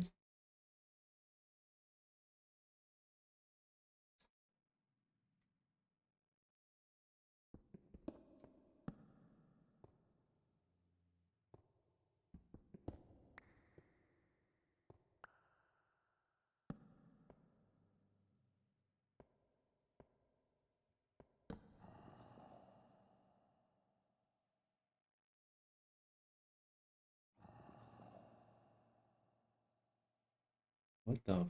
Is that? Okay, I know there's zombies down there.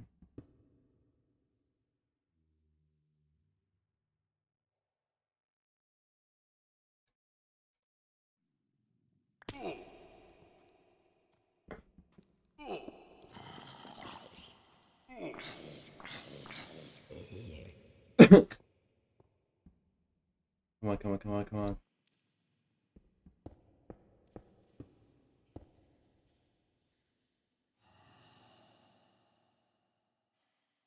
Alright. Fuck.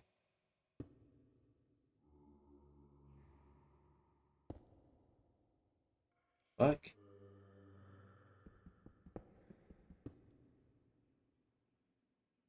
Oh, there's a creeper. Oh, is it? Oh, man.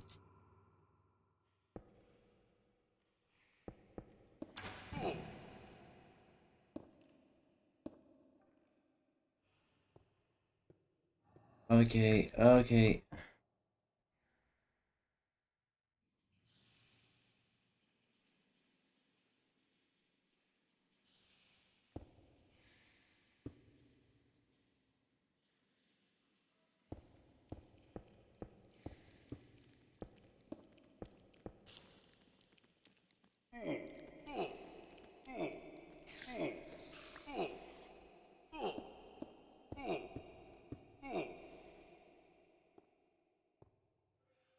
Okay. Too many mobs in there.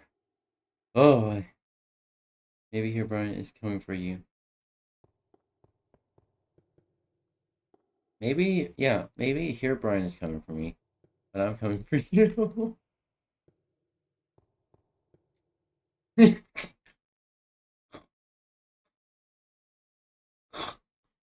Chat, I'm coming for you.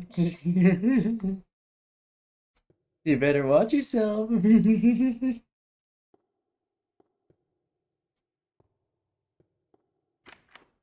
Oh, that picture's fuck out.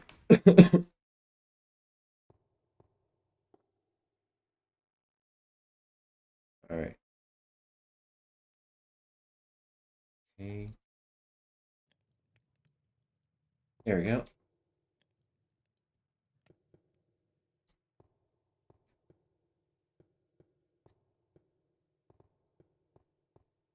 I haven't really seen Herobrine yet.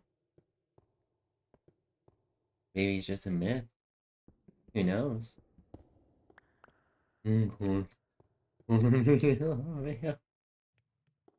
Oh yeah, yeah. It looks like a bloody this morning. Oh well then, you need any help? Okay.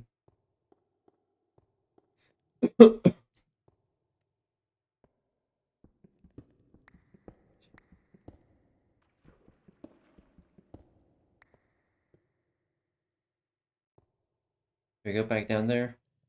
I mean, there's too many mobs though.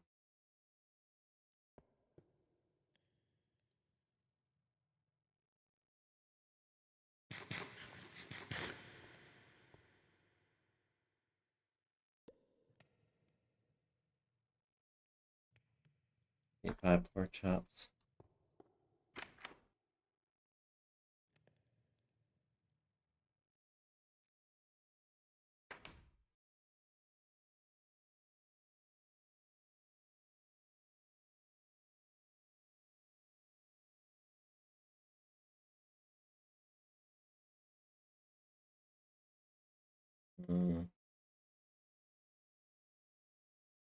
Okay, let's see if we can make more charcoal.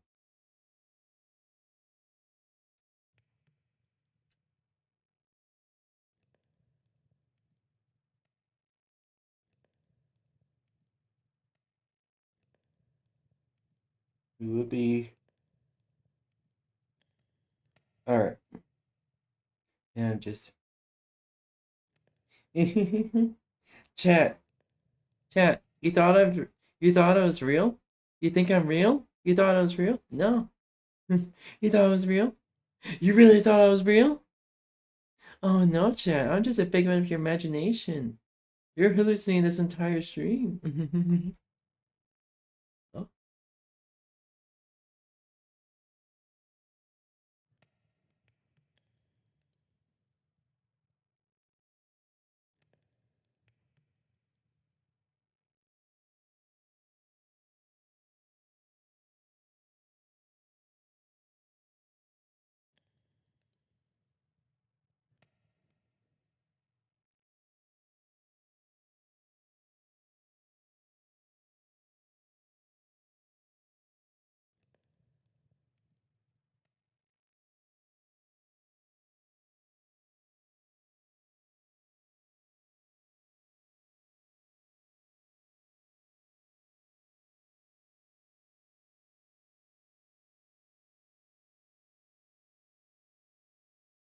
I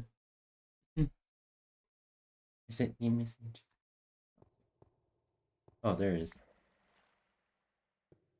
I forgot in the console version, just sync.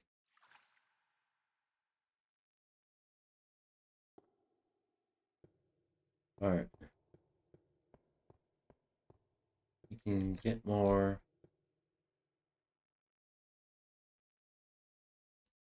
Alright.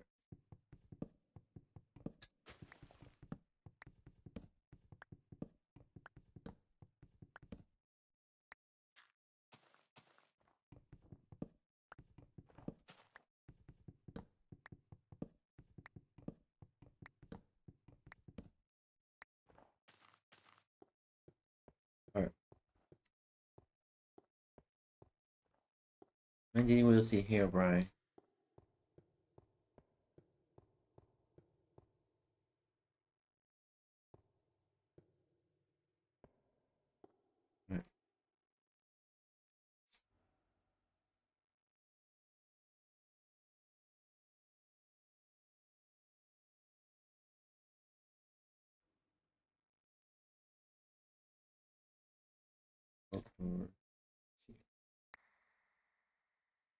Alright.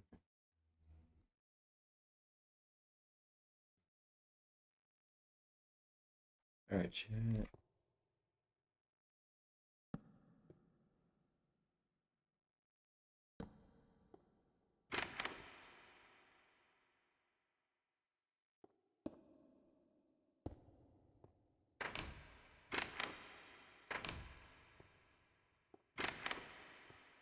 Okay, that works.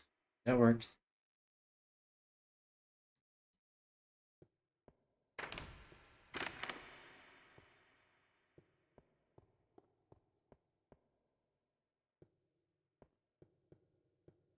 Do I really want to go down there?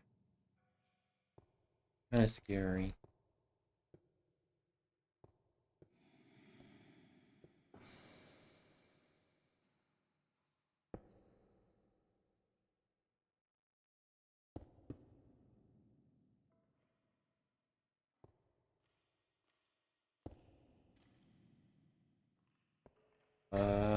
No, no, no.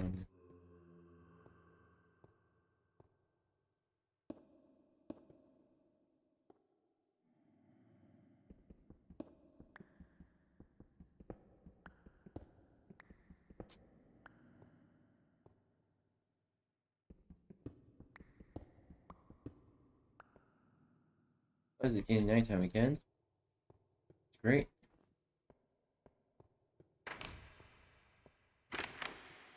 Oh.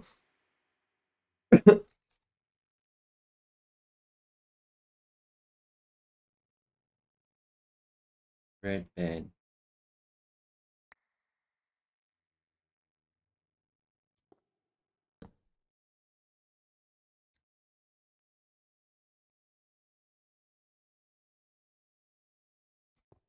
Hmm.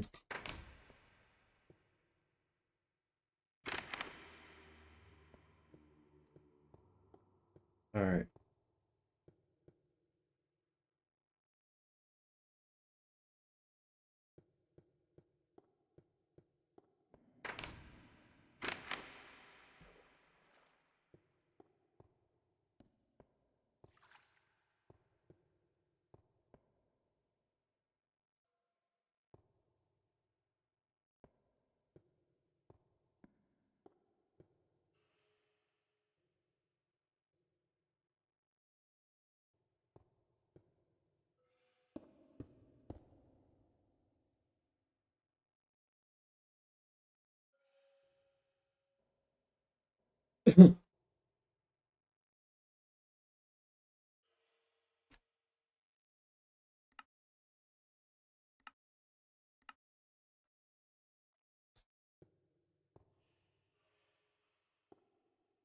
Alright. But there's more iron down there. But you can reach it. Not with all those mobs there. I think they notice. Oh fuck.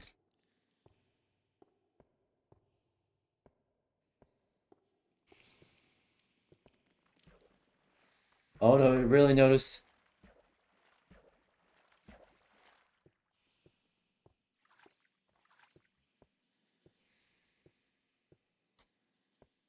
Alright now. Come at me, bro. Come at me, bro.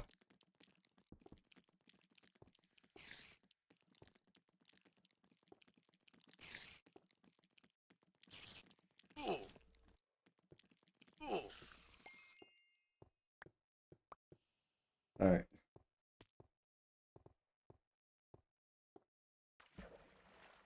I don't think. Oh boy, okay.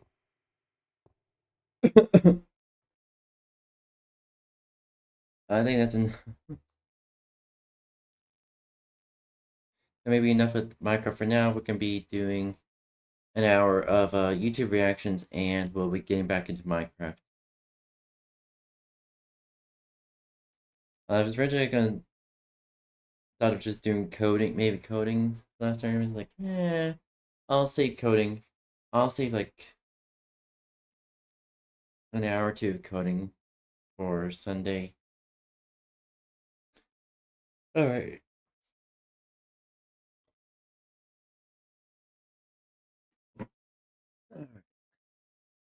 There you go.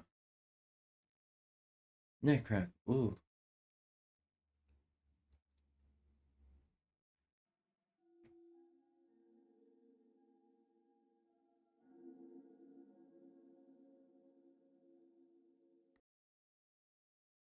Alright.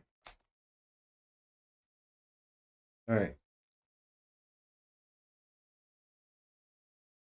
Alright, chat, let me get everything set up, alright? That's Nate.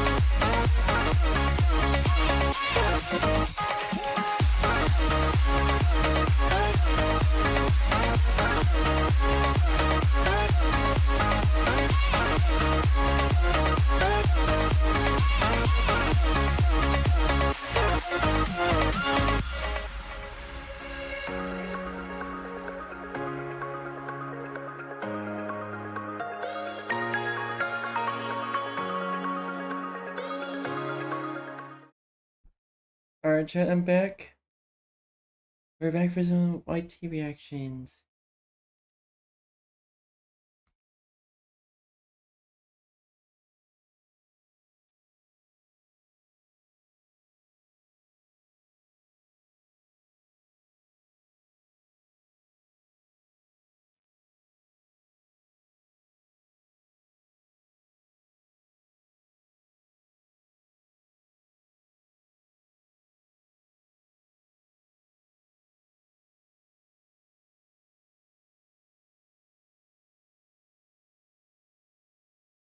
See what this is. Alright, stay safe, and if you're not back, then I hope you have a good day. Stay safe, matane. Mwah. Good boy. And head pats.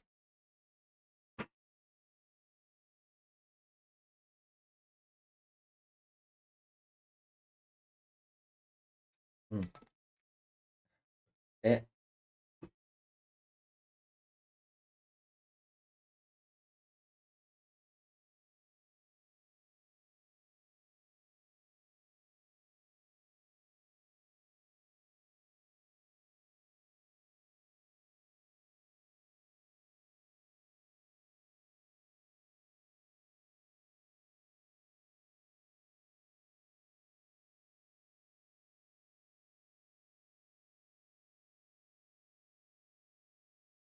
Did stream reset? Hold on, did everything reset midstream? I think it did. Hold on.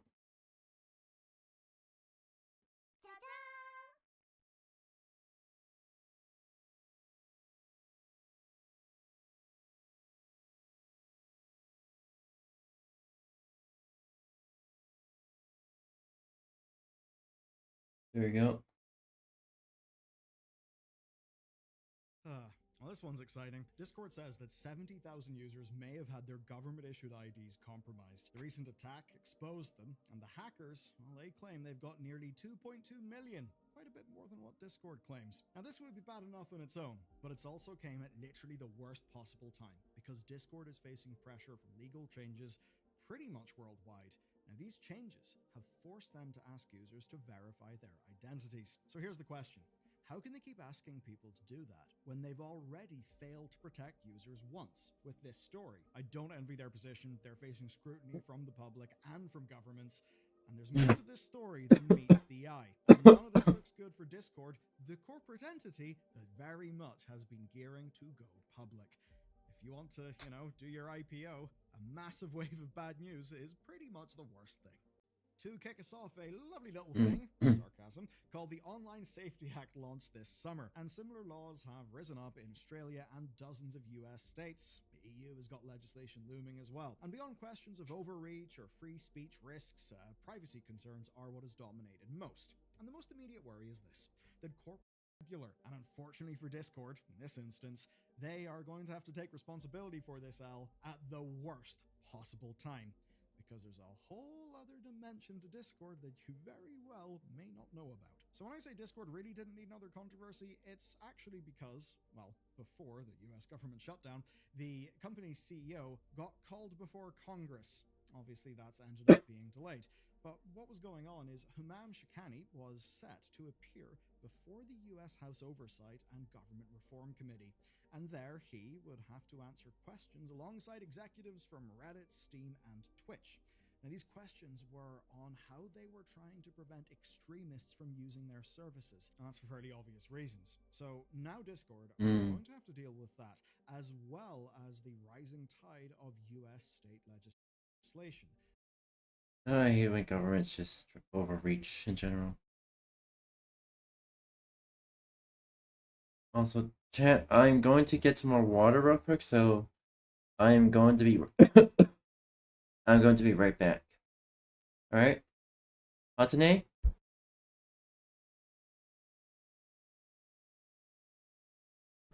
Yes, indeed, YouTube reactions. Indeed, we are having YouTube reactions. But yeah, I need to go get some water real quick. What time is it? Yeah, I'm going to need to get some water real quick. Alright.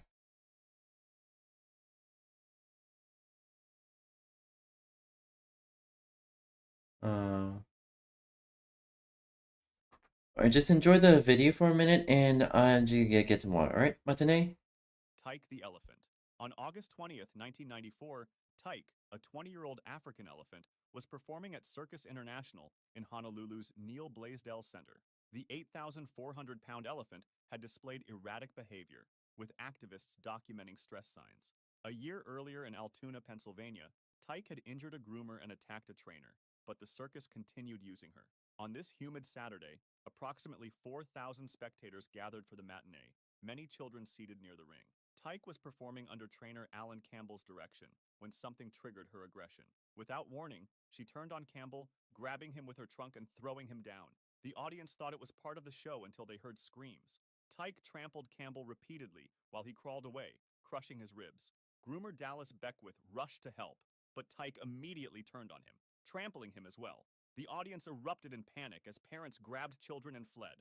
Tyke broke through barriers and charged into the seating area, scattering terrified spectators. She burst through the main entrance onto Honolulu's streets, creating chaos as cars swerved and pedestrians ran. For over 30 minutes, she wandered downtown while police tried to contain her. Multiple tranquilizer attempts failed. As Tyke grew more agitated, police used lethal force, firing approximately 86 rounds before she collapsed on Kalakaua Avenue. Campbell died from his injuries, while Beckwith survived but suffered serious injuries. Cirque du Soleil tragedy. On June 29, 2013, French aerialist Sarah Gaillard-Guillot was performing in Cirque du Soleil's 𝙂 at the MGM Grand when her routine went wrong. The 31-year-old mother had been with Cirque du Soleil since 2006, specializing in aerial silk performances. 𝙂 was one of their most complex productions, featuring elaborate stage machinery and aerial choreography. The signature piece involved a massive rotating platform that tilted while performers enacted battle scenes. On this Saturday evening, over 1,800 spectators packed the theater. The show ran smoothly through its first act. Gaillard-Guillot had completed earlier sequences without incident and was preparing for her final routine. As the second act began, she was positioned high. I'm back, and we're gonna be restarting the whole thing. Tyke the elephant. On August 20th, 1994, Tyke, a 20-year-old African elephant, was performing at Circus International in Honolulu's Neil Blaisdell Center. The 8,400-pound elephant had displayed erratic behavior, with activists documenting stress signs. A year earlier in Altoona, Pennsylvania, Tyke had injured a groomer and attacked a trainer, but the circus continued using her. On this humid Saturday, approximately 4,000 spectators gathered for the match, many children seated near the ring. Tyke was performing under trainer Alan Campbell's direction when something triggered her aggression.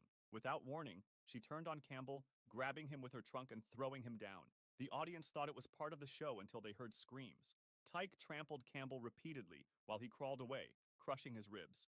Groomer Dallas Beckwith rushed to help, but Tyke immediately turned on him, trampling him as well. The audience erupted in panic as parents grabbed children and fled.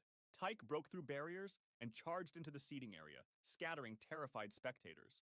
She burst through the main entrance onto Honolulu's streets, creating chaos as cars swerved and pedestrians ran. For over 30 minutes, she wandered downtown while police tried to contain her. Multiple tranquilizer attempts failed. As Tyke grew more agitated, police used lethal force, firing approximately 86 rounds before she collapsed on Kalakaua Avenue. Campbell died from his injuries, while Beckwith survived but suffered serious injuries. Jesus Cirque Christ. du Soleil tragedy. On June 29, 2013, Jesus French aerialist Christ. Sarah Gaillard-Guillot was performing in Cirque du Soleil's Ka at the MGM Grand when her routine went wrong. The 31-year-old mother had been with Cirque du Soleil since 2006, specializing in aerial silk performances. K was one of their most complex productions, featuring elaborate stage machinery and aerial choreography. The signature piece involved a massive rotating platform that tilted while performers enacted battle scenes. On this Saturday evening, over 1,800 spectators packed the theater. The show ran smoothly through its first act. Gaillard-Guillot had completed earlier sequences without incident and was preparing for her final routine. As the second act began, she was positioned high above the stage on aerial silks, preparing to descend as part of the climactic sequence. The routine required her to drop rapidly while controlling her descent, timing movements with the rotating stage below. Something went wrong during this descent. Instead of the controlled drop audiences had seen previously, Gaillard-Guillot fell freely from approximately 94 feet. A wire rope had jumped the sheave and was severed, leaving her with no protection. She struck the edge of the moving platform with tremendous force before falling into the orchestra pit. The impact echoed throughout the theater. The show stopped immediately as crew members rushed to assist while medical personnel were summoned. She was pronounced dead that night from her injuries. Nevada OSHA found multiple safety violations. Walenda Pyramid Tragedy. On January 30th, 1962, the Flying Walendas were performing their signature 7-person pyramid act at Detroit's State Fair Coliseum. The world's most famous high-wire family had performed death-defying stunts for generations. Their most spectacular act involved 7 members arranged in a 3-level pyramid while crossing a high wire without safety nets, requiring absolute precision. Carl Walenda had developed this routine over years, with each member trained from childhood. On this winter evening, over 7,000 spectators packed the Coliseum to witness one of the most dangerous circus acts ever performed. The Walendas performed without nets, believing they made acts less authentic. The family took positions on the wire at approximately 35 feet above the floor. I feel like that's the complex dangerous. formation included multiple members at different levels, with the bottom tier supporting those above. As the human pyramid began crossing the wire, something went wrong with the formation's balance. One performer in front began to wobble and lose footing. His loss of balance created a chain reaction that destabilized the entire structure, as the interconnected nature meant one mistake affected everyone. Within seconds, the formation collapsed, sending all 7 performers plummeting toward the concrete floor. The impact was devastating, with multiple members striking the surface with tremendous force. Richard Faunen and Dieter Schepp died from their injuries, while Mario Walenda was paralyzed from the waist down. The other members survived, but sustained serious injuries. The tragedy marked the end of the Walendas' pyramid act. Lion Tamer Tragedy. On January 3rd, It's lines. What did you 1872, expect? Thomas McCarty, performing as Masardi, was working as a lion tamer with Pablo Fonque's Circus Royal in Bolton, England. McCarty was one of the featured animal trainers, specializing in working with large cats when safety protocols were primitive. Wild animal acts were popular in Victorian England, drawing crowds eager to see humans demonstrate mastery over predators. However, training methods were harsh and safety measures inadequate. Pablo Fonque's Circus Royal was one of England's most successful traveling circuses, and McCart's Lion Act was a primary attraction. The performance involved the trainer entering a cage with multiple lions, putting them through routines to demonstrate obedience and the trainer's courage. On this cold January evening in Bolton, hundreds of spectators gathered for the circus performance, including McCart's Lion Act. The show proceeded normally until McCarty entered the lion cage for his featured performance. Something went wrong during the routine that proved fatal, whether due to miscalculation, aggressive animal behavior, or the unpredictable nature of working with wild predators. The situation turned deadly. One or more lions attacked McCarty while he performed his routine, overpowering him before other personnel could intervene. Despite immediate efforts to drive the animals away and provide medical assistance, McCarty sustained fatal injuries. The attack highlighted extreme dangers faced by animal trainers when safety equipment and emergency protocols were underdeveloped. His death became one of the documented cases that eventually led to improved safety measures for circus animal acts. Karl Wallenda tragedy. On March 22, 1978, Karl Wallenda, the 73-year-old flying Wallenda's patriarch, was attempting a high wire walk between two hotel towers in San Juan, Puerto Rico. Despite his age, Wallenda remained determined to continue performing death-defying stunts that made his family internationally famous. This walk was intended to span 750 feet between Condado Plaza Hotel towers at 121 feet above the street with no safety net. Wallenda had planned this stunt for months to maintain his reputation as the world's greatest high-wire performer. Even at 73, he practiced daily and performed regularly, refusing to retire despite family concerns about age and increasing risks. The San Juan Walk was being filmed for television and attracted significant Caribbean media attention. Weather conditions included wind that would prove problematic for such a dangerous performance. However, Wallenda had performed in challenging weather before and was confident in his ability to adapt his technique. As I really hundreds of wouldn't trust spectators it. gathered below and television cameras recorded, Wallenda began his walk from one hotel tower. He carried his traditional 30-foot balancing pole, moving with steady steps that characterized his decades of performances. The first portion proceeded normally, with Wallenda maintaining balance despite challenging conditions. However, as he approached the midpoint, wind conditions created difficulties that even his extensive experience couldn't overcome. The combination of gusty winds and his wire position made maintaining balance impossible. Despite decades of experience and attempts to recover using his pole, Wallenda began wobbling uncontrollably. Within moments, he lost his grip and fell 121 feet to the pavement below. The fall was instantly fatal, bringing a tragic end to the career of one of the most legendary high-wire performers in circus history. Italian tiger tragedy. On July 4, 2019, Ettore Weber was working as a tiger trainer with Marina Circo Orfe near Bari, Italy. The 61-year-old experienced trainer had spent decades working with big cats, developing expertise in managing dangerous animals in circus entertainment. Circo Orfe was one of Italy's most established circus companies, with a multi-generational history. The circus was known throughout Europe for maintaining traditional values while ensuring animal acts met contemporary safety standards. Weber's role involved training and performing with tigers, work requiring exceptional skill and constant vigilance due to predators' unpredictable nature. On this summer day near Bari, Weber was conducting a training session with his tigers, preparing for upcoming performances. Training sessions were held away from public view, allowing trainers to work with animals in controlled environments, focused on conditioning without audience distractions. These sessions were routine but dangerous, involving the same close contact with powerful predators that made public performances risky. The specific circumstances of what went wrong highlight inherent dangers of working with wild animals, even for experienced professionals. Whether due to miscommunication between trainer and animal, unexpected triggers causing aggressive behavior, or simply unpredictable predator nature, the situation turned deadly without warning. Weber was attacked by his own tigers during the training session, suffering immediately fatal injuries. Despite other circus personnel attempting to intervene, the attack was too severe and happened too quickly for effective rescue. The incident shocked the circus community and animal welfare advocates, highlighting ongoing risks faced by those working closely with wild animals in entertainment settings. Wallenda sway pole incident. In 1963, Henrietta Yetta Grodefent was performing with a traveling circus in Omaha, Nebraska. Grodefent was a member of the extended Wallenda family, working as Karl Wallenda's sister-in-law and an experienced aerial performer. She specialized in sway pole performances, a demanding aerial act requiring performers to climb a tall, flexible pole and execute acrobatics while the pole swayed dramatically.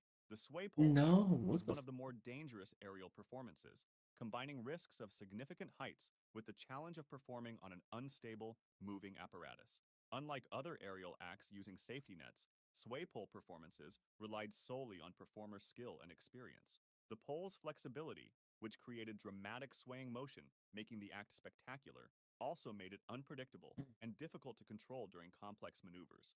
On the evening of her final performance in Omaha, 𝙂𝙤 was executing her sway pole routine in front of several hundred spectators. The performance proceeded normally through early portions, with 𝙂𝙤 demonstrating skill and grace that made her a respected performer within the circus community. However, during her routine, something went catastrophically wrong. Whether due to equipment failure, miscalculation in timing, or unexpected pole movement that threw off her positioning, 𝙂𝙤 lost control during her performance. She fell from the sway pole at approximately 50 feet, with no safety equipment to break her fall. The fall proved immediately fatal, as the height and impact force caused incompatible injuries. Emergency medical personnel were summoned, but nothing could save her life. Circus 𝙂𝙚 incident. Shit. On June 19, 1984, Sometimes it's just not worth the Circus risk. 𝙂𝙚, Switzerland's national circus, was conducting morning training activities in Bad Gastein, Austria, when tragedy struck during routine animal care. The renowned company, entertaining European audiences since 1919, was known continent-wide for high production values and extensive animal menageries. Circus 𝙂𝙚 maintained one of Europe's most impressive exotic animal collections, including elephants featured prominently in performances and synonymous with the circus's identity. On this summer morning in the Austrian resort town, circus personnel conducted routine training and care activities with animals preparing for that evening's performance. These behind-the-scenes activities were essential for maintaining animal conditioning and ensuring they remained responsive to handlers during public performances. However, working closely with large, powerful animals always carried inherent risks, even during routine daily activities. The tragedy involved Madura, one of the circus's elephants, and her keeper during what should have been routine training. The specific circumstances triggering the deadly incident remain unclear, but the elephant suddenly became aggressive toward her handler without apparent warning. Whether due to stress, illness, confusion, or unpredictable behavior occurring with wild animals in captivity, Madura attacked and killed her keeper during the training session. The attack happened quickly, with such force that other circus personnel couldn't intervene effectively to save the keeper's life. The incident shocked the circus community and Bad Gastein's local population, as Circus 𝙂𝙚 had built its reputation over decades on professional animal handling. Following the keeper's death, local authorities decided the elephant had to be put down, and Madura was shot 2 days after the fatal attack. If you'd like to see more stories like this, make sure to subscribe and feel free to drop suggestions for the next video in the comments. Ooh. Yeah.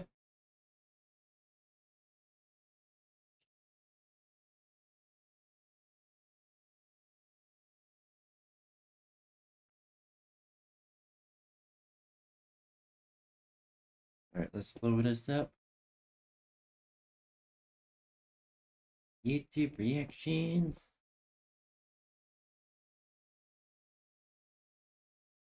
Alright.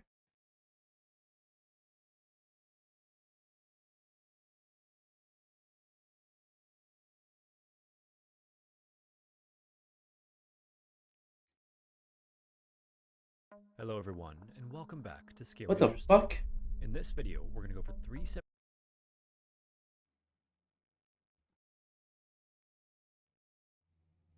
Okay. So on my monitor was spazzing out. So I was trying to just figure out what's going on. Cave diving, and then That's accidentally normal. got separated from their group. Wang and a diving partner entered what was likely the river 𝙂𝙗 of China's Hunan province. It was late at night when the two descended into the river for what was supposed to be a routine dive they had both performed numerous times.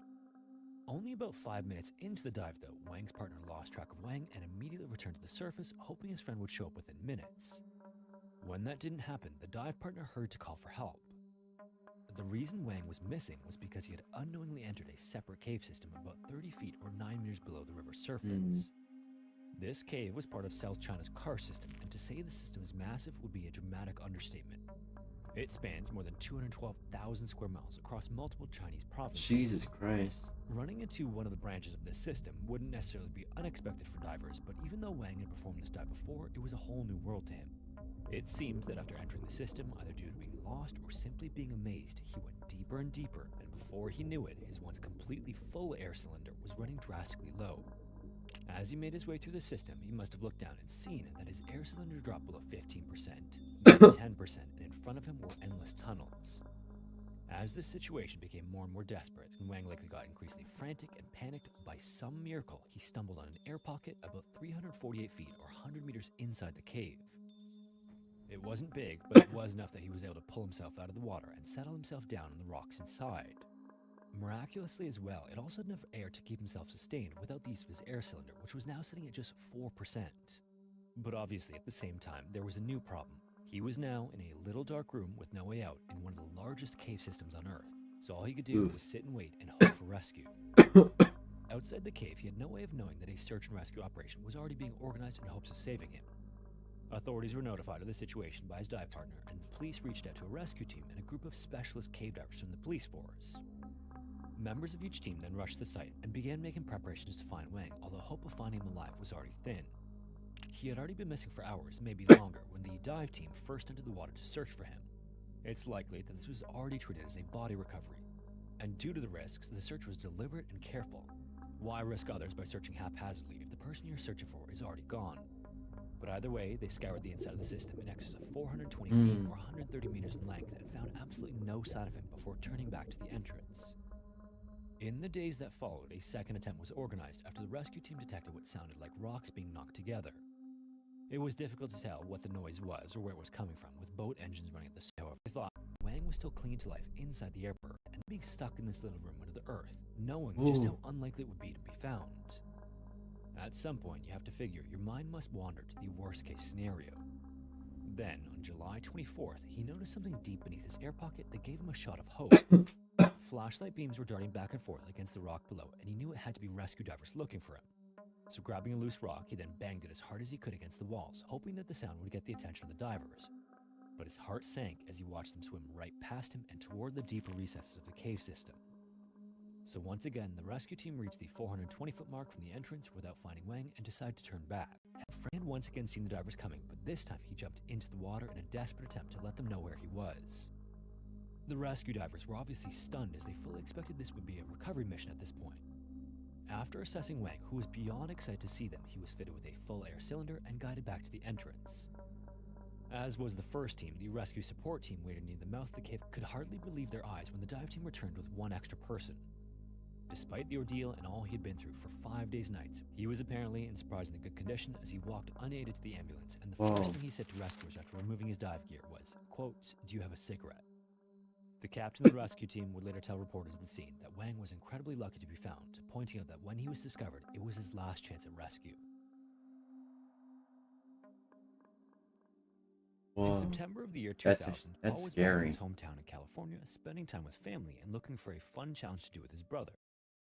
Man, diving into that cave water and in desperate attempt to be rescued, and later finding out that was literally his last chance.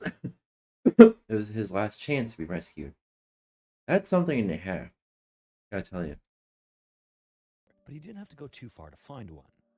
It was a place he was intimately familiar with, and one you wouldn't find on any maps or trail websites.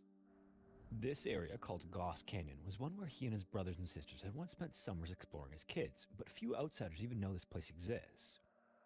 𝙂𝙚 Canyon is a rugged, mountainous landscape tucked away in the foothills of La Crescenta. And to the uninitiated, it doesn't look like much, just some granite walls with brush creeping down the slopes, but at the top of the canyon, hidden among those granite cliffs, was a relic of another era. There's an abandoned well that was blasted into the mountainside back in 1915. Whatever purpose it once served had long been forgotten, but the structure remained. And it's more than just a hole in the mountain. Although the well is a dark, narrow shaft only a few feet across, it plunges into the earth and opens into a labyrinth of flooded tunnels and caverns. For Paul and his family, incredibly, it was a place flooded with memories, and he was eager to return to explore once more. September 17th, 2000 began with Paul and his 42-year-old brother, Michael, gathering up their hiking and scuba gear before making their way to 𝙂𝙗 Canyon. That morning, they hiked together with their packs weighed down by scuba tanks, regulators, and rope. When Paul...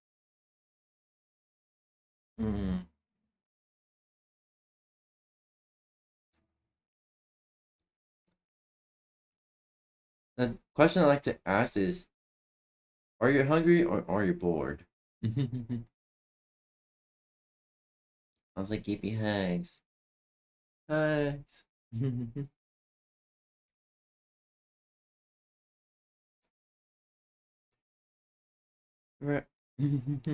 Bored to think. Probably why.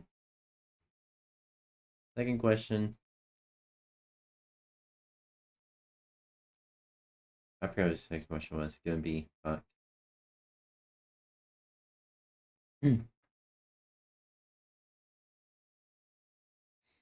Chat. Do you want a bath? Do you want dinner? Or do you want me? Paul and Michael reached the opening in the granite. They set down their gear and began to prepare for a dive they'd performed countless times before. Their plan was for Paul to anchor a rope at the water's edge inside the canyon, using it as a guideline to get himself back to safety, and he and Michael would tether themselves to it. He had 2 hours of air on his back and told Michael that if anything went wrong once those 2 hours were up, to go get help. Inside the 3 feet by 4 feet opening, the passage narrowed quickly. Me? It was the kind of space that forced... You want me? Aw, Blitzies. Aw. All of your cuties.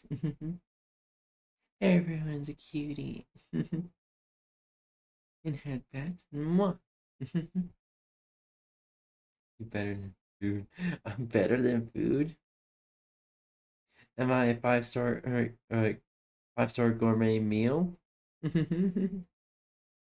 to crawl, twist, and squeeze your body in uncomfortable ways. The water that collected in the shafts was also shockingly cold and would numb the skin within minutes. It was also thick with silt that clouded under the beam of a diving flashlight. And Paul, ever cautious, often carried a lighter to flick on inside the caverns to check air pockets for poisonous gases before taking a breath. For the first 15 minutes of the dive, everything was routine. Paul disappeared into the water, and the rope connecting him to Michael was their only means of communicating. Tugs on the line meant that Paul was moving and things were fine. Meanwhile, stillness meant he was working deeper into the cavern. Up to that point, the tugs on the rope had been steady, but they suddenly stopped making sense. Michael gave a pull, expecting Paul to answer back with the same reassuring jerk that said he was fine, but nothing came. Michael then tried again, this time a little bit harder, but he still received nothing in return. Somewhere in the dark, it seemed that Paul's rope had tangled, catching him at the worst possible spot. Michael then pulled with everything he had, straining against the line, but it was no use. Paul wasn't coming free. Minutes then began to tick by in a haze of panic, but Michael knew the rules and he had to be patient. Anything beyond 2 hours meant he had to run for help, and soon enough, that time had come without Paul's return. Michael then made the only decision he could and... Honestly, he should have went to get help immediately when he sensed something was wrong. Not waiting 2 hours, but immediately. If something goes wrong, you get help immediately. Forget about that 2 hour or whatever amount of time bullshit rule. If something goes wrong, you get help immediately. Scrambled out of the well with his heart racing as he barreled down the trail toward help. By 1:20 p.m., Michael rushed through the doors of Crescenta Valley Sheriff Station. Within minutes, the sheriff's team was on its way back to Goss Canyon, hauling their own tanks and gear up to the hidden well shaft. Horrifyingly, 3 hours after Michael had run for help, the rescue divers finally reached Paul. He was wedged in a narrow shaft, his body half in the water and half out. His head was tilted above the surface of a pocket as if he was trying to catch his breath. At first glance, it didn't make sense. His tank was still strapped to his back and he had plenty of air left. His regulator also hung at his side, and there was no sign of a violent struggle or a catastrophic equipment failure. It was as though Paul had simply stopped. Back on the surface in the days after the tragedy, the picture grew stranger. Investigators noted that Paul hadn't drowned in a traditional sense, as there was no evidence that he had run out of air. Instead, after examination, the coroner pointed to suffocation or lack of oxygen as the likely cause of Paul's death. But why would a man with a perfectly good tank of air abandon it in the middle of a dive? Check the mixture. The answer would come from a videotape in Thank Paul's you. diving camera. When it was played back, the footage showed his last moments in haunting detail. The beam of his light swept across the walls of the cavern as he edged into a tight tunnel. Then it angled upward into a hollow pocket above the waterline. Paul then surfaced, removed his regulator, and took a breath. A second later, the camera jolted and fell as Paul's body collapsed. The conclusion was chilling, as Paul hadn't brought his lighter like he usually did. The air pocket he had surfaced in hadn't contained air at all, at least not the kind you could survive on.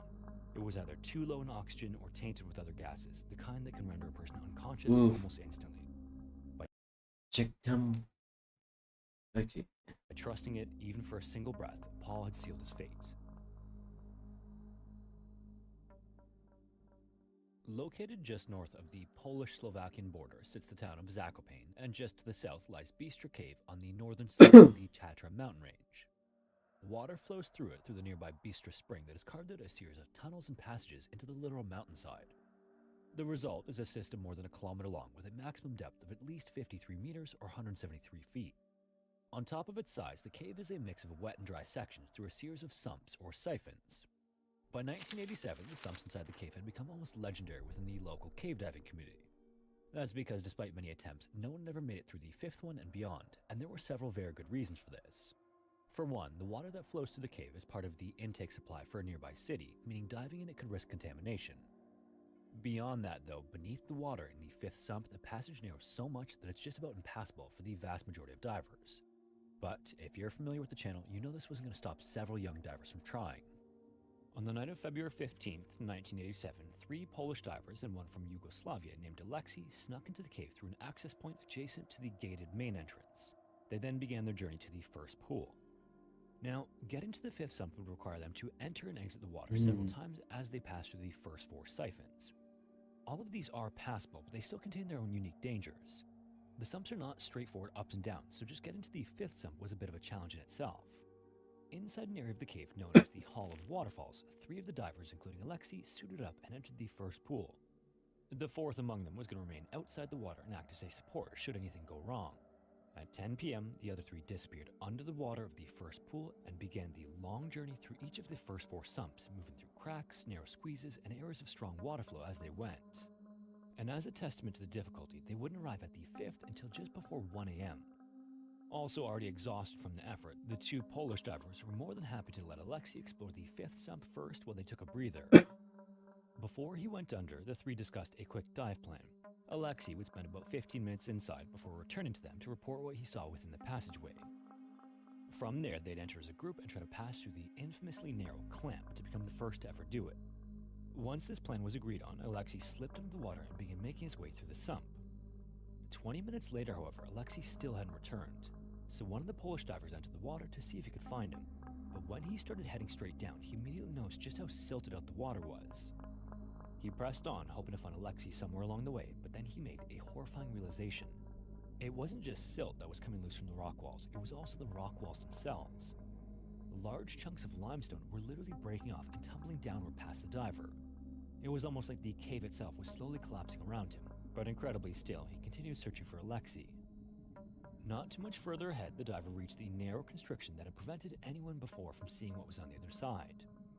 For just a brief moment in his search for 𝙂𝙤, he paused and marveled at the extremely narrow crack. It was only about 2 feet or 0.7 meters wide and 6 feet or 2 meters tall, and it was immediately clear to the diver why no one had dared to enter it, and he wasn't about to give it a shot right then. So turning his attention back to the search for 𝙂𝙤, he spun back around and began making his way back toward the entrance to Sump 5. When he finally surfaced again, he still hadn't seen any sign of 𝙂𝙤 other than the silted out cavern. As the 2 divers waited at the sump entrance once again, bubbles started to rise from below. They were certain that 𝙂𝙤 was about to surface, and now that they were pretty sure he was okay, they were annoyed that he didn't follow the plan they agreed on. As they waited, more and more bubbles came to the surface, but after about 20 minutes, there was still no further sign of 𝙂𝙤 himself. So once again, one of the Polish divers entered the 5th sump to look for him, but visibility was now down to about 8 inches or 20 centimeters. The sump was now nearly impassable due to the amount of silt suspended in the water, so the diver turned back around and resurfaced. For another hour, the 2 divers watched as the bubbles broke the surface until they abruptly stopped. When that happened, they knew something was wrong, and the 2 immediately started making their way back to the entrance of Bystra Cave to get help. At around 6:15 a.m. on February 16th, members of the Polish mountain rescue organization known as GOPR arrived at the cave. As soon as authorities assessed the situation, they called in the Warsaw Diving Club to assist, but it wouldn't be until 10 p.m. before they finally made it to Bystra. Then another 3 hours later at 1 a.m. on February 17th, so exactly 24 hours since 𝙂𝙤 disappeared, divers from Warsaw entered the sump. After descending a few dozen feet, however, they experienced the same conditions 𝙂𝙤's Polish partners did. The silt made visibility almost zero, and chunks of rock were falling off the walls inside. So seeing no other option, they turned back around to regroup. Several more attempts were made at trying to explore the sump, but it was just too dangerous. After 9 hours of trying to just access the main portion of the passage, the divers had to call it quits. This wasn't a sign the operation had turned from a rescue to a body recovery, though. The hope at this point was that Aleksei had somehow made it through the narrow restriction and was now stuck on land between the 5th and 6th sumps. If this were the case, rescuers had the benefit of time, knowing that he could still be alive in there for a few days. On the flip side, though, if Aleksei had gotten into trouble in the water, he'd have been long dead by this point. Still, the rescue team members kept faith that Aleksei was just trapped on the other side of the restriction, safe in a dry section. The next day, another attempt to pass through the 5th sump was made by a set of Yugoslavian divers, but they only experienced more of the same: silt, falling rocks, and no visibility. One of the bigger consequences of silting in a cave is that sediment can spend days suspended in the water before it settles back down. The frequent attempts to enter the passage also only stirred things up more and more, preventing the silt from settling, but things were quickly getting to the point where waiting was no longer an option. And yet, for some reason or another, almost a week passed before another set of divers would get through the first 4 sumps and attempt to breach the 5th again. This time, they would try to access the 5th sump by using a separate entrance called the Crystal Siphon. The belief was that there was a connection point between the 2 passageways, and this turned out to be the case. Divers then used the benefit of the clear water in the Crystal Siphon to get into the 5th sump before reaching the infamous restriction. But, once again, it was just so narrow and visibility was still so bad that the effort had to be abandoned. And again, this was almost a week after he first disappeared. By then, with limited options, GOPR authorities were tossing around the idea of pumping the siphons clear of water to make accessing the 5th sump easier, but this was far more complicated than simply executing the plan. Approval would have to be given by the city nearby, which didn't come in until noon on February 23rd, and it took a lot of time to get all the necessary equipment up to the cave. It wasn't until 6 a.m. on the 24th, so 9 days after they entered the cave, that the first sump was emptied and work on the second began. Even just getting the water out of the first 4 sumps, though, was a drain on both time and electricity. The pumps required so much power that the electrical grid actually failed, and power couldn't be restored until more than 5 days later. By this point, it was seen as though there was very little chance that Aleksei would still be found alive. Pumping started again on February 29th, almost 2 weeks after Aleksei's ordeal began, but after nearly 2 days of pumping, the sump had only dropped a little more than an inch or 3 centimeters. The pumps on location just weren't strong enough to overcome the reflow of water, so the rescue team had high-capacity pumps brought in. Unfortunately, the difference in results with the stronger pumps was marginal. Between March 6th and 9th, the pumps ran 24 hours a day and only reduced the water level by about 6 inches or 15 centimeters. While all of this was going on, GOPR authorities discussed the possibility of bringing in divers from an esteemed French rescue organization. And as it became more and more apparent that the pumps just weren't going to be a match for the 5th siphon, the call was put out. On March 13th, around 9 p.m., several French divers arrived on the scene and entered the 5th sump for an exploratory dive, but another attempt to find Aleksei wouldn't occur for another 6 days. More than a month after Aleksei disappeared, the French divers and a support team entered the finally clear waters of the 5th sump. Only about 33 feet, or 10 meters down, they discovered Aleksei's lifeless body completely tangled in his own guide rope. Carefully, the divers cut him free and brought his body to the surface of Sump 5. After an examination of the scene, authorities put together a reconstruction of what they believe happened to Aleksei in the early morning hours of February 16, 1987. After having a discussion with his fellow dive partners, Aleksei submerged into Sump 5 and began a vertical descent through what were the clear waters ahead of him. It's believed that he actually made it through the extremely narrow section called the Clamp, becoming the first diver on record to do so. It's thought that he then surfaced on the other side, where he attached a guide rope. After attaching the rope to the dry section between Sumps 5 and 6, Aleksei re-entered Sump 5 about 30 to 40 minutes after first departing his partners.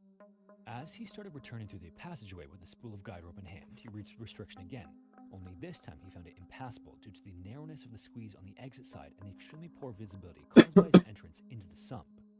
Upon realizing this, instead of turning around and returning to the dry section between Sumps 5 and 6 to wait for help, Aleksei panicked. And in doing so, he started to become entangled in the guide rope in the low visibility conditions.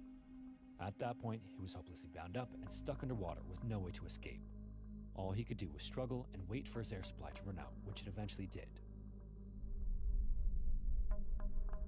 If you made it this far, thanks so much for watching. If you have a story suggestion, feel free to submit it to the form found in the description. Also, if you want to support the channel, consider joining the Patreon or becoming a channel member here on YouTube. Ooh. And once again, Yay, got an thank extra you to hour. Matt for sponsoring this. Yay, got an extra hour. Yippee.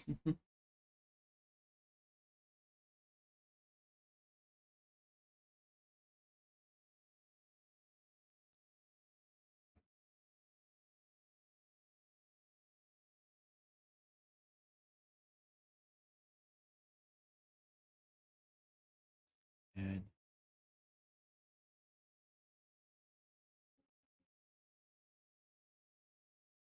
Yippee!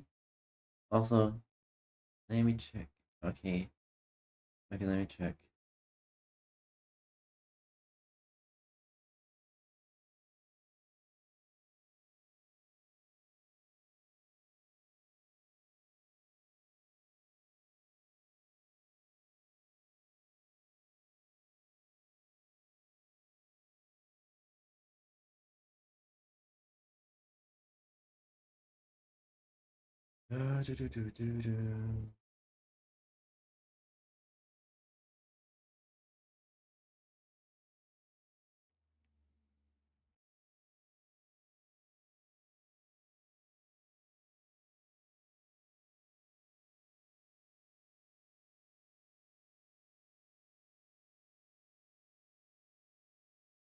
Contact.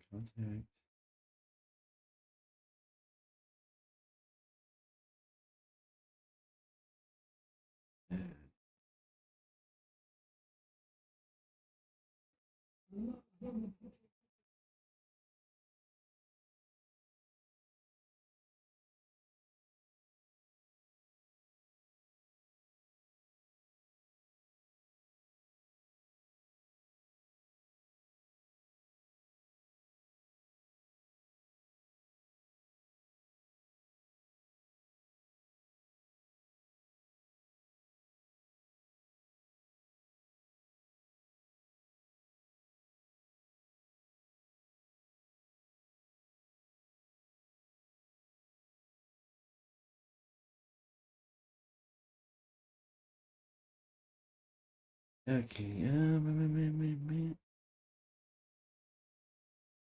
hold on, chat.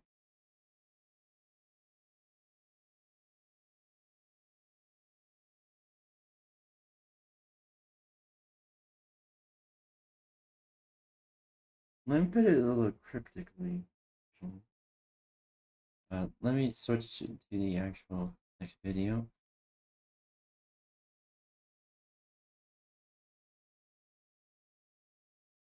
Oh, come on.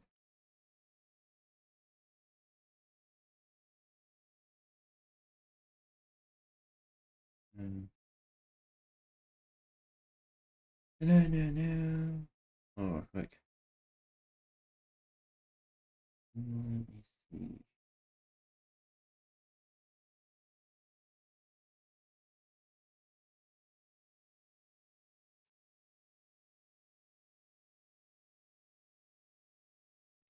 Hey, what's your favorite cartoon?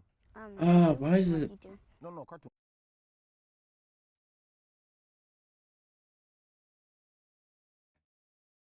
I hate when it fucking. Hey, what's your favorite cartoon? Hey, what's your favorite cartoon? There we go. I watch YouTube. No, cartoon. Cartoon? Mm-hmm. You don't watch cartoons? What are cartoons? Damn, what? I'm not that old. Is it like when they have ads? What? You ain't never seen Tom and Jerry? Cartoon Network, Nickelodeon. Hey Arnold, you ain't never seen Disney Channel? Max and Ruby? What? Ruby and Max? Nope. When I was scrolling on TikTok, I saw this clip and it officially solidified to me that Gen Z's era is officially over. After years of making fun of millennials, it's officially caught up to us. And although the last Gen Z year is 2012, which only makes someone born then 13 now, guess what? If you know what a cartoon is now, you're officially what the kids call, and I'm gonna be referring to things from now on as what the kids call it because I've reached that point, unk status to Gen Alpha kids. It's so wild that Gen Z and millennials grew up with things similar and Gen Alpha kids are in a complete different stratosphere. So I want to talk about some of the things that Gen Alpha won't grow up with or what they'll have to adapt into society with. And one of the main things I feel kind of bad for them is having to grow with constant cameras 24/7. I can't even envision a world anymore without social media or people recording things in public. And yeah, although most of Gen Z also grew up with a lot of cameras in our face, I would say for most it was a mix of an offline childhood with an internet world. Like for one, we were still watching cartoons on TV and had our childhood networks we watched, waiting for a new episode to drop and watching it on TV. I remember like clockwork pulling up to the TV ready at night to watch the new episode of regular show or Adventure Time. Also still touching grass and having the whole block just vibing around the neighborhood. Nowadays, people can't touch the sunlight around their neighborhood without disintegrating into pieces. The online world we grew up in was mainly YouTube and all the OG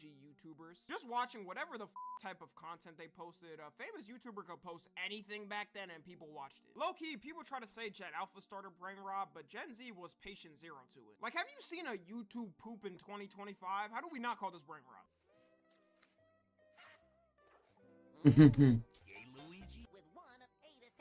I remember that. I remember that YouTube poop. That's fucking funny. It's fucking funny. What? But you know what? At least we can say one thing. This brain rot was made by humans. There was real passion in the bull. Yeah, it may have been brain numbing, but it was our creative brain numbing we put together. For Gen Alpha, there's basically zero offline childhood anymore. Other than them going to school, that's really all the IRL interactions they'll have for the day. Most of the work in school is going to be done on computers with the help of AI too, so, you know, no more creative paper learning. You'll see them run home with the swiftness after school ends to get their iPad because now phones are banned in school. And at the end of the day, that's something older generations are just going to have to get used to. I mean, with Gen Z, the way older generations were reacting over us looking at internet memes, they thought there's no way these kids are growing up normal. And look at us, we made it out perfectly fine. Your hair looks very bouncy.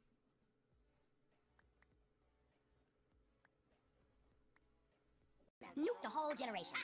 If it were up to me, I would drop an atomic bomb on the whole generation. I'm more worried about the online radicalization they're gonna face and how that's gonna with their brain. People gotta realize a lot of reasons why people may have an extreme ideology is because they grew up with it and it was drilled in their head from a young age. And when it's drilled so hard into you at that type of age, it's hard to break away from you because it kind of becomes your personality as well. But I think more than likely, a lot will probably just turn out how Gen Z did with the internet and phones. It is sad though that everything is filmed and they can't make the same mistakes other generations did. Like, no matter what age they say something on the internet, it'll be attached to them until the day they die. If they somehow put an archive of COD lobbies when I was an edgy dumb kid, my ass ain't ever getting a single sponsorship on this channel. But it's all good now because I changed, you know? As a kid being born now, at any time you risk being filmed. You could be born as a family vlogger kid, a fate some would say is worse than death. Then in the future, when you ask your mom and dad for pictures of your first birthday, they just pull up the video on YouTube with you in it that you didn't even know was posted. You can't even walk in public and talk to strangers anymore without risking talking to someone with meta glasses, which I think is going to become a problem in the future, especially with creeps. There's already a ton of people recording people without their consent, and all they got to do to conceal it is buy a little sticker to block the light from letting people know they're recording. You could at any moment be randomly recorded for a failed Riz POV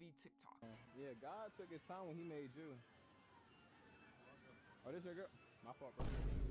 The only way to avoid getting recorded in the future is going to be locking yourself up in an insane asylum white room. Even dealing with the internet, they're not going to have a time using it where they're using it with no algorithms. And I know people will say the algorithms have always existed on social media, which yeah, is true, but not to the extent they are now. Algorithms nowadays are constructed to the point where they're as addictive as fen. You can't even get off the apps if you want to. Back then, the beauty of things was finding random rabbit holes and going down a whole genre on YouTube. Viral memes would spread organically through people randomly finding something funny. Nowadays, I can't even keep up with the memes myself. I feel like I'm 20 generations behind already with us. Before, you'd have like a couple of viral memes everyone knew universally. But now, because of TikTok, there's a new one every couple of days, and if you don't keep up with the evolutions of it, you're behind. The 6'7" kid has deadass turned into a whole Pokemon evolution course to the point the kid is now releasing a cryptocurrency.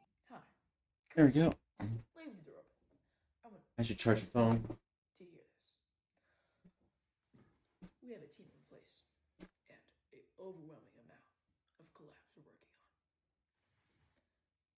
And we're ready to bring 6'7" into crypto. Anyone that gets scammed in this deserves it, and I hope he makes $1 million and never gets arrested. I can't get over the fact that AI memes are gonna be a thing that's typical. And I'm not talking about Sora 2 edits of people and stuff. I mean literally AI generated memes like Tung Tung Sahar, or any of the other brain rot AI characters, which they're selling plushies and merch of it and everything. Kids love it. What they're also never gonna experience is the prime of using physical media. Bro, I think even something like flash drives will be unknown to a lot of them. Because now we got cloud media and you don't really need it anymore. Nostalgia of pulling up to your homie's house and them having a collection of games.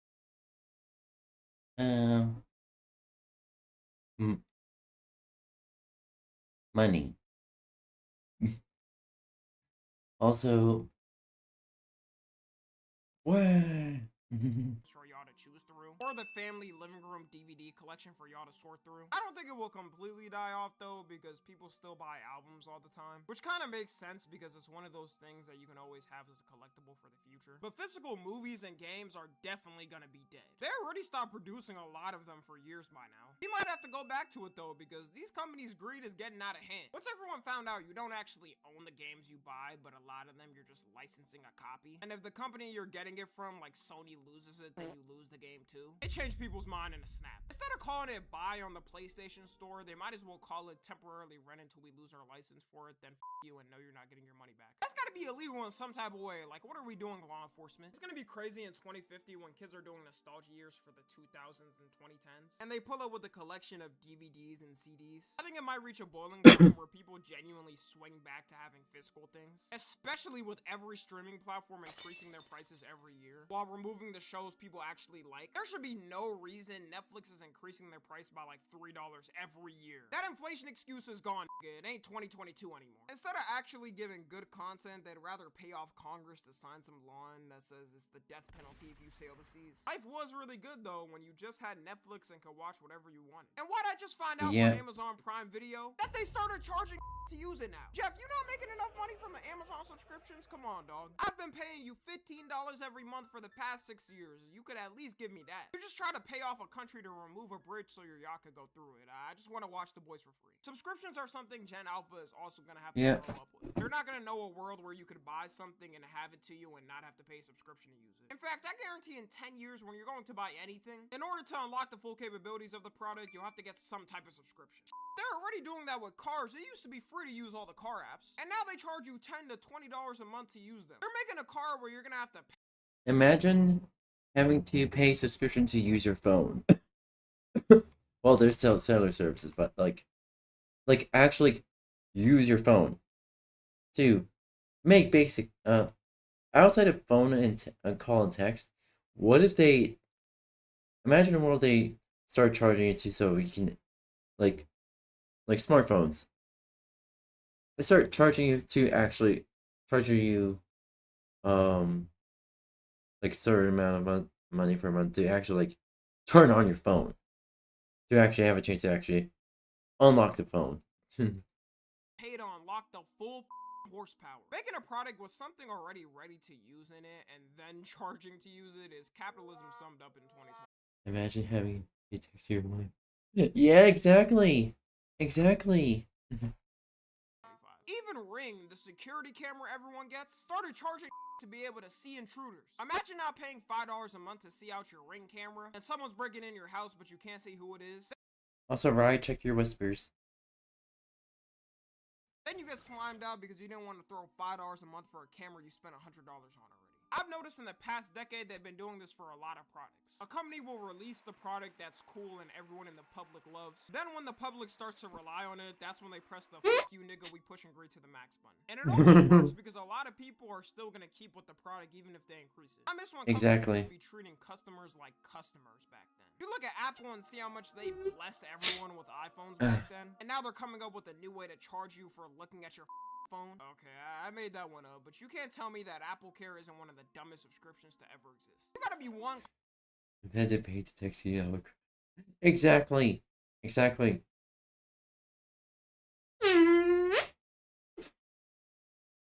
I'm betting my bottom dollar that platforms like Twitch and what else? And pretty much any other social media platform would start charging you to actually DM people. I mean, that's already kind of a thing with Blue Heart. However, and with I guess Patreon as well is kind of a thing already. But if it starts spreading throughout social media, and we're gonna be basically fucked. Clumsy motherfucker be paying over $100 every year on your phone for insurance. Put an OtterBox on it and call it a day if you're that clumsy. And the last thing they truly want to experience is things actually being affordable. And texting Aaron, you would be broke. Exactly. I would be broke as well. Things for us are already unaffordable, like houses for who knows how long have been cooked. But at least we could say we grew up in times with a dollar menu that actually costed $1. This is how I weigh the economy. Don't bring me this value meal bullshit at McDonald's. If the McChicken ain't $1, it ain't the same. It wasn't even too long ago that things were going down the right path. Actually, in 2019, for the first time in 50 years, the US unemployment rate was 3.7%. And a lot of the world's GDPs were growing. In fact, it was one of the strongest economic years of the 21st century. Then the big COVID happened, and we cooked probably the next 2 generations to come. Corporations decided to use it as a scapegoat to be greedy. The McChicken became $4. Every time I mention that, someone has a heart attack in a random part of the world. Even exactly. The average cost of a new car in 2050 is going to be between $90,000 to $133,000. And I know that price might actually... Imagine having to pay $1.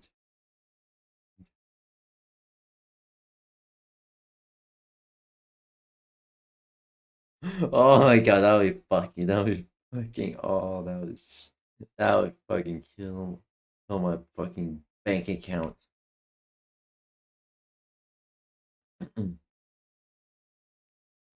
I mean, there's already well, in the world of the apartment industry, apartments, or pretty much, or housing or shelter industry, whatever you want to call it. They're using this third party. Almost everyone's using this third party service, and this third party service, when they want to, like, oh, we need you to verify your identity and your income, whatnot. For identity and specifically, yeah, exactly. But what I'm saying, what I'm getting into is that specifically this third party service, you have to pay to verify your identity, and you have to pay to get your credit score to verify your credit score. It is fucking bonkers. It is fucking bonkers. Be normal in that time compared to the income people will be making. But one thing you can guarantee is that minimum wage is gonna stay at $7.25. I can't fathom people are actually working for that much. Imagine working 8 hours and this is what you end up with. In a full week, you'll end up with a whole $290. Don't splurge. It's crazy that even the baseline prices for Gen Alpha is gonna be more. Like the basic trim of a Honda Civic will probably be $50,000. And they think the birth rate is bad now, just wait until the next generation. Shout out to the young parents and but I dodged the bullet not having a kid in this time. I genuinely will be 2 times poorer if I had a kid right now, and I'll probably be broke by now. And I don't even blame the Gen Alpha kids, because they'll probably be hunting for scraps by the time they're over. Anyways, that's gonna be it. Let me know how y'all feel about getting old and which retirement home you're picking. Follow me on Twitter, Instagram, and TikTok. As always, I love you guys consensually. And until next time, I'm out. Ooh, okay. Alright, chat. We're getting back into Minecraft real quick and play for about an hour.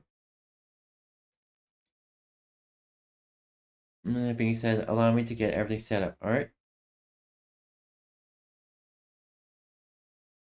Matinee.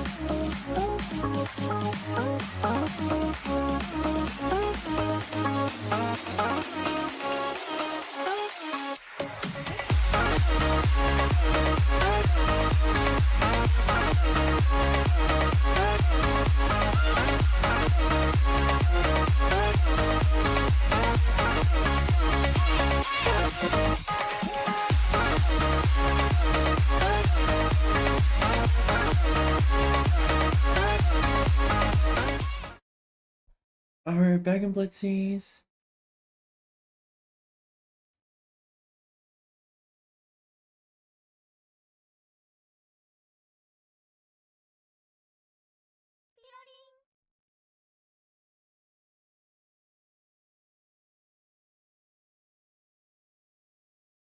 Alright. Right, getting to some Minecraft. Alright.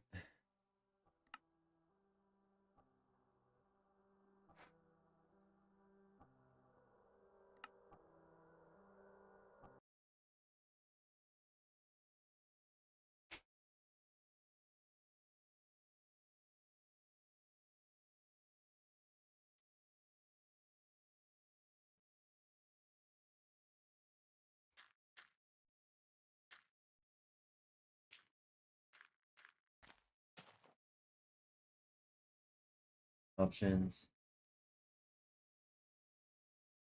Alright.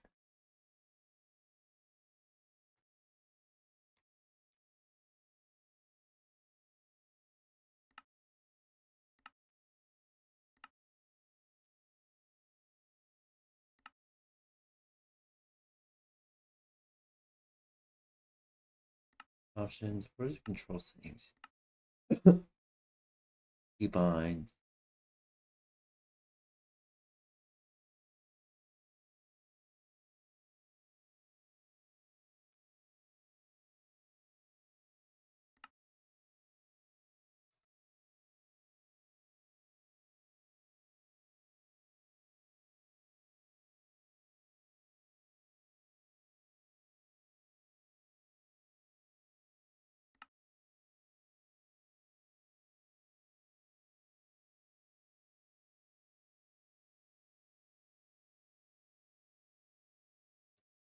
Alright.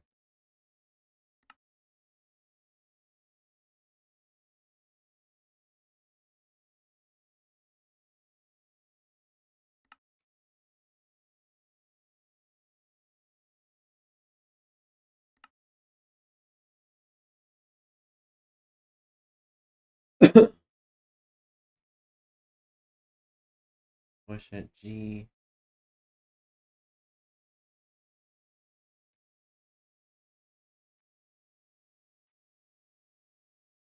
Options. Okay, I need to make sure keybinds is all correct.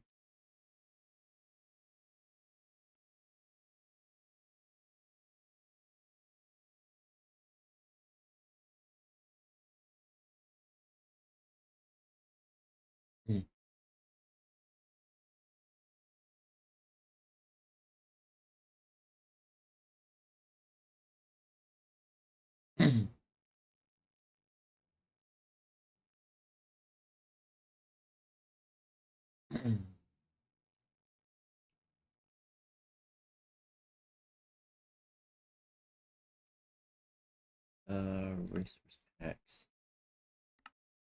Oculus.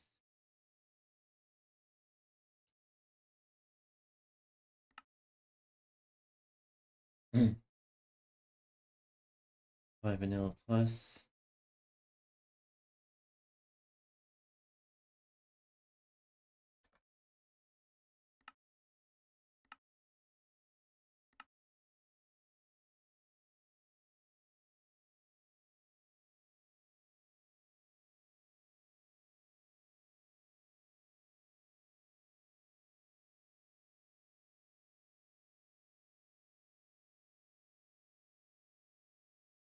Alright. As for mods.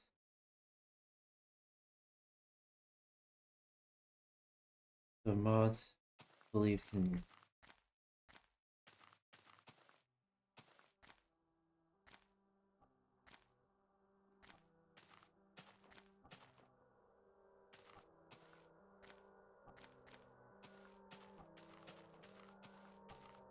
yeah, you're getting closer to 60. Mwah, mwah. Mwah. Kisses for you too. Mwah.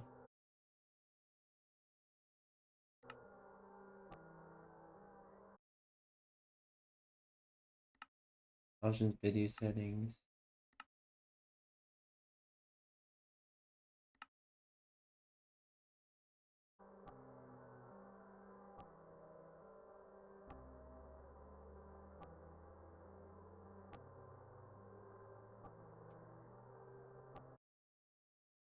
Making sure everything's good.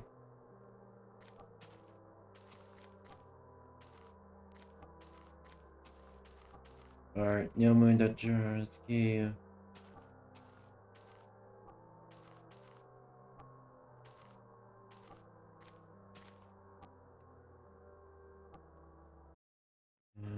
Options.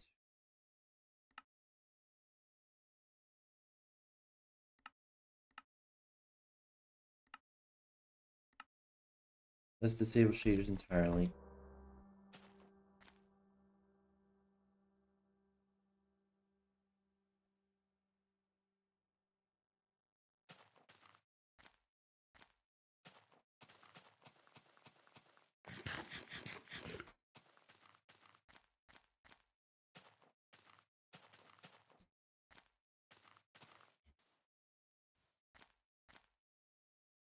Okay.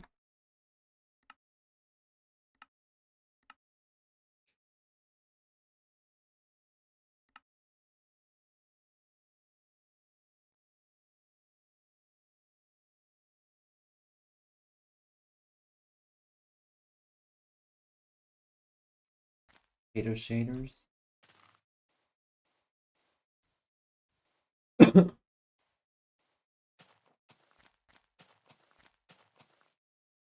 Okay, potato options.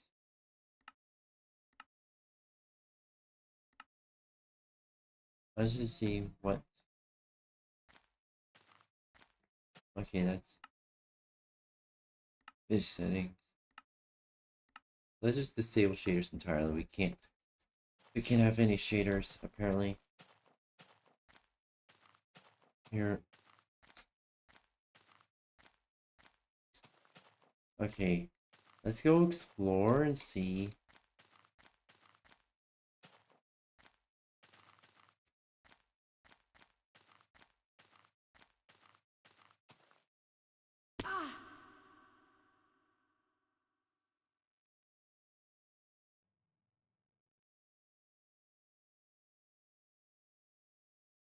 Well, um,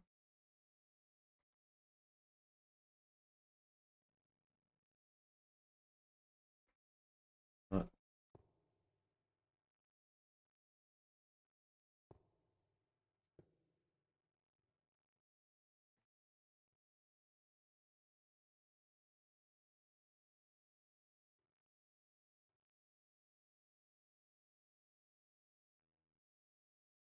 all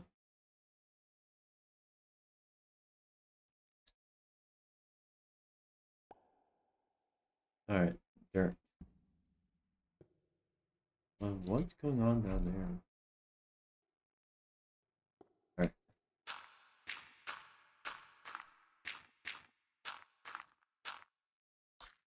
All right, there we go. Jeez, I'm sleepy already. You're sleepy?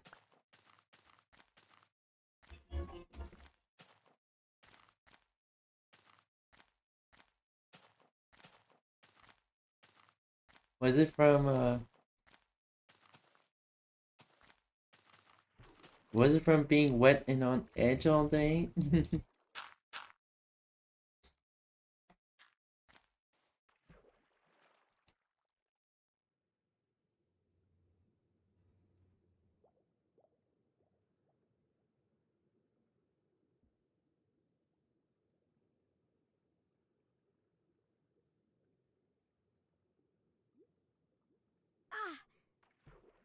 I could still.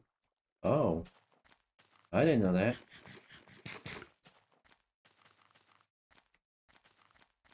Okay, birch forest. I just want to explore.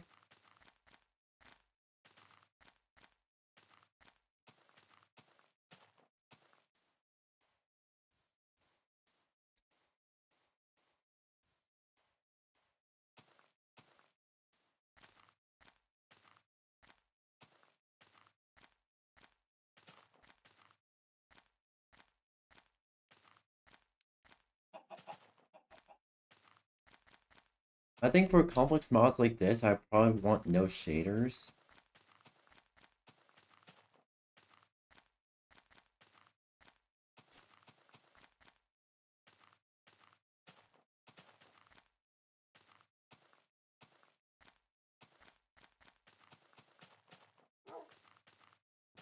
Ooh, doggos.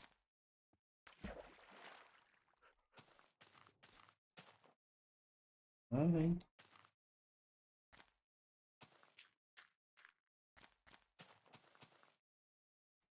Oh, that's a lot. What kind of...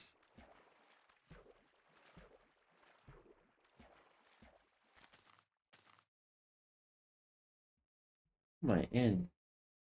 What biome am I in?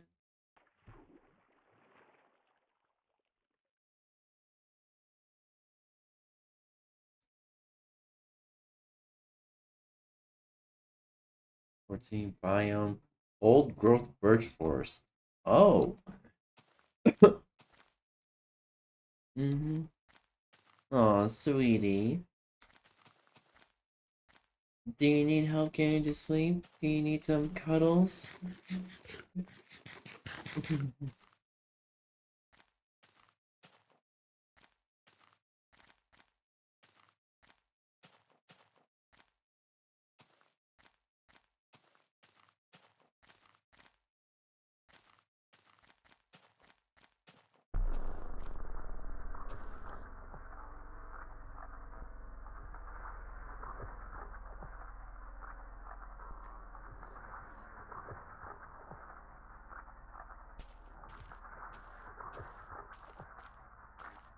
Jeez.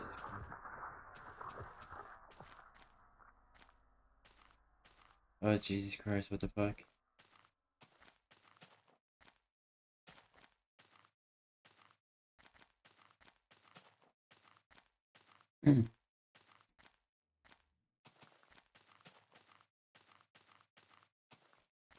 I wonder if I can... If I want to run shaders.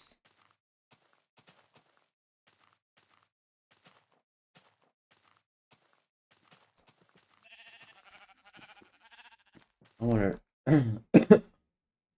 Options. Video settings. If I reduce this to 30 FPS.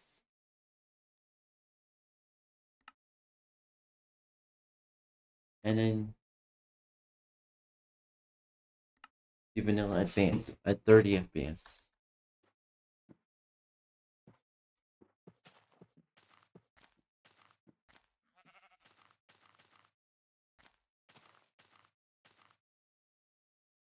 It's actually smooth, a lot smoother.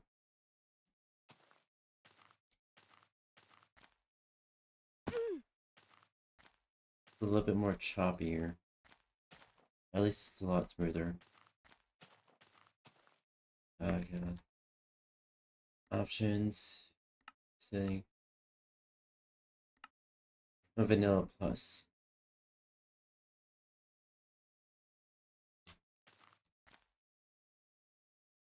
Yeah, if I want to run shaders, I have to run Minecraft at 30 FPS.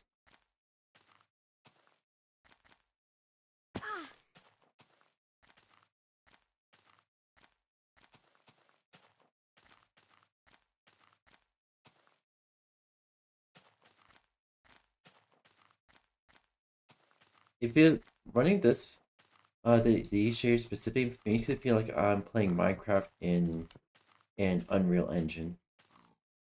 I might just get its volume. Okay. But yeah, I hope you sleep well, alright? Mwah. Mama loves you. Mama loves you, my blitzies.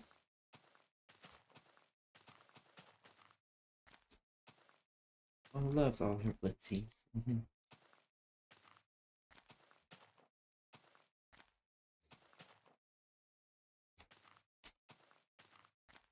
Love you too, Blitzy.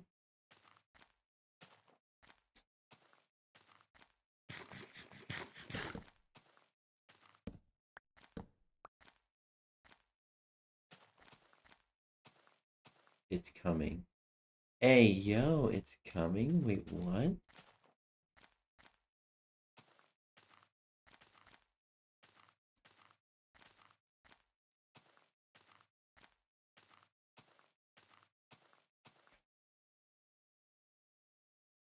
Okay, there's a model. This can...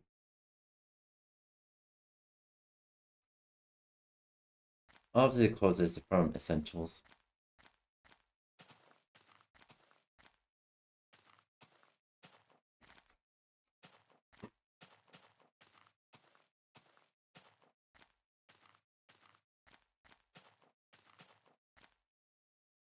You know what? I'm gonna say purposely when... yeah. Naps are good. Ooh.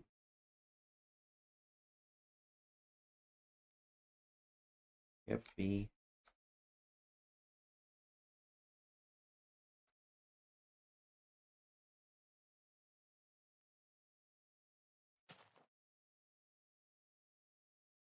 So smooth.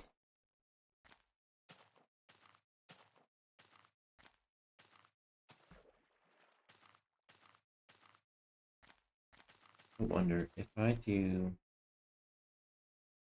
options.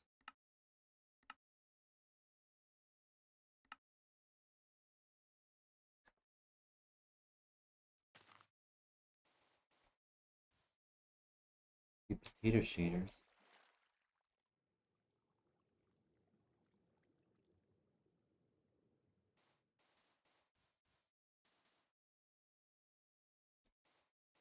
Oh, I don't like the motion blur in this.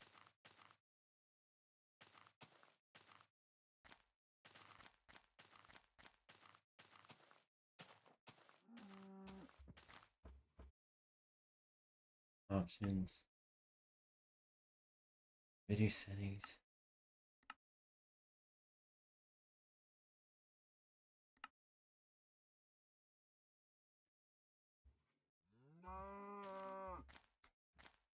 No advanced.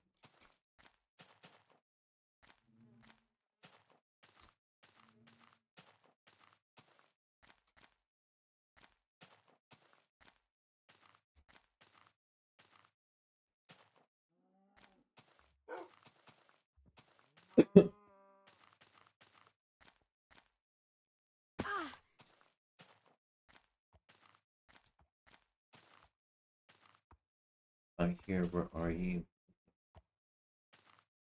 What? Slash.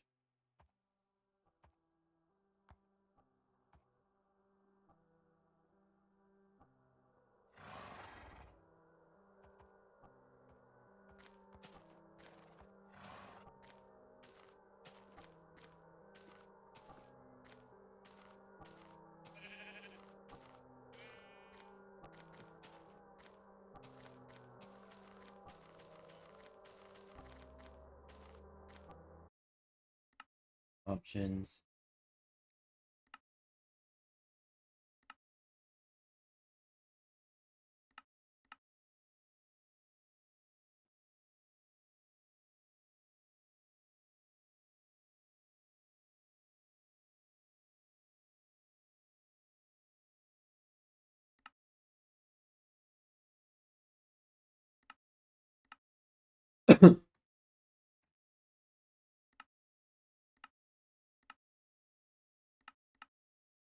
General.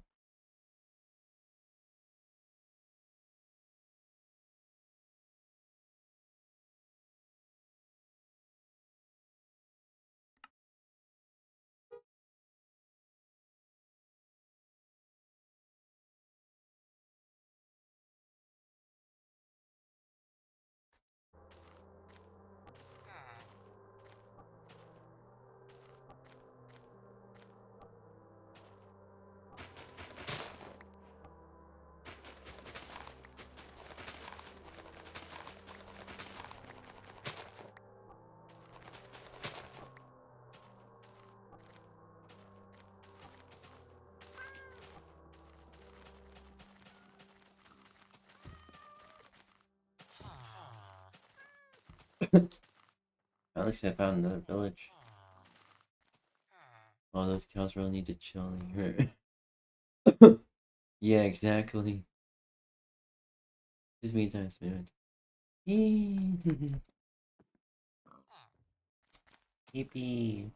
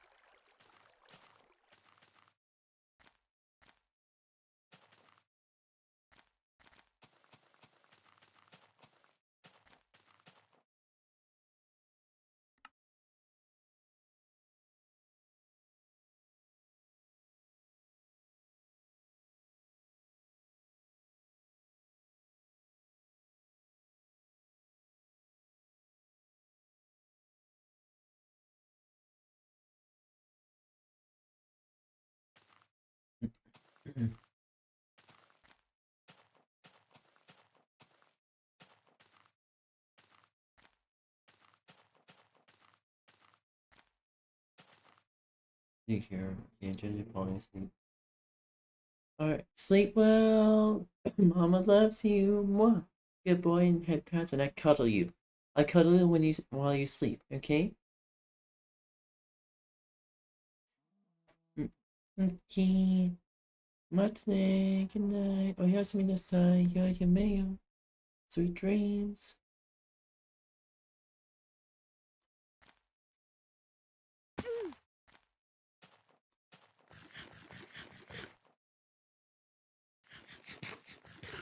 A little bit of flare effect, but not much.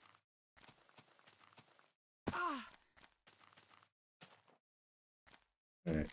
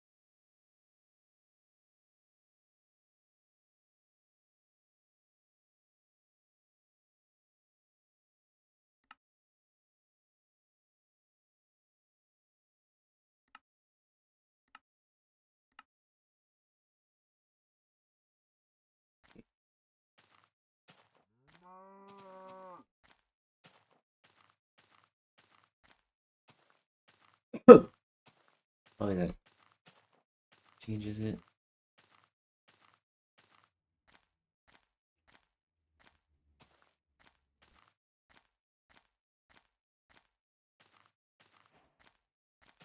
Advancement day bus.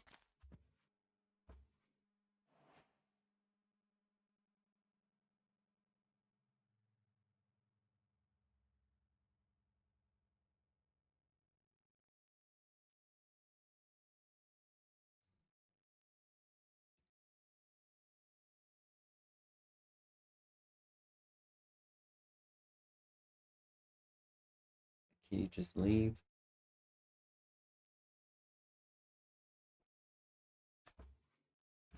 Alright.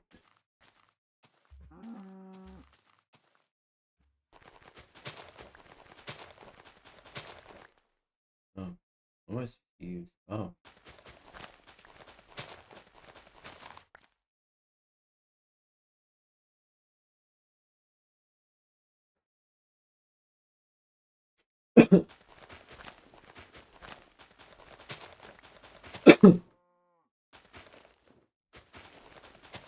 Oh. use.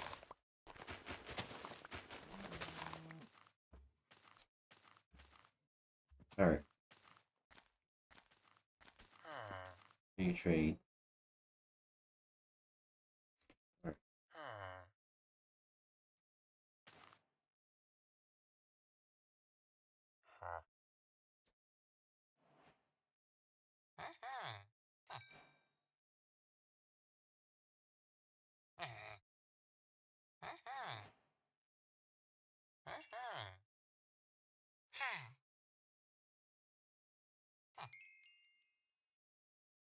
Alright.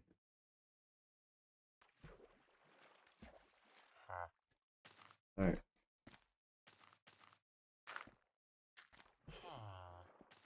Alright.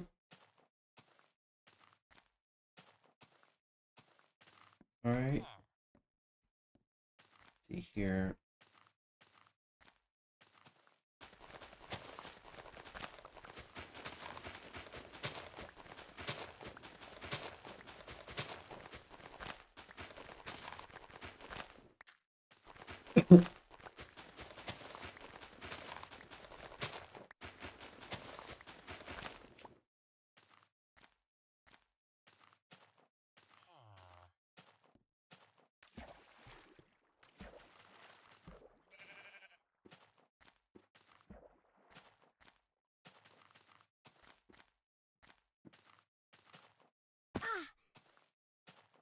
Hmm.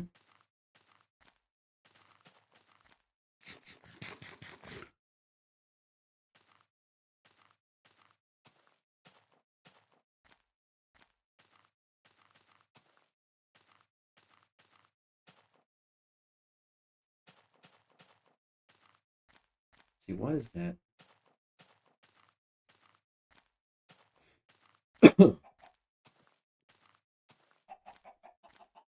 That.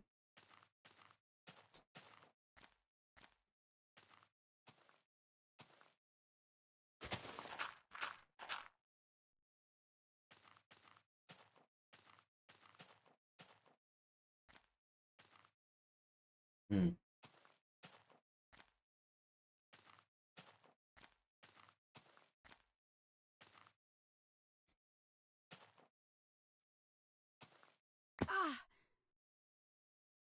Alright, let's go.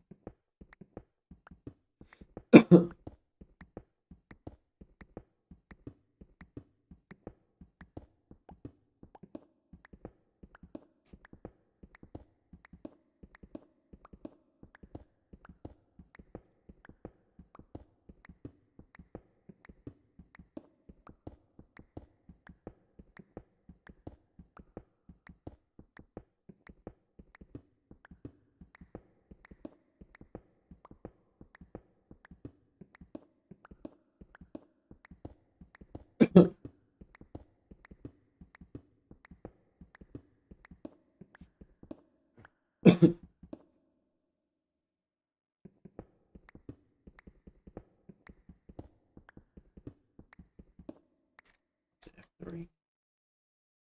9 coordinates. Alright.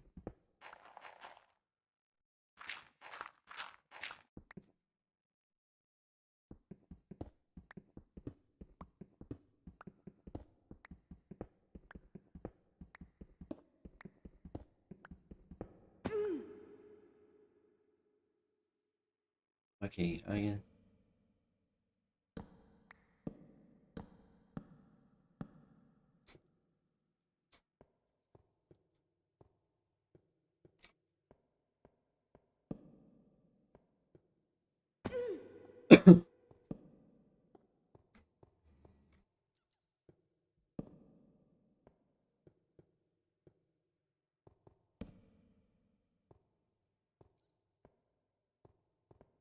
I'm not exploring this any further.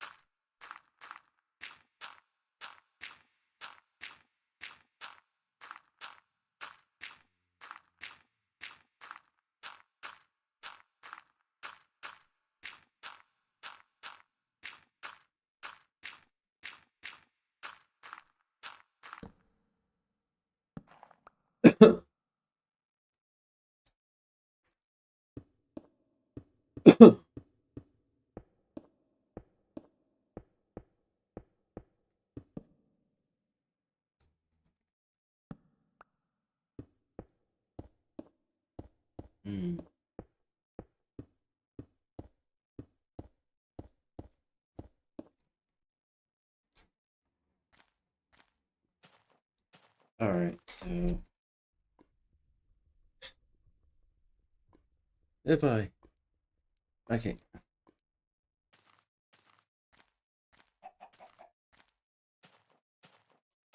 I gotta use the restroom chat.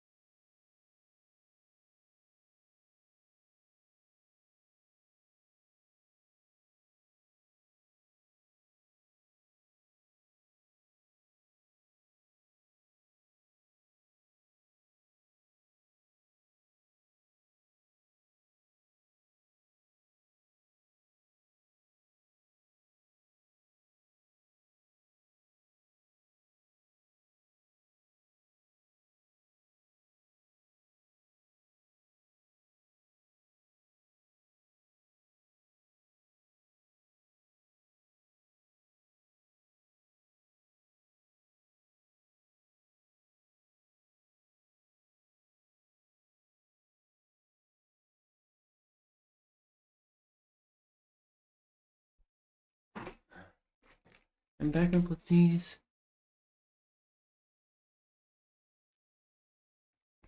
I'm going to hydrate first.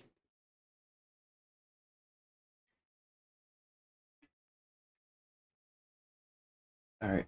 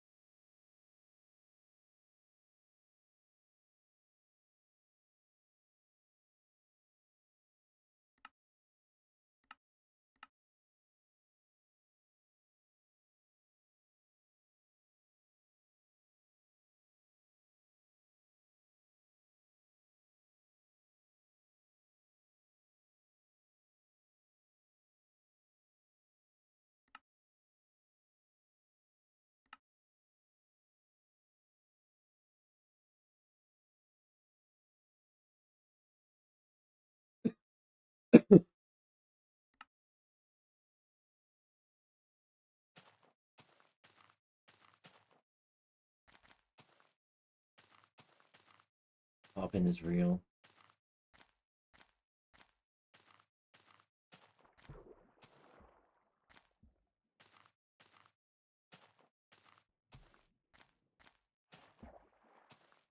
Run, run, run, run, run, run, run.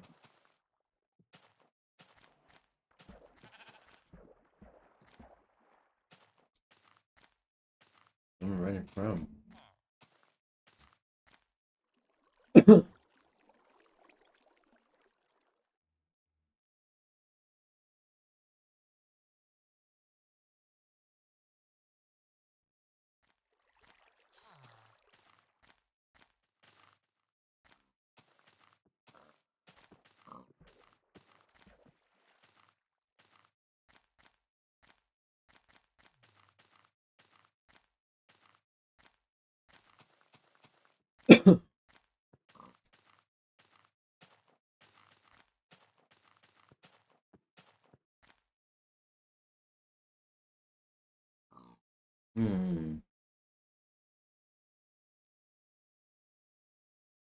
I've seen this kind of structure multiple times.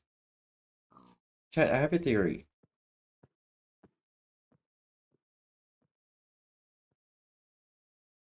Holy shit. Chat, I have a theory. What if, and hear me out, what if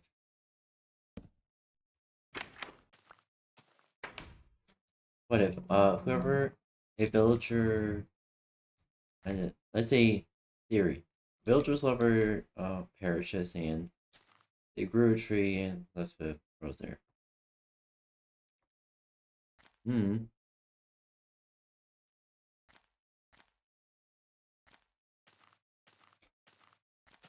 See here. I don't really think they have anything, right?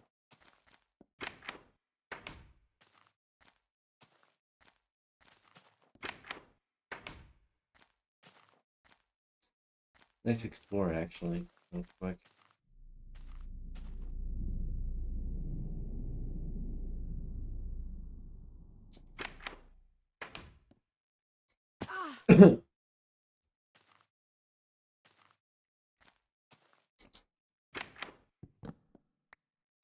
Your bed.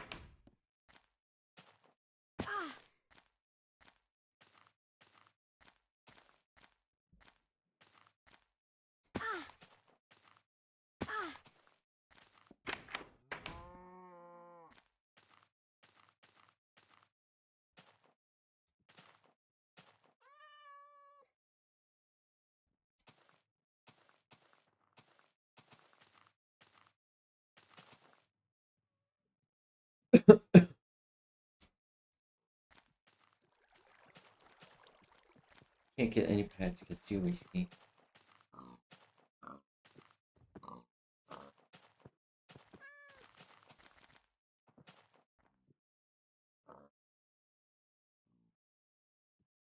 Should we?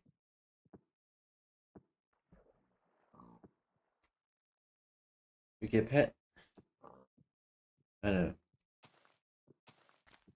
You're not in this world. My pigs.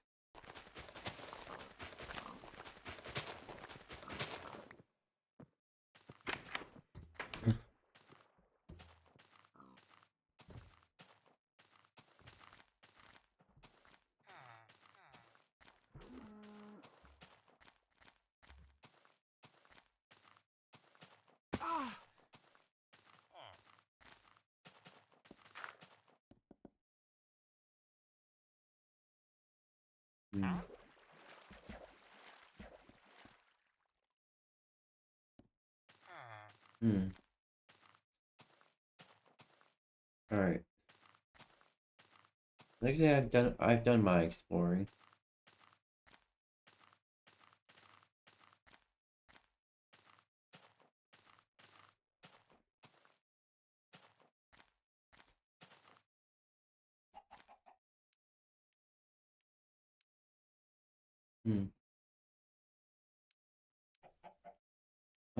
Shit. Yeah. Yeah. Yeah.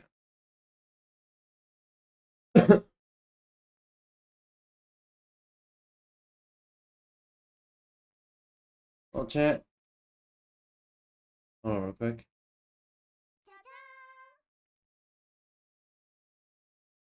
I just want to make sure I save before I accidentally close everything out.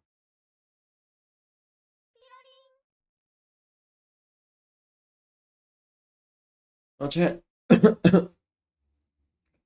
just want to say that thank you everyone for joining today's stream.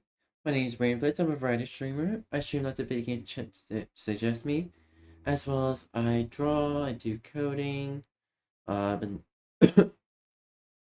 I promise to start the stream with coding on start the Sunday's variety stream with coding. Since I decided to skip it this stream. And then, anyways, I want to say thank you everyone for joining today's stream. Thank you everyone for watching today's YouTube VOD. I think it's just what I'm gonna do is just so relax for the rest of the night and just try to chill. That being said, I gotta get going on Blitzies. Bye bye, matinee.